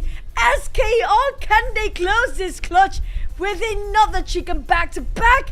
Fighting the entire cavalry of Vipers here. Ooh, it's really tough. It's really tough. But I must say that GE will be clapping their hands, thanking Vipers for eliminating FOD for their closest rivals. And now let's do it. Let's see if we can pull off an insane clutch. Spade spots out the smoke. He knows that someone's there, tries to splat but can't seem to connect. Spade being shot at another 50% of health. They all see him now, and of course it's going to be Vipers getting this chicken dinner, the second last chicken dinner of the day.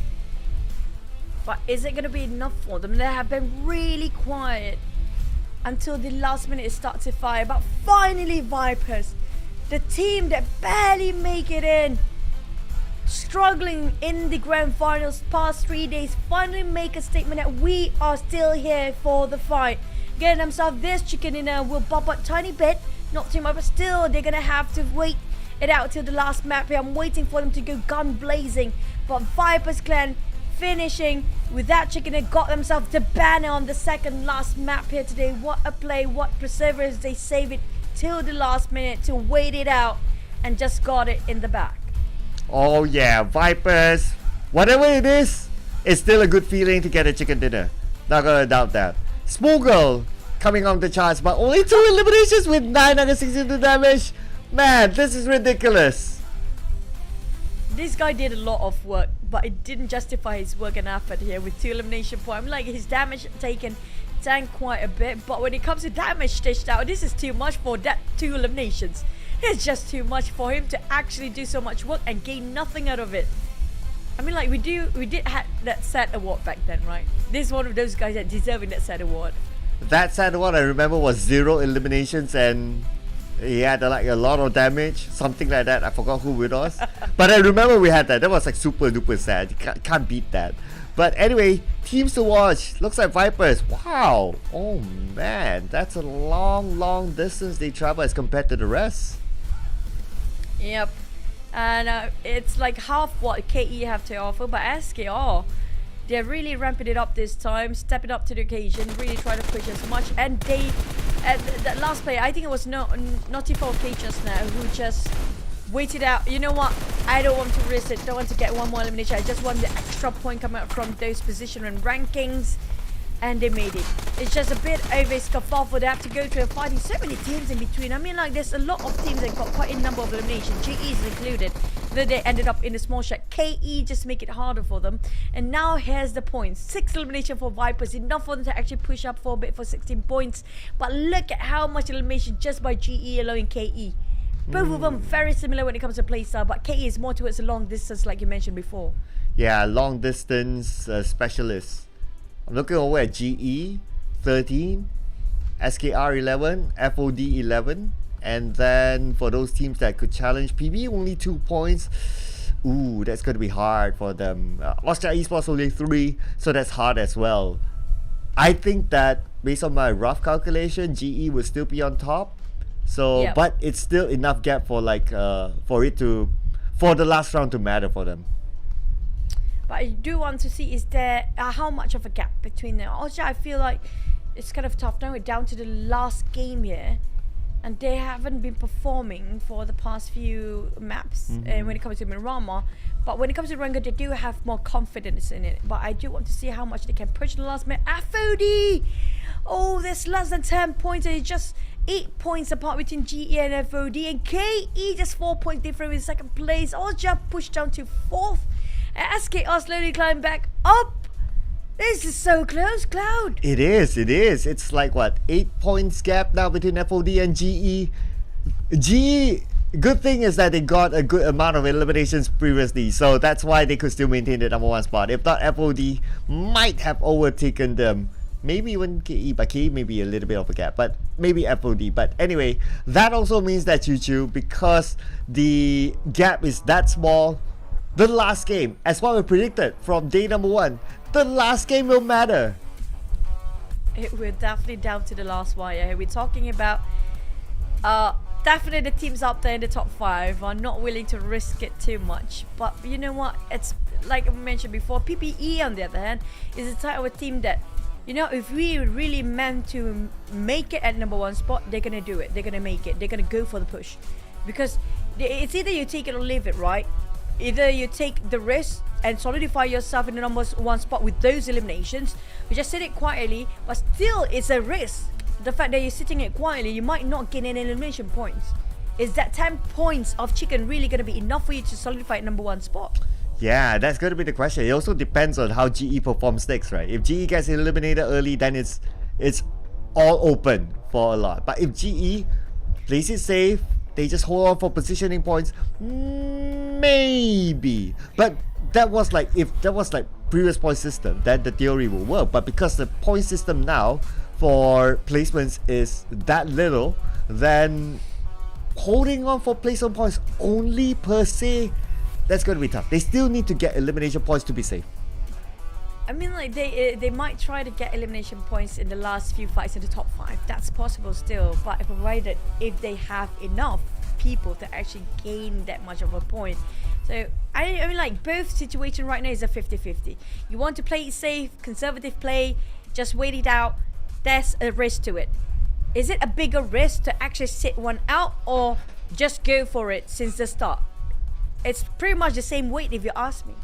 Well, if it helps GE, then the stats do favor onto them. They are above FOD in terms of stats, but OJS is above both of them, so that's something to trade off. PB, I think it's already very difficult for them to challenge that number 1 spot. But FOD, of course, they are really, really close, so that's what the stat shows. And of course, Erangel, what a map! The El Clasico map for it to be the El Finale. Yeah. This map. There's so many teams so good at it. It's so hard to make a call here. I'm so scared. I don't want to jinx anybody. We'll have to do the prediction now just because I want to avoid my curse of jinxing the team.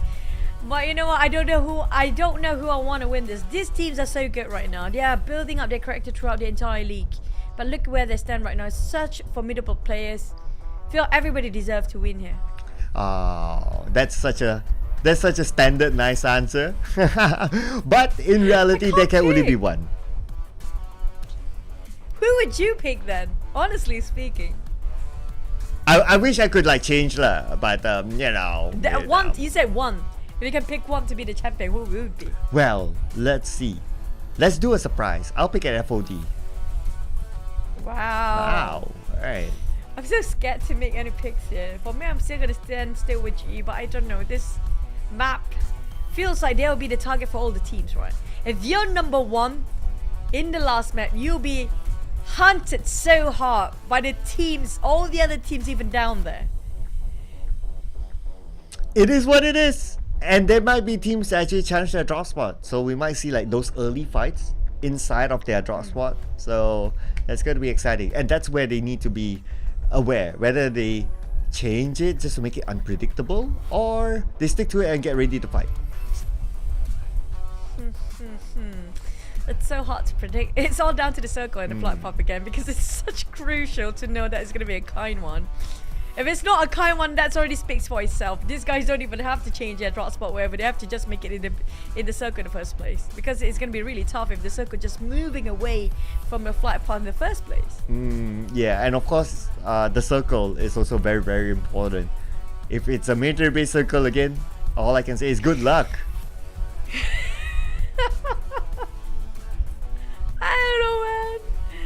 I don't know. I'm nervous for these guys. Due to how, if you guys have no clue what happened yesterday, you just watch it, the VODs all over again. The circle was really tormenting the players all day long. It was such a trash, garbage circle the entire day. Since the start of Sanhok till the end, including Miramar, Erangel, every single map was crazy. It is. That was like what? 2 military base and 1 kind of 50-50, and then it went to Ferry Pier. I mean, yesterday's Erangel. Not only Erangel, all the maps were insane. So I don't know. This grand finals is like the most insane set of circles that we have seen ever. I think.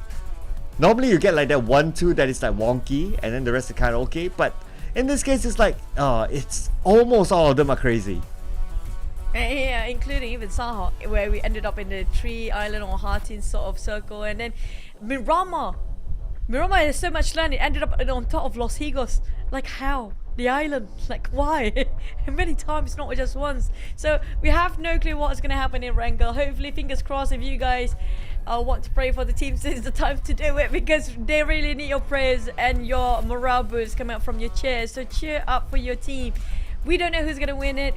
I definitely don't have any specific favorite because all these teams are super good. They are really great people to work along with. I've met them before and I talked to them, some of them before, like KHR players. They're really great as well. They're very friendly. But down to the last wire, I mean, like we can't call it until the circle reveal itself. That's it. When we're nice, the circle's not nice. When we're not nice, the circle's not nice. So you make your pick. I don't know right at this point. You know, I don't know whether to be like, oh, I want a bad circle. Oh, I want to be nice today. Because either way, the circle seems to override us nowadays. But back to it, okay, we put aside a circle, the fight path, and everything else in between that out of control for these players, right? What's in their control? We're going to talk about their strategy, their approach, and also their firepower coming up from GE and FOD. It feels like they're on the same part of gameplay, but PBE do prefer those type of run and gun. They're the types of fearless team.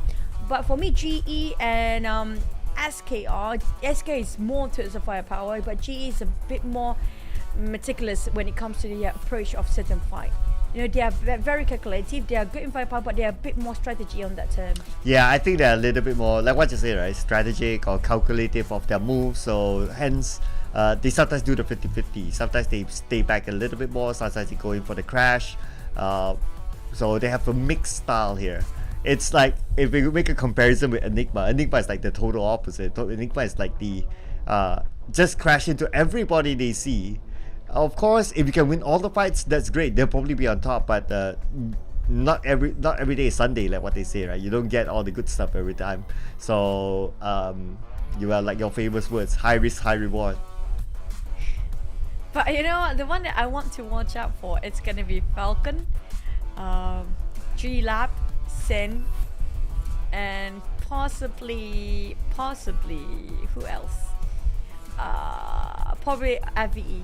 These guys like to ruin the mood for all the other teams. They have to just passing by, just dropping by, just happen to be there, and just make sure that they got themselves into the initial fights of certain war, certain compound. It's just they are the ones that are always starting to mess things up or just make a bit of spice of the game itself when everything was quiet. It's always them. I'll personally add Enigma into the equation. YG. And if you notice, there were a lot of times that YG and Enigma, they always bump into each other because their logos are purple color, right? So sometimes it's like, Yeah. okay, which team is that? Oh, okay, that purple color, right? So I noticed that they always bump into each other. I would definitely put Enigma into the list of party poopers. But Enigma has too much to lose here. There's too much at stake if they want to be the one that crashing into the party because they are on the top as well. So is it going to be too risky for them to actually just build it out, or jeopardizing the entirety of their overall rankings if they actually play that? But maybe things work out for them. Like we mentioned earlier, it's a 50-50. It's a 50-50 if you play it too safe. It's still a 50-50 if you play it too aggressive because of the system. The point system for the chicken is a bit too low now if you want to play too safe. Yeah, so if you mentioned that they are somewhere, well, I wouldn't say close enough, right? But there's somewhere that they could still try. And of course, it's besides the number one spot, there's always, if you go better placement at the end of the day, you will get the better piece of the prize pool. So why not, right? You still have that thing to play for. But Erangel, last game, let's go.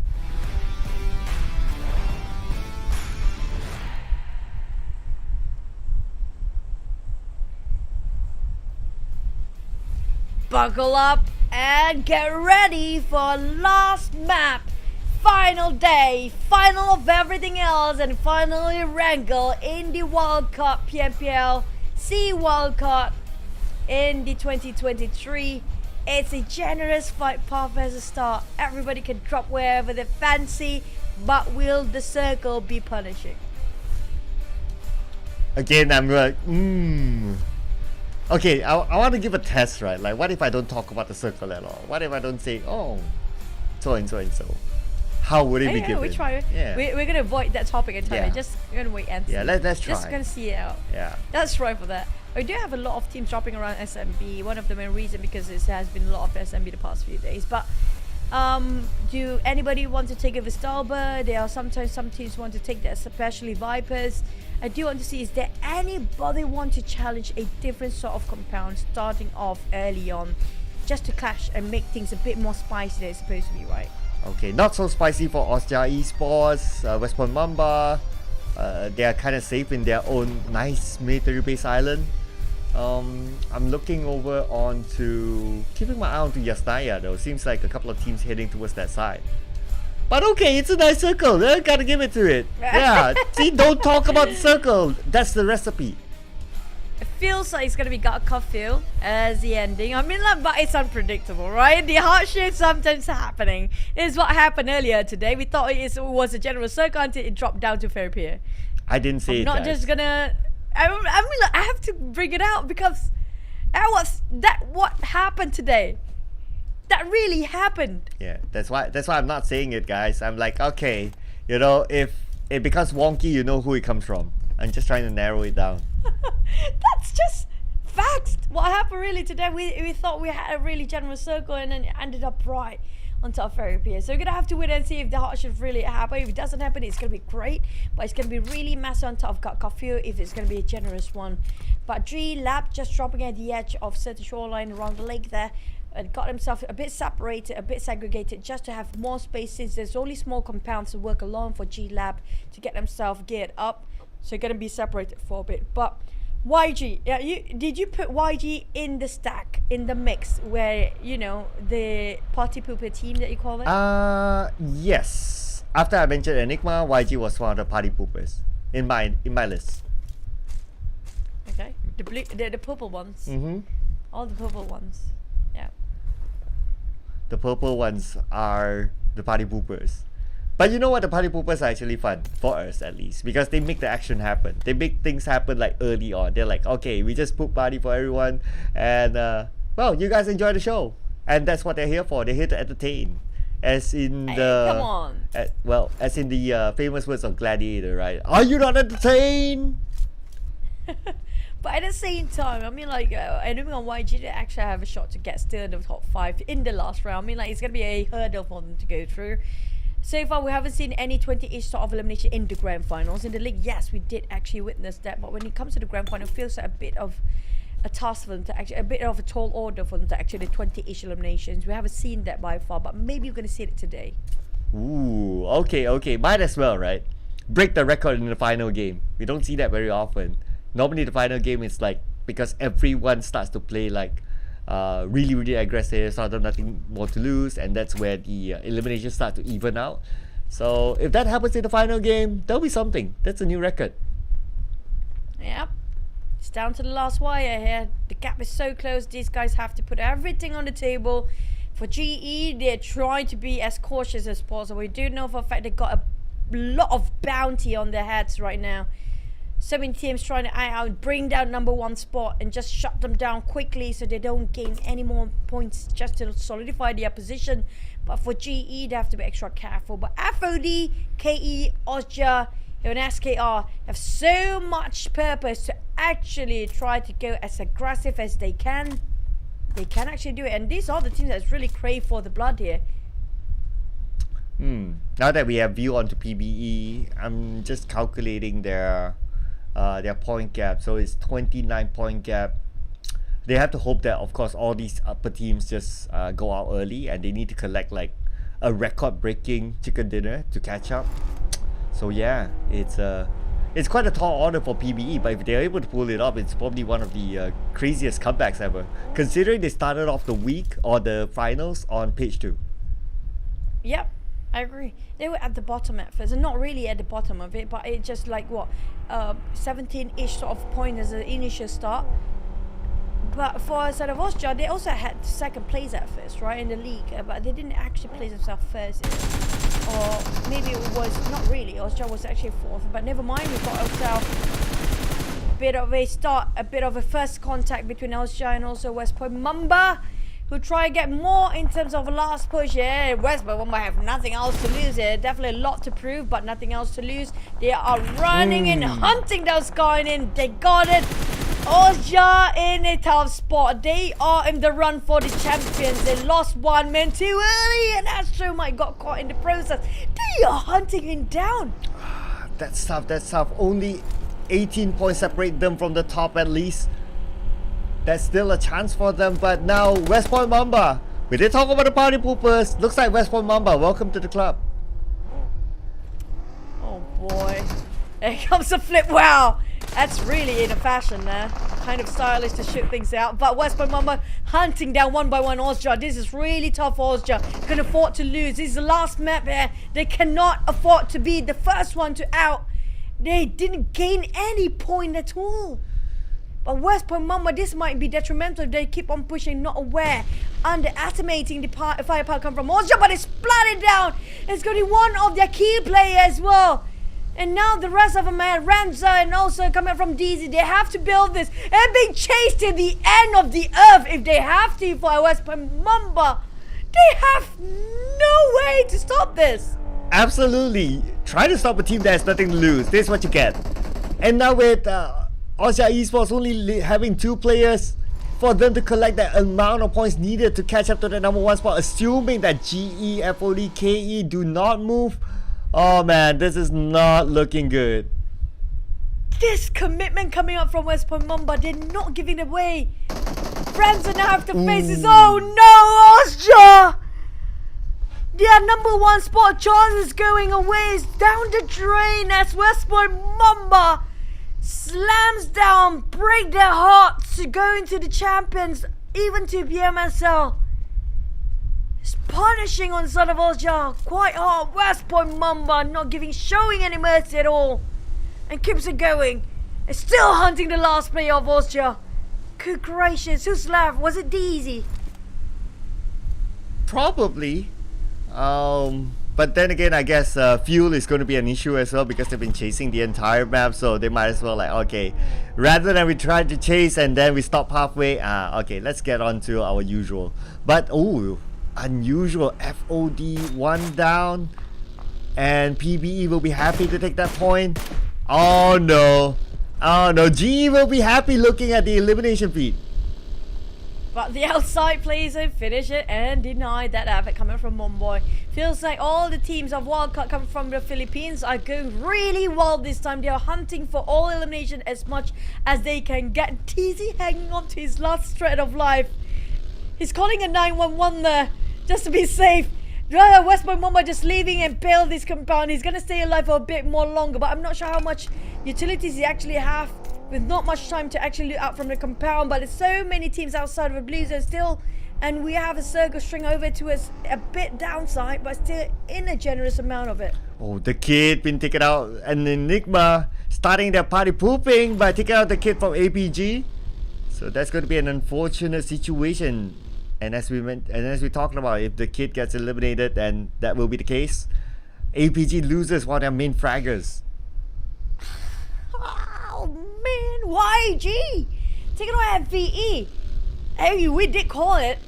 YG is gonna go gun blazing at first. They're definitely going for more here. Nothing else to lose for these guys except for getting themselves in the top 3.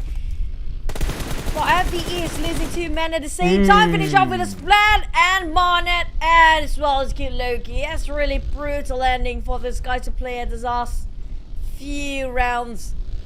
No team ousted yet, but they definitely leaving only a couple of players behind. Well, everyone's just going insane, too. Like these predictor teams, YG, Enigma, the party pooping teams, they're just not letting anyone go, and now they're not stopping it. They know that there's 2 left from FVE. They're going in. Rao tries to defend his compound. 40% health left. Rao at the second floor. Better be careful. No nade will come to him. You gotta pray for that. And Rao resets. As now we can see that Mario goes in with the DBS and Ranger immediately falls. One shot straight head on. Good headshot, and Loki giving a pressure from the outskirts. Rao nowhere to run, no hide, as Romeo Boy got himself in the corner already. Monet coming in and marching with a double spray.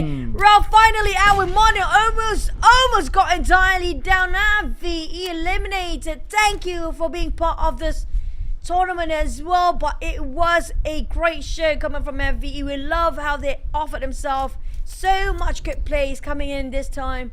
But thank you so much, FVE. They placed themselves at 16, and that's going to be their last match. Yeah, they did have good moments. They got a chicken dinner throughout the grand finals, so at least their poster came up. Ranger was one of the MVPs, so they did their best. However, hopefully see them in the next season then.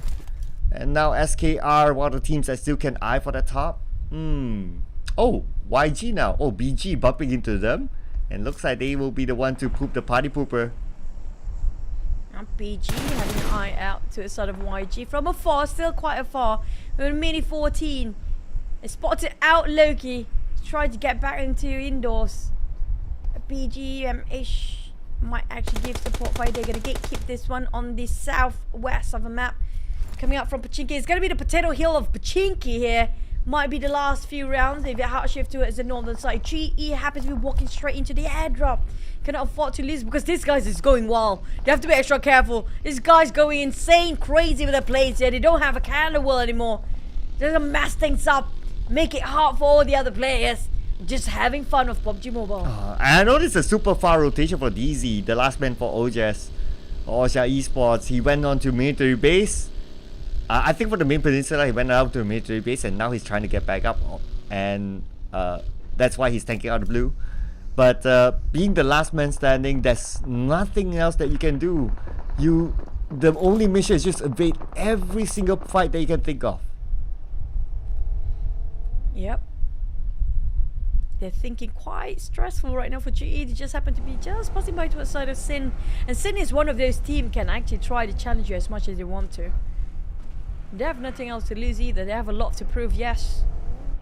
But They will try to challenge these guys that happen to be right in front of their face. But G-Lab versus YG now. This is going to be interesting as both teams love to fight as much. But once the first one to the ground, it's going to be Marnet.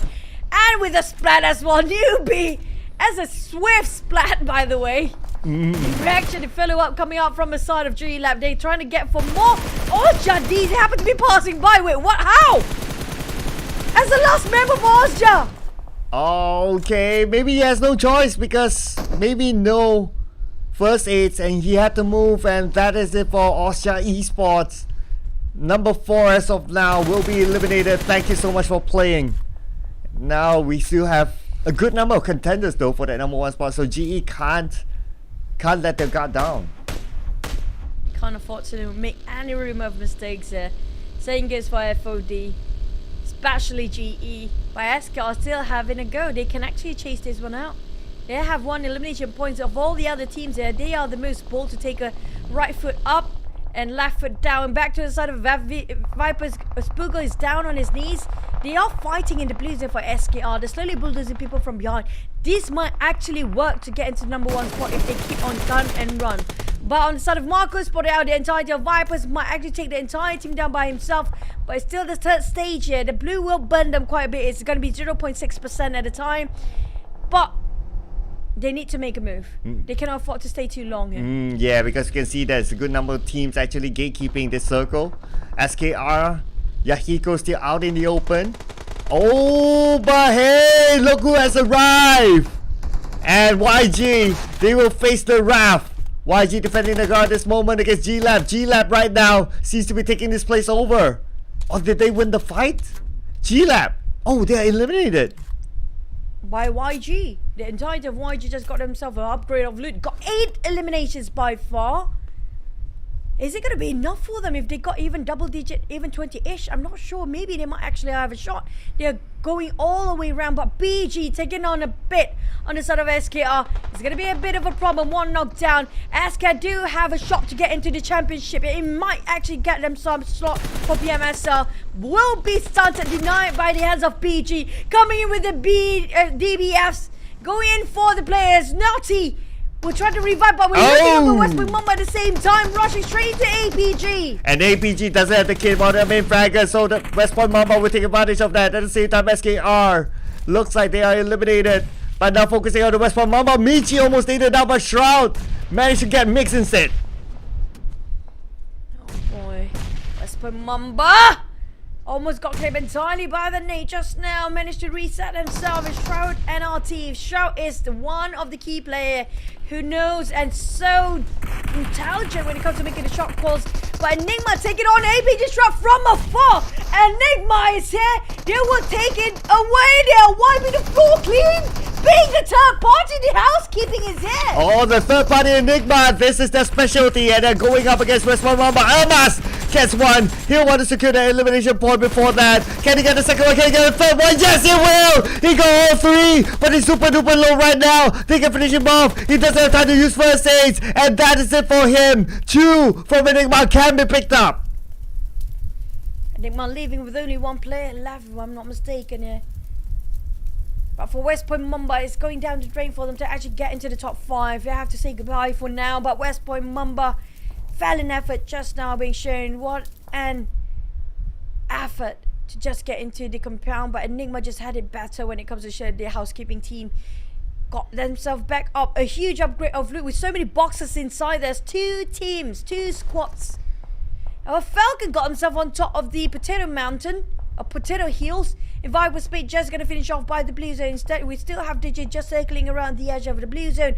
But the rest of them, nowhere to be nearby in the center of the Potato Hill. It's going to be the center of the circle as well. Well, good news for GE. They are in a position that they will be unchallenged for now. And they'll be happy to just sit back and look at all those elimination feed running. Especially by other teams party pooping onto those teams that could challenge them for the number 1 spot. Now KE and FOD just next to each other. They are the number 2, number 3 team. Both teams, they need the points if they want to get the number 1. So they can't stay too passive. But looking at the current phase of the circle, they might be forced to fight. They will have to force to fight. FOD is one of the closest contender to get themselves a number 1 spot. Next to them is just KE. It happens to be the both Titan teams are there. Try to duke it out and snatch it out and tell them who's deserving to be in the number 1 spot here, possibly.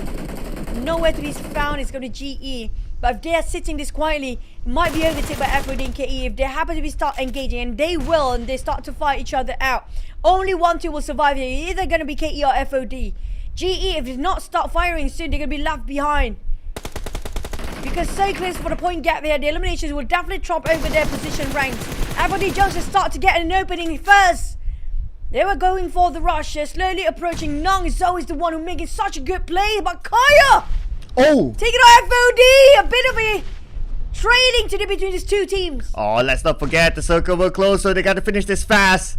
But now they're just trading knocks with each other. Everyone's just holding their position for now. 10 seconds before the zone closes. But at the same time, Chu, look at this. There's another team just behind them. Even if anyone wins this fight, to get out of this is going to be tough. But KE chooses to rotate up north when nobody's there. Good scouting work. It's going to be BG.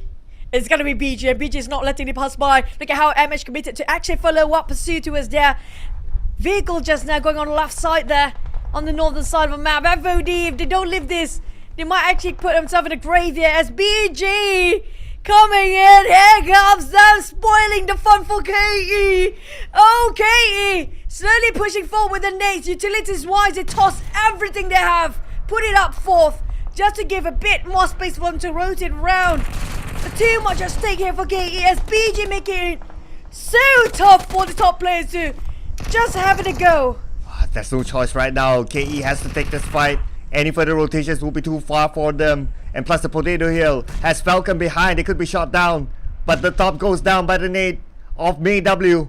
The top needs to be picked up, one of the top players, but there won't be enough time as BG. They're going to play this aggressively. Oh, splat! No! Oh, BG, but no way! He didn't hit it! He didn't hit just now! The top almost bleeding out. Edward trying to do damage control. Kaya spraying up from the sideline with very speed up health remains. But both of them being knocked down. Devon trying to do the Erangel. No! KE! No way! Not like this! With only one elimination point, that's not going to be enough, obviously, to catch up to GE. But now FOD, they're in trouble. They're going up against Falcon. Looks like the bottom teams, they are being the bane to these teams.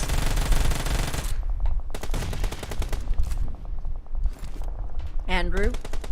Oh, Falcon, you have to be careful with these teams at the bottom right now. They're just making it really tough. But PBE, wait, what? How?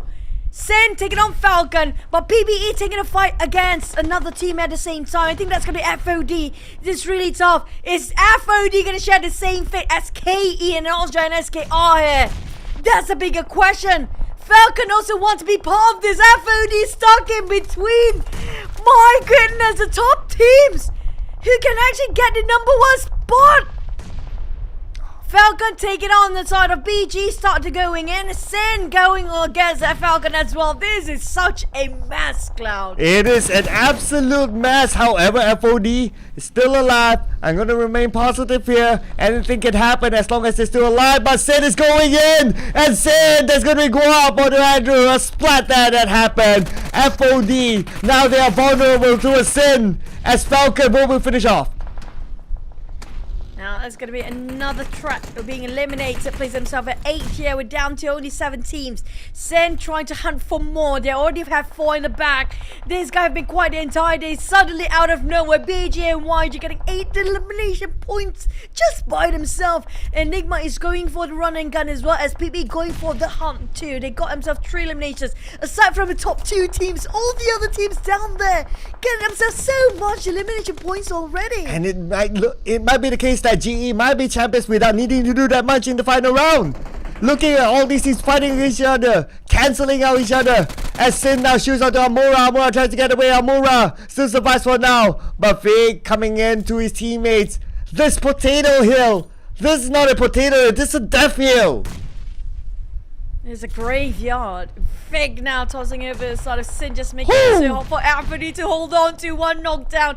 Down to Nang. Can Nang actually do this? BG coming up from the flank side. Amish might actually spot him as well. This is crucial for FOD to keep it alive. They still have a shot at it. PB eating on YG. PB going on a rampage finish of Romeo. It's going to be loss of YG remains. But PBE taking the fight into the hands of GE, but GE don't want to go for this. They peeled this one. We don't want to be part of your drama, but they forcing it as GE going down. It's really 1-1 trade. Mars off the ground bleeding now. Master's Eye holding on the last shred, but they're having so many people on the ground. They still can get eliminations. PBE only down to 2 players left as GE try to reset themselves. And with FOD being eliminated, GE will definitely be the champions. But let's see if they can secure the final chicken dinner just to top it off. But PBE from the fire Enigma, as usual, as always, they will always be the party pooper. Me, that Nick was way too far for the toss. Enigma saved GE just by the neck. Because GE almost got naded by that hand grenade that tossed a perfect angle coming up from the side of PBE. We're down to 4 here. GE, all they need to do is just maintain. They already secure enough elimination to maintain themselves in the number 1 spot. Feels like we know who's going to be the champion. But Enigma still can chase it out based on the elimination points. They still can go for it if they wipe out all the other teams. But BG taking a fight with a nade towards the side of Sin. Ooh, focusing on the BG versus Sin. The 2 teams that just like to crash in and take elimination points for themselves. Let's see if anything can happen here. Amura, he sees where Vic is, but he's not going to make those weak moves just yet. MH, going to toss a molly into the smoke, but no one's there. MH shredded fast. Almost entirely gone with the helmet. BG has been such a nuisance for the team, but it's so much fun to watch them. Moy taking out MH at first, and he's going to finish him off straight away. As Sin is going to go for the run and gunning. This is going to secure 8 elimination points on their side. Same goes for BG, who got to secure 8 now, but BG leaving only 1 player of Amura trying to do the plays here. Playing ring around the Rosie, around the corner of the bunker, but final finish off by the hands of Vic. Now it leaves out to only 3 teams remain. It's going to be 3v4v4. GE got all men well and alive. Sin as well as Enigma got into 3. They are in between. Enigma's, GE spreading the team into 2-2. Well, at this point, they can't afford it. Not an issue. Enigma 1 down though. It's now down to Caps as well as Spooky. However, they have the high ground together with the compound, so it's still an advantage for them. It's not really necessary for them to take this fight, but I guess, well, it's the final round. Might as well just go for it. They can actually do that. They can have the privilege to actually the space to do that. The teams that have the highest contenders to this side has nowhere to be found here. FOD is not there. KE is not there. It's all down to Enigma. Whether to give it away the points or just going to deny it and take the point instead. Enigma down to only 2 players with Sin still have a 4. They kind of got stuck in between and GE is in between. But Enigma's move just attracted everybody else to tunnel the vision to their side. Oh, Sin. Playing with high ground. And now let's see if they can get anything out of this with Holy Lanju. Still with a prime position, with a prime view, but GE holding on to their sniper tower. But they have 2 players at the forefront. Well, this seems like they're just going in all out, but Vic will be counter-fired upon. He will be knocked down. And Cooper hoping his teammate will actually try to revive himself. Back onto his feet, Master Ichi going for Smile. Smile spotted out the knockdown, trying to finish things off. Holy Lunge is just too far. Is on top of the hill here. Just so hard to play around the cliff. Spotted out Caps. A bit of a tap. Almost a headshot. That's a headshot. Definitely didn't actually clip it. But one of the players actually will be revived by the side of Enigma. Back to where we started off. It's back to square one. All the players managed to reset themselves. Ooh, what a position here for Holy Lanju. You can see pretty much all of them. But that might change in the next phase of the circle. But before that, GE from a 2-2 split, now they're playing a 3-1 split with 1 support behind, giving cover fire from afar. Enigma knows that someone's on the high ground as well, so they need to put focus there. They can't tunnel vision themselves onto GE. I'll go up. Spotted out Ichi, almost clipped entirely down. It's going to be a long toss. Very strong hand grenade going over that side. Didn't clip, but the Blues were close to the side of Sin first. They have to climb down there. It's going to be a tough one as Enigma and also GE already have the pre-fires position just waiting for Sim to climb down. Go up where to go and where to run. They can actually just hop onto that vehicle and just move forward if they want to. But still trying to invest a bit of more time to just shoot it from afar right now. Ooh, go up. Spraying onto Enigma. Everyone's just been pinned down. But then again, after this, Holy Lanju, he cannot have that high ground anymore. The circle doesn't favor him. Koopa being needed out by West. GE, could that be the opening? But it's not going to be worth it because the Koopa is no longer within the circle. They just need to wait for Enigma to come out. Enigma already secured 7 eliminations. Still trying to get a number 1 spot. It's a bit of far-fetched. They didn't actually finish off with like what 50 eliminations there.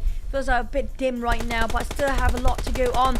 Sin on the other end, slowly already on the lower ground, make it meeting at the middle ground. But AG taking on Caps first. This is GE just gonna solidify the position in the podium as well.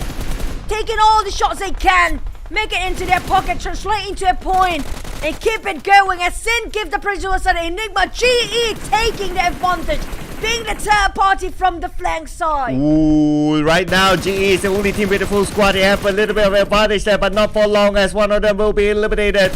And now they only have Sin to deal with. Sin has the high ground. They're slowly coming down, but GE has the circle control. So there's a little bit of a 50-50 there. Zai will pick up Smile. That means they will retain their 4th player. Yep, GE have a bit of a reset, but they don't have time here. We're talking about the circle. No more to be seen. It's down to the blue zone. Everybody being closed down. It's going to be Sin having the hardest part because they are with the one that actually be closed down by the blue zone. Fez go up trying to push forward. They have got no clue. Where are the players? GE, the slopes, the hillside. It's so slippery they couldn't climb up for GE. They have to wait it out. As Sin, Masaichi got it on Holy Lanju here. He's the only one who got the vision of full line of Sin. Trying to give another pressure. He got another. This is it. GE, they will take this away. There's no way this can turn around. Go up. He tried to heal himself. Sin Moy coming up from the back line. Ichi just going to close things up. Sai, go up. Right across him. GE on the ground as well. It's 2v2.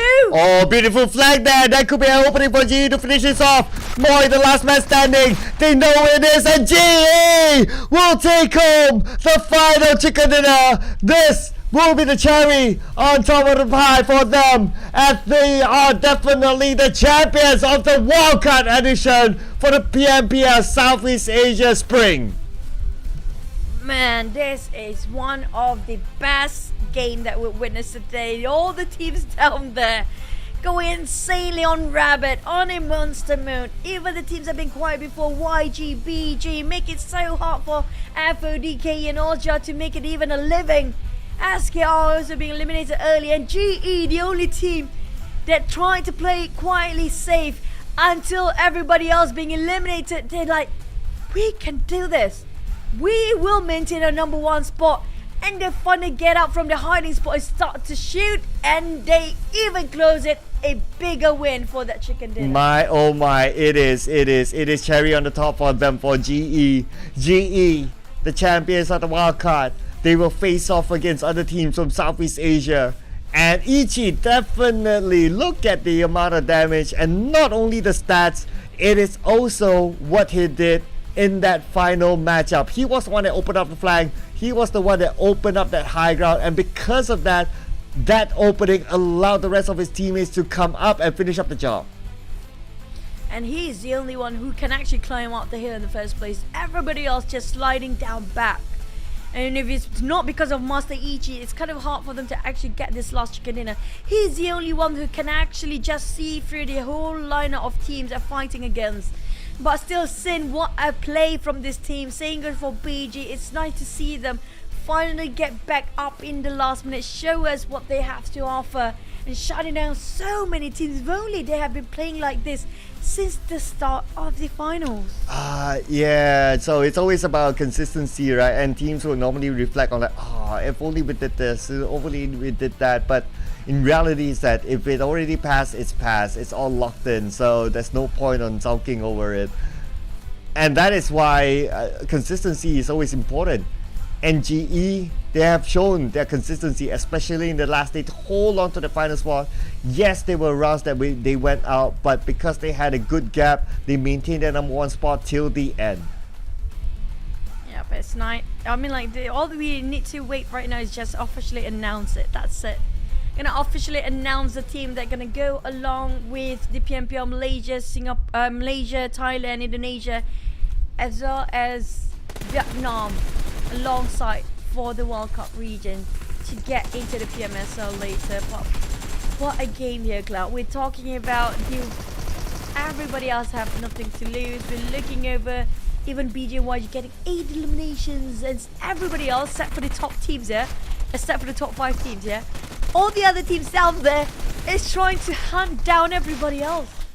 Absolutely. I mean, this is the last round, and that's kind of common in a battle royale. But okay, the official points from that round. So GE 19 points, Sin 16. Wow, that's 10 eliminations for them. Other than that, on the other hand, Austria Esports, unfortunately, no points. And some of the highlights I would say would be SKR, only 2 points. West Point Mamba, 5 points, but all of them through eliminations. PBE, 8 points. And other than that, I think we already know who's the champion. But oh, one more point. There is a individual award as well that we're going to show later on after the season MVP. So stick around, don't go anywhere. Yep, that's kind of true. And don't forget, this is going to be your champions for your overall ranking. GE made it as our representative in the PMSL, the Super League. They're going to commence very soon, alongside with other 4 teams of other regions as well, and another 15 partner teams that we have no clue about yet, so stay tuned. And we got ourselves FOD maintain at second place, KE at with 156. Thank you so much all this team. Oja at 4th, and we have SKR at 5th, Enigma at 6th with 147, PBE at 146. The points just so few in the gap, and West Point Mamba make it through at 8th place at 137. Yes, just look at this. So in the final round, yeah, the gap was fairly okay. So but before this, it was like super duper close. The final round did mean everything to these teams. So congratulations again to GE. Not the highest eliminations of all. They are actually the same with Enigma, but for rank points, they are the highest. So we know where their strength is. Balancing. Again, congratulations to Genesis Esports. Welcome to the PMSL. GE, after time and time grinding and swapping over, a journey was really tough. We hit it through. They maintained the entire day of final day, standing at the podium spot, not budging an inch. Almost lose it, but finally got it still. In the last round, it was remarkable. GE, well deserving. Hopefully you guys can be proud of your representative and keep on cheering for them in the PMSL, because they will represent us and to be one of the best in PMSL as well. And after this, we will find out who is the season MVP. Will it be still the top? Because that was last we saw. Yesterday, he was at number 1. Will it be members of West Point Mamba? They've been there for the longest time.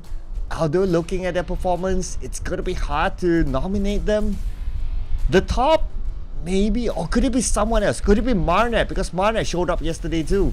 So it's anyone else to guess. Yeah, it's like 4 players. We know West Point Mamba players. There's also KE. There's also, speaking of the top, there's also Marnet in the last minute. But will it be GE players when it comes to the last minute as well?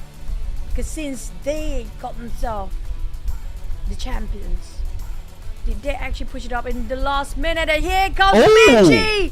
Come on, West 81 elimination! Wow! Okay. Just when I thought, okay, maybe not West Point Mamba because of their performance, but looks like Michi is a standout performer for West Point Mamba. What a surprise, but a pleasant surprise as well. He was at the number 1 season MVP race for majority of the season, and I would say well deserved because of consistency. He is now the season MVP for the Wildcard edition. That 20,000 damage, that was incredible. Just by this one player alone. Very small shoulders, but heavyweight player if you ask me. And what a day for us today. But this is just incredible. Such a good award. Congratulations to GE and also for Michi coming from West Point Mamba to get the FMVP. What a performance. What a performance indeed, my oh my. Okay. So, but we're not done yet with the award. So stick around, don't go anywhere, because after this we will have the individual awards. So normally in individual awards you have like the top eliminator, you have things like the top grenade eliminator, or maybe the medic or top survivor. So a lot of individual awards waiting to be given out. So yeah, I wonder who's gonna get it. Any I wish first they have the predictions? most. I wish they have the most knockout award as well, because that's SAT well award. deserving for so many. Yeah, the SAT award is real. Okay, we need to make that award real. It should be done. Yes, there should be. There should be a category for that. The most knocks. Yeah, and then we can meme it as a SAT award. Right? Unless the Okay. most knocks is also the most eliminated. Then that's a different story. I mean, like the sniper award, which is going to be the long distance award, I feel like it's going to be one of, it's either Chan Lone, it's either coming up from KE side, even Marnet is possible from side of YG, who love the long fights, right? Who else do you have in mind? I can only think of KE if it comes to the long range award, just because how they like to play it that way. So maybe one of them would get it at the other day. The rest of it is quite hard to tell, because there's like so many things happening, and of course we have to include as well the teams from the league, the 4 eliminated teams. Who knows? Maybe they would have set a benchmark really high that they would still get that award somehow. Yeah, especially when it comes to healing award. I mean, like the support award, right? And so many teams that actually have such a good play, especially those teams that try to revive their teammate, even though it might jeopardize the entire team and themselves anyway. It's such good teamwork that witness. But we have to thank you before we. I mean, like the closing will be really swift later, so I'm gonna thank everyone else right now. Thank you so much, everybody who've been watching us on every platform possible. And we thank you really too much of your help by giving us feedback, and also your support means so much for us. And don't forget to keep coming for the upcoming PMSL in the future. I'm not sure if we are going to be here, but we definitely want you to be here, so be sure to stay tuned with that. And thank you so much for the entirety of your love, care and support throughout the entire league since the start of day number 1 until the end of the grand finals. Yes, and of course, we'll be happy if you could follow us on our social medias as well. We are everywhere, so it's not too hard to find us. So yeah, that's a love you, love me request sort of thing. And without a doubt, I mean, you guys at the comment section have been amazing. You've been showing a lot of support for your teams and hyping around the comments as well. So I truly appreciate your presence, because at the end of the day, the show will not be here if it's not because of you guys loving the show as much as we all do as well. Yeah, you guys are actually part of the tournament. It's your tournament too. I saw how many chat guys rooting for GE, like GE, come on GE, and it's like, no, it's not GE, it's gonna be the other team. I'm like, I'm loving that sort of, healthy competition and healthy support and cheer out for your favorite team. It's really fun to watch out. Even dropping predictions alongside with us. That's really good. I mean, I'm stoked for you guys. You guys are really awesome. You guys have been amazing. And also don't forget to take yourself with the bit of an adventure with all the latest set that you just witnessed early on. And do keep out and watch out for PMSL exclusive items possibly, because we do know that's going to be not that long either. Yeah, I'm pretty sure PMSL, normally every tournament we would see like some new skins coming out and some exclusive items, so keep your eye on to PMSL. PMSL of course will feature some of the top teams around Southeast Asia, from PMPL Malaysia, PMPL Vietnam, PMPL Indonesia, let's see, PMPL Thailand. Okay, I hope I didn't miss anyone. Yeah, I think I said them all. Yeah, but for the partner teams though, so it's still anyone's guess.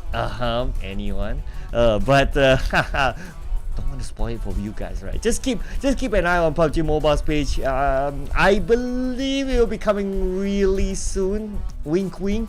So you guys know what to do. Just follow the pages and follow us as well. I cannot spoil the beans for you guys, sorry. Yeah, We're not going to spill it. We can't spill the coffee, we can't spill anything. We just make sure that we keep it in, tuck it in and zip it up. Okay, just deal with that. So if you guys want to know, there's actually don't put any spoilers in the chat as well. I know you guys been doing that, so don't do that, okay? Be nice. You might get sued for that if that's wrong, okay? So be sure to keep an eye out. So still waiting for the individual awards while waiting for it. I don't know what else to say, but definitely it's a privilege. It's a treat for us to actually witness the grand finals at this extent. I have a feeling they're more than prepared for the teams. At first, I said during the league, right, I feel like they are not ready to get into the PMSL. But at this state, right now, with what they have to offer in the last day here, they definitely have what it takes to fight into PMSL now. Oh yeah. I mean, the quality that they've shown is just unraveled, right? So, yeah. So we will still have the individual award. It will take a while, but don't worry, it will definitely come up. So of course, good things come to those who wait, they say. So we gotta just chill it out, and yeah, it will come at some point. Yeah, but you know what? How many awards? Do you know how many awards are we gonna be giving away for the individual awards? Sir? I don't. So it's gonna be a surprise for you, for us, for everyone else. So yeah, I guess we just need to wait and see.